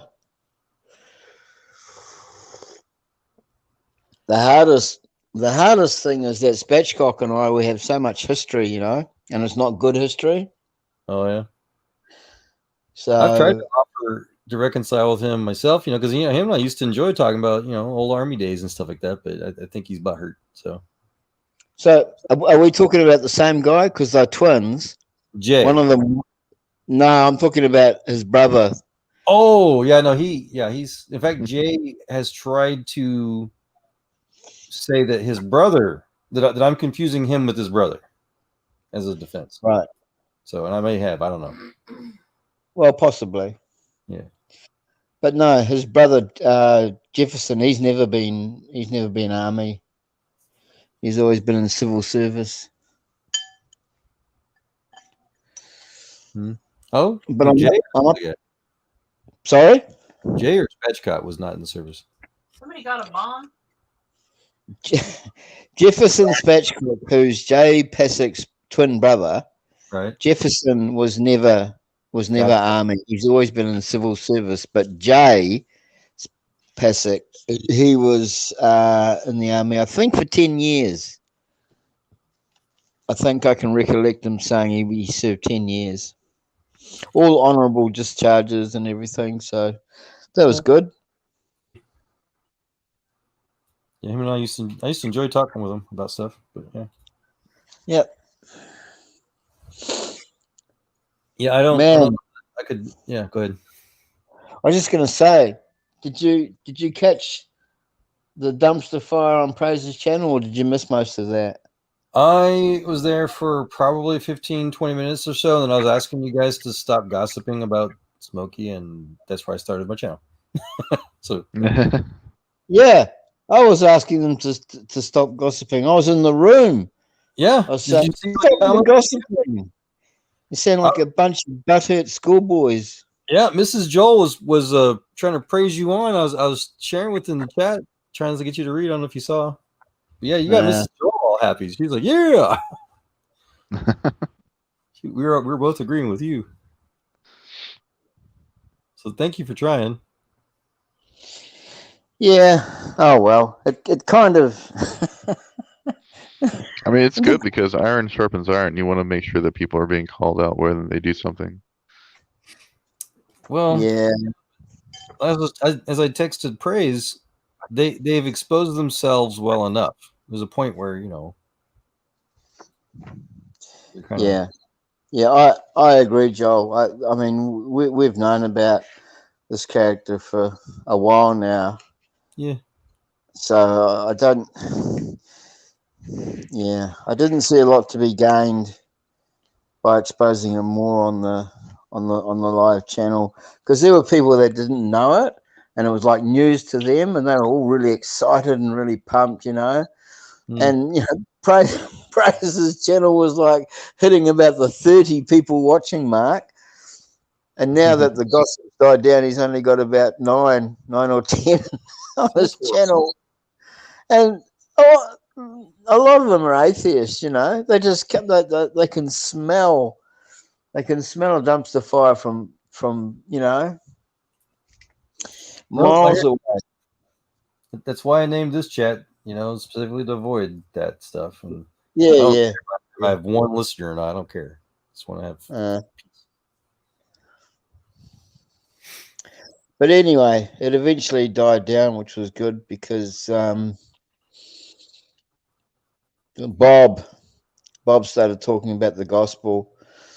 Nice. So that drove out Doubting Thomas and Todd. Todd and Doubting Thomas fled, as soon as they heard the gospel, because the gospel to them is like an exorcism is to a demon. Praise the Lord. So they fled. They fled, and it all sort of settled down. It was good. And there's been some good conversation, but I was just playing a video now, so I thought I'd shoot over. And was it that First Corinthians passage that he always reads?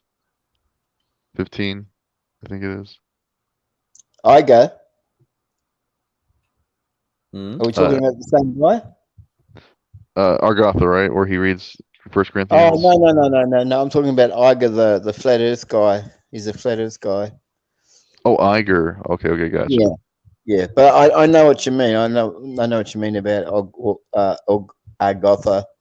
Yeah. Reciting that First Corinthians verses. Yeah, I want to say it's First Corinthians 1:15 or something like that. The thing that First Corinthians 15.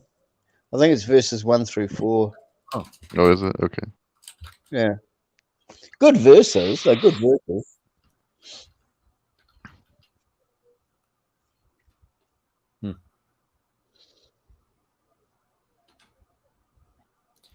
I was wanting to say that the thing that bothered Mrs. Joel and I the most about all that crap, Gavin, was that we recognized those problems within the first day of knowing that guy. And it's like nobody else seemed to recognize it, but they never came to our defense or others' defense about it. They just nobody seemed to care until it happened to them, and that's what most of that. Yeah. Imagine that. Well, yeah, it'd be nice to find a nice group that's experienced and mature and can recognize that stuff and have a fun conversation without having to rely on drama. Yeah, but then but I mean, Praise and I, we were on the outside for ages, for ages. But we kind of chatted to each other and we said, look, we're going to hold the line. We're going to hold the line no matter what. Exactly. And, that's what we did. He who endures until the end. Amen, brother. Amen. So it worked out okay. Praise the Lord. So Joel, you and Mrs. Joel certainly were early adopters, as they say in marketing. Oh, early adopters. No, in marketing, there's a term called early adopters, and these are people that they're like beta testers of a new product. Wow. Yeah. So you were certainly early adopters when it came to that guy. I guess that's one way of putting it. You know, we've been through a lot of crap in our life, and just recognize it. You know. Yeah. I actually asked Prose because Prose has been online for 10 years. Right. And I said, be honest with me, man. Be really honest with me. You've been doing this for 10 years. Has there ever been any trouble like this before in the community? He said, no, never, ever. In the 10 years that he's been streaming, has there been anything like this? So that kind of speaks a lot, doesn't it? Well, yeah, that would show the decline of the culture for sure. Yeah. Especially for Christians to act that way, alleged Christians, right? Right, exactly. Yeah. Well, it's I think there was a conversation that we had like a month ago where Baptist Chad, or what's his name, Will? Yeah, Will, the young guy. Yep. Like, I don't have anything against him, but I think he just comes across brazen sometimes. Yeah, he's a bit harsh. A little bit, yeah. He definitely says some egregious things sometimes.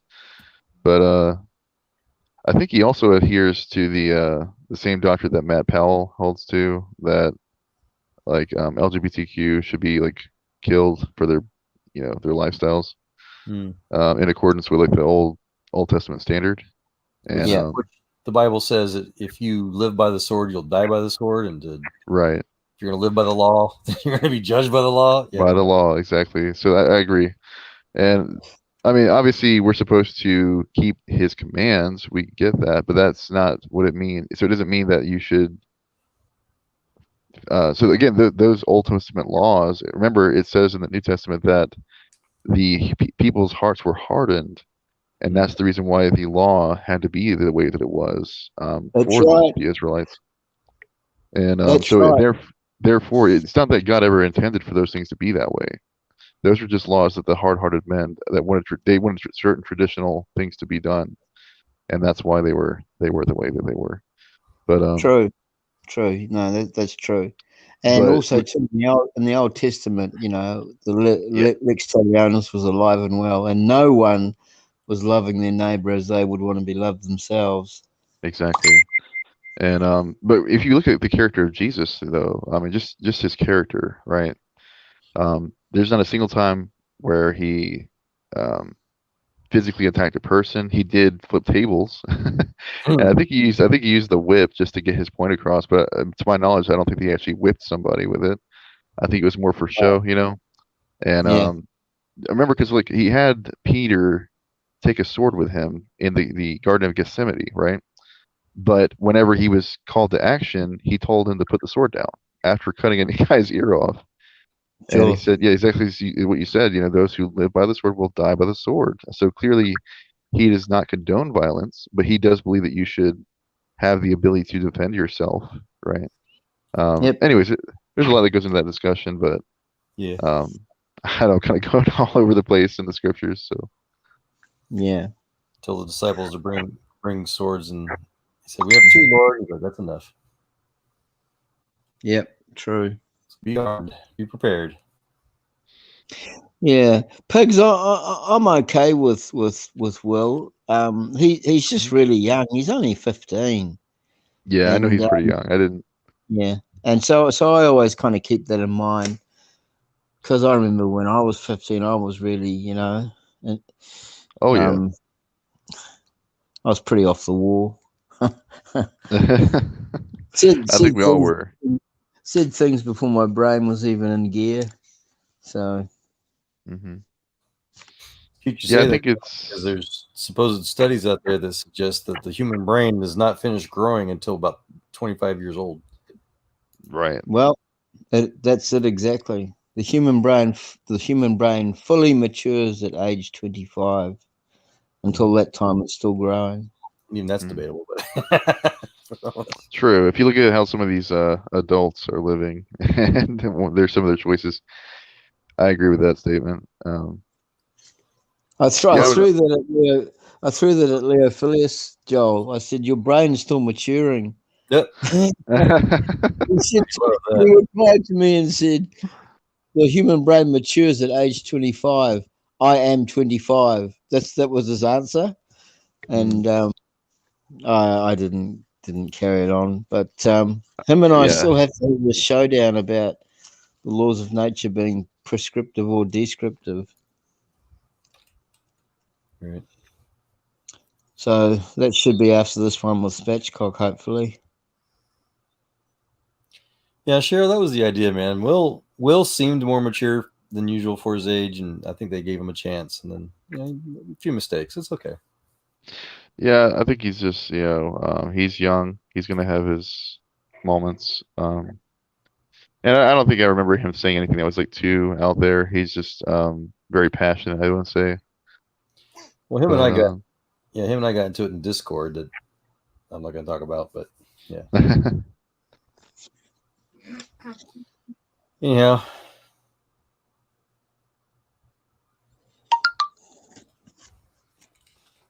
Chisel, come on, man. You can do it. There's plenty of work out there. Well, depends on your industry and location. There's still like California, for example. There's a huge protest. There was a police sergeant that's on the news recently because he's literally talking about how he's risking his career to say it. The governor Gasson, how you pronounce his name? Mm-hmm. He is releasing criminals that are literally putting, especially poor neighborhoods, in jeopardy. Yeah, it's just messing up jobs and messing up people's lives. And wow. I mean, this whole pandemic situation, I'm not trying to speculate, but I mean, with the way that it's been handled, first and foremost, none of the standards that were supposed to be upheld were actually upheld. So if we had to be completely logically consistent here, we're supposed to have like gas masks that you would see on like a Fallout.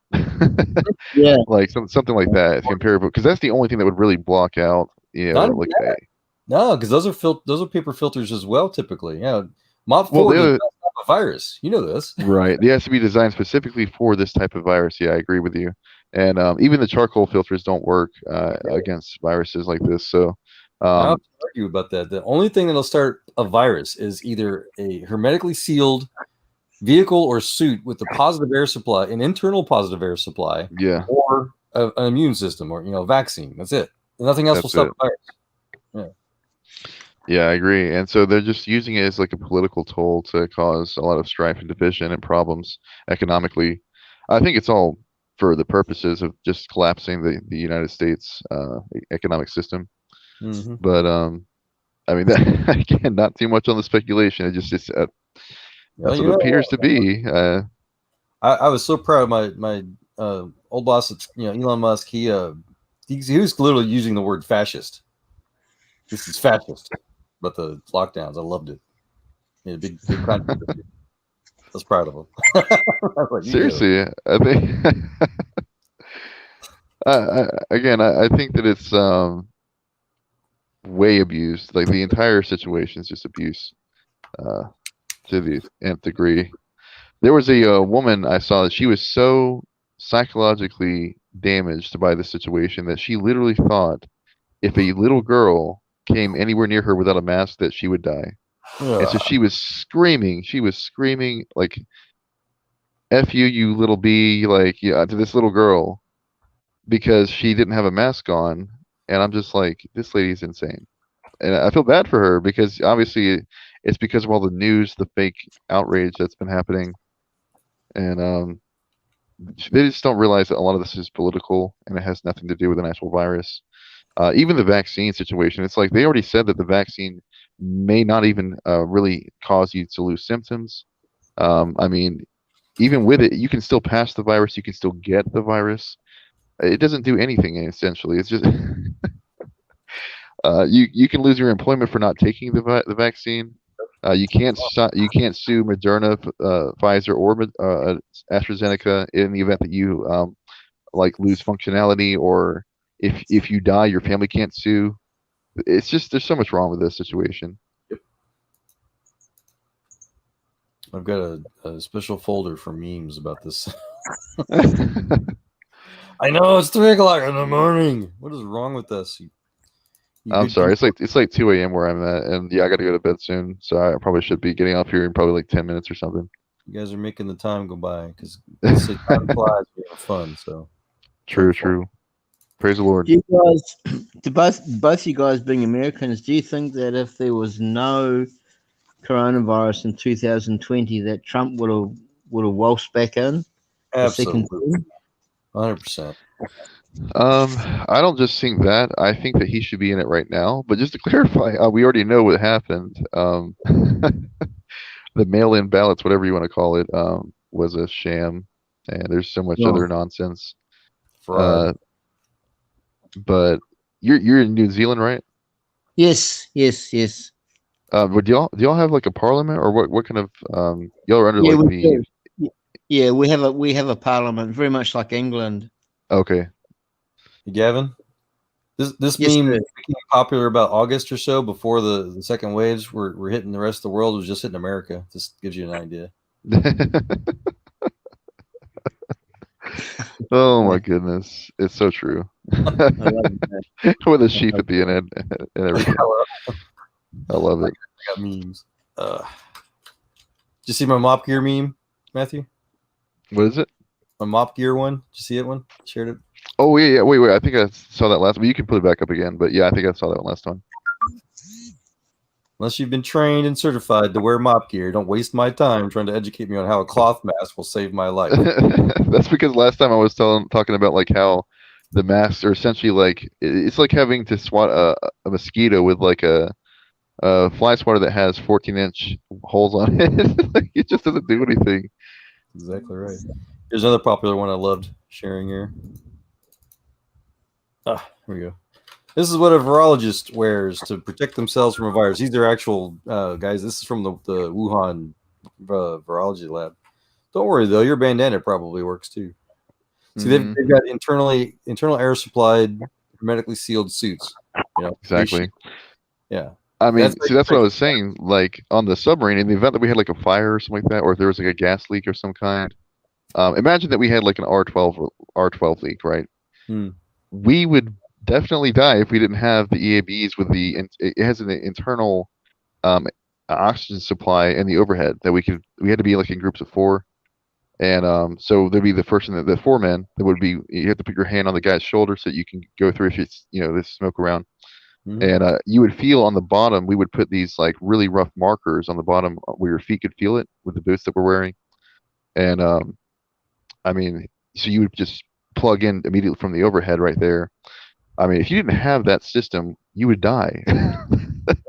That's how serious it is. And that's why I keep thinking that it just doesn't make any sense. If we're comparing situations here, like sure, there might be a virus, but I don't think it's anywhere near as hostile or viral as they are making it seem as it is.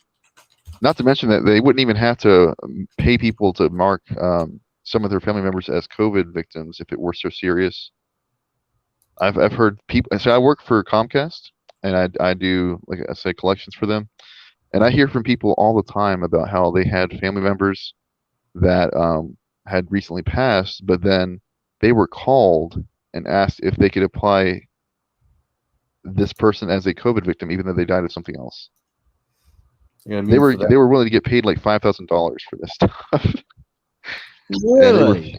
They were refusing, and of course, it was an anonymous caller too, so they couldn't even say that it was from like a specific person or a group. So that's the irony with it. And of course, since it's anonymous, they can't say it was traced back to the government or anything like that. But I've got professional medical doctors that have shared those details exactly. I don't know if you can see this meme here. Man eaten by shark dies from coronavirus. Oh my gosh. Is that like I was gonna say, is that on like the BNN? Babylon B. Those guys are hilarious actually. Yep. They had a meme they made about Alexandria Ocasio-Cortez being so stupid that she went to tie her shoes and then she choked herself with the laces or something like that. Rude. And I wasn't trying to be like mean. I just thought it was funny because I'm like, I can't, because I used to think that about her before. I'm like, well, oh well, I gotta stop. I gotta She's not stupid. She's just extremely wrong on purpose. Willingly ignorant, yes. Which I guess is stupid, but still. What was it? I think Kent Hovind says it's dumb on purpose. Yeah. Yeah, no. See, my biggest beef is that it's an exact violation of the First Amendment to not to allow people to peacefully assemble. It doesn't have there's not a contagion, whatever you call it, exception. Well, if you consider Governor Newsom in California, he was allowing strip clubs and bars to remain open, but he was shutting down all the churches. Well, not only that, but there's a bunch of complaints where restaurants they're struggling, they're going out of business because they're being forced to their table spaces and their clientele. But movie crews don't have those restrictions. So there's like news reports and stuff where this one lady in particular I remember seeing was taking a video, stepped right outside of her own restaurant. Across the street was a movie crew that wasn't following any of the rules that she was being forced to follow. That's putting her out of business. Yeah, hypocrisy. It's horrible. Yeah, there was another lady. Well, she had her business for like 50 years or something. Or, I'm sorry, she was one of a number of people that had owned it over the course of 50 years. But they had an original family that had been working there for almost the entirety of their the time that place was open, and this lady had put all of her savings, all of her investments into trying to keep the place open, just so that they had money in their pockets for them not to go, homeless or become homeless. And yeah, she lost everything. And then just like you were saying, that the other group, they had similar things that were supposed to be closing them down. So she had like a little canopy area outside that had spaced tables and everything, and it was the exact same thing that you saw just 50 feet away. Mm-hmm. As what they had set there. And it's as if it was just like a slap in the face. Basically saying, yeah, we own everything and you are being shut down because we can do it, right? Well, so again, the Constitution's got very strict laws about that we are allowing to be violated. Yeah, I agree. It's just to normalize things like this, to allow us to give up our rights. And I mean, what was it the founding fathers said, that those that are willing to give up their rights for security are not worthy of either, right? Yeah. Well, and even more modern than that, the Soviet socialist atheist fascists made it very clear for many decades that their whole strategy was to quote unquote destabilize the West and the nations that they wanted to conquer. And this is simply that. This is one of the many, many, many ways to destabilize American society. There was a guy, wasn't he like a KGB defector? I can't remember his name. Bezimov. It's not just American. That's right, Bezimov. Yeah.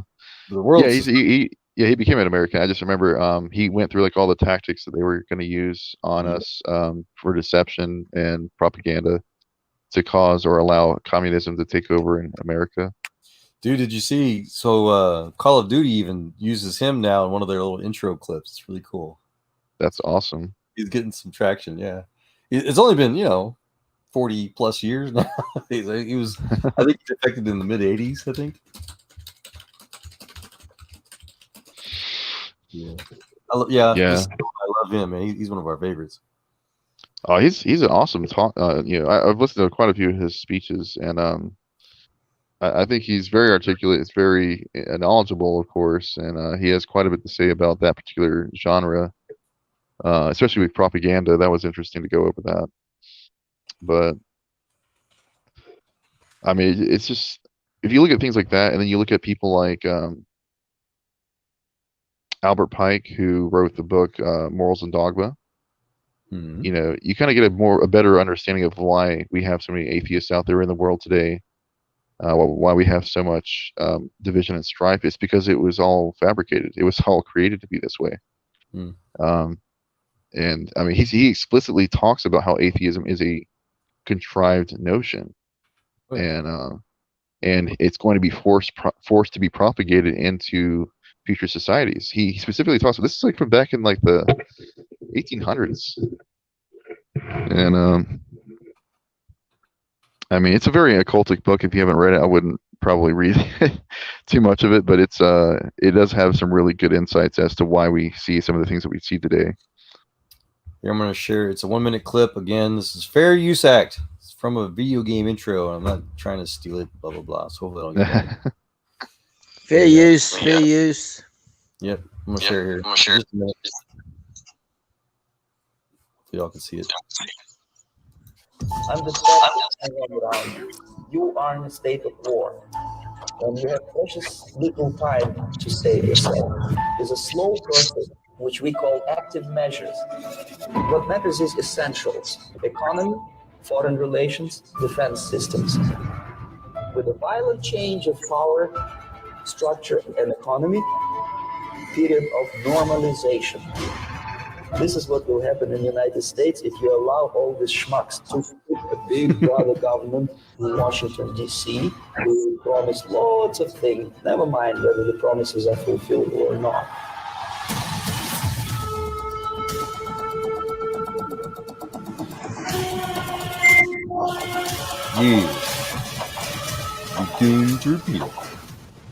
The disaster is coming closer and closer.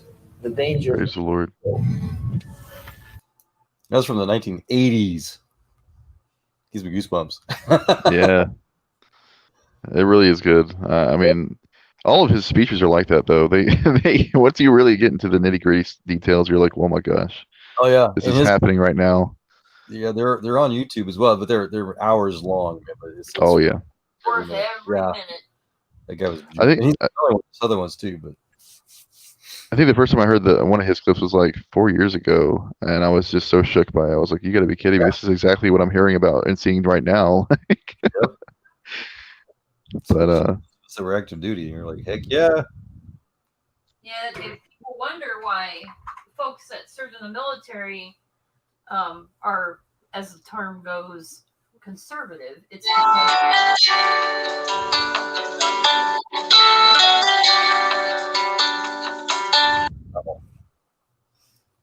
you know, what I was saying is they've already seen it in action overseas, and they don't want it happening here. That's what's the problem is we're seeing what we were sent to defend against. We're seeing it at home. Yes. Yeah. And that's what the Soviet guys are saying too. Look, we left the Soviet socialist, atheist, fascist, regime to get away from that stuff. Now here you idiots are doing it here. Yeah. Happened with Iran. That's right. What happened with Igor Shafarovich. That's how there's tons of them. There was a Ray Comfort guy that was talking about us watching once. Yeah, I've heard of him. Yeah, he told us about Charles Spurgeon and his situation where he was dealing with the Grand Showman. I forgot his name. Was it CK something? I think. I can't remember it. Anyways, he was trying to get them to do like a show where Charles Spurgeon could do give the gospel while they were doing the circus act, and he'd be given like a certain amount of money to do it. But then Charles Spurgeon sent him a letter and saying, thank you for offering, but here's my answer. It's going to be, you can find your answer. I think it was Acts 11 something. I forgot, but basically it was just saying, this is unrighteous, and you're perverting the gospel basically. And so it was really interesting to see that. But I keep hopping all over these different subjects. Sorry. No, that's what I want. There's when you look at it though from the outside, I think that one of the main things, because this is another thing that was brought up about that, is the push for LGBT. As a normalized lifestyle. People that are in like the higher positions, they already know like how this is going to fall. How the dominoes are going to fall whenever that comes up. Because if you look at history, every single culture, every single society that's ever had or allowed this to happen has crumbled by the end of it, because it allows so much to start. Like once you open the line, or I'm sorry, you cut back the line a little bit, it gets pushed further and further and further back, and eventually there's no line. There just simply isn't a line there anymore. I think that's a classic example of the fall of Rome. You know, when exactly. That's one of the prime examples. Yeah, I mean, they were allowing bestiality, pedophilia. I mean, Sparta. I think about it. There's all kinds of stuff they were doing, and I mean, that was just normal to them, right? Yep. And murdering Christians for sport. Yep. Yeah. And I mean, obviously, it normalizes things and allows other things to take place that should never happen in a society. And I mean, sure, people were going to hate that they have to be monogamous. I mean, I think that's just like the normal human proclivity, especially when you see people like in the Old Testament that had all these wives. You know, like if you're a guy and you're looking at things like that, you're like, well, then why is that there, right? But when it comes down to it, looking at the biblical perspective, we have to take it at what was created at the beginning, right? We had Adam and Eve. That's it. There wasn't some like, it wasn't Adam and then like 10 women, right? It was just one man, one woman, and that's all that you needed. And we were designed for a purpose, and I think we're just abusing the situation there. The way I like to debate that or argue that is that LGBT people, whatever you want to call them, they've always had the same exact civil rights and liberties as Exactly. They've always been able to. They've had the right to go to whatever church they want to and get married and do whatever they want. The only thing they couldn't do or haven't been allowed to is to get marry a government. The government basically. It wasn't recognized. The government even gave married couples, the heterosexual married couples. The only reason why those marriage tax exemptions even exist was to try to encourage childbearing, particularly during times of war or whatever. And that's the only reason. So that's the only beef. That's the only thing that the only quote right they had was they didn't have the religious tax exemption for being married to be able to encourage procreation. And so all the other things that they want to do as far as like being able to have access in hospitals or anything outside of that one thing with the government, that's a beef that they could have sued a hospital for. So bottom line though, when they take this to court and they try to force this on the rest of society, this is how basically people, anti-Christians or atheists, I just call them perverts. Perverts are literally trying to force their religion on everybody. That's the bottom line. Yeah, they are whom they claim others are. So, I mean, that's why they aren't even charitable with like the passages in the Old Testament. Like if you remember, that's that passage that talks about how they could allow the virgins to survive, and they would take them with them to keep them or whatever. A lot of times I hear that this is like a direct, it basically is saying that it condones, rape and slavery, sexual slavery, concubines, things like that. And I'm like, just because there were concubines in the Old Testament does not mean that it's being condoned, first of all. But second of all, no, that's something that you're implying. You are the one that's adding that to the scripture there, right?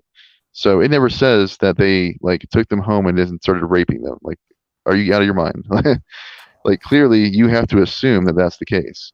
And not to mention, if you look at the whole of their law, it's actually against the law. Because remember, even fornication was something that they had, they had hard, strict laws against, So, and not to mention, if they did commit some kind of sexual offense like that, then they would have to pay the father of the person, of the woman, just to be able to marry her, and it had to happen. Otherwise, I think they were going to be stoned to death, if I remember correctly. It was a shotgun wedding. No, they weren't being stoned. Yeah, it was. If you go off and elope, basically is what that law says. Instead of the father paying the dowry, the normal dowry, the immoral husband has to pay the dowry, and they weren't going to be stoned. They just wouldn't be able to be allowed into regular society. They'd have to go and live somewhere else. Right. At least in the Jewish culture, yeah, I know that they would be at the very least shunned. But I mean, that would say that's actually a mercy. Yeah. Oh, and the other thing I wanted to add before I get beat up for everybody for the comment I made earlier was that the big hypocrisy, certainly about here in America, with the destabilization of trying to push sexual orientations as a religion on everybody. The hypocrisy of it, and the reason why they're not serious, is because other sexually perverted type stuff like polygamy, bestiality, all these other things, those are still illegal. So if the those types of other sexual quote orientations, they're not included with the LGBT movement. No one's trying to push for polygamy, for example. So, but that's the same exact reasoning for these other, exactly. Yeah, the only thing that allowed homosexuality to take place is the exact same reasoning. I agree. And that's the problem, is that it really, in the end, will allow them to cut back on all the laws. And where would the line be drawn? I mean, you would literally be allowed to say at some level that if an underage person is, having feelings for somebody of the same sex, or whatever, whatever the situation might be, that they are allowed now to make that decision consciously, even though we know that they don't even fully function mentally until about 25. That's a scientific fact now, right? So there's just so much wrong. That's why we're allowing children to basically cut their gonads off and pretend like they can change their gender identity or whatever you want to call it. None of that stuff even matters. I'm like, if you're a child, you need to be able to go out and just be a child. Yeah, again, that's these perverts. They're literally not only forcing their religion on the rest of society, they're trying to abuse children with it, like you're saying. Let kids be kids. Don't try to force your sexual perversions on them, which is what this is. Kids can't choose this for themselves. We have laws that say that kids can't make decisions until a certain age, but they'll say, "Oh, the child can decide." No, you have influenced this child to want to mutilate themselves. That's child abuse by definition. I agree. Yes, it is. Well, I mean, then you have examples like the woman from Texas who had, I think we talked about this before. I think it was me and you, where there's the young boy. I think he was 6 years old, and she was trying to force him to be a girl, basically. And the father was just disturbed by this, and she took it to court. Access to his own son, right? Yeah, and the thing is, like, whenever he was with the father, he just naturally didn't act like a girl. He just simply didn't. But he was being claimed to that was just his normal proclivities, which is a lie. And then, the woman wanted to pretending to be a girl just for his mom so he could get her affection, because she was it's called grooming. She was sexually grooming her own son. That's what that's called. Yeah, and I mean, well, for chemical castration too. I mean, why would you do this to your own child? I don't think she understands like how damaging that would be. It's perversion. I'm telling you. That's the problem to me, is that people seem to be too sensitive, or they want to be nice to call for what it is. Yeah.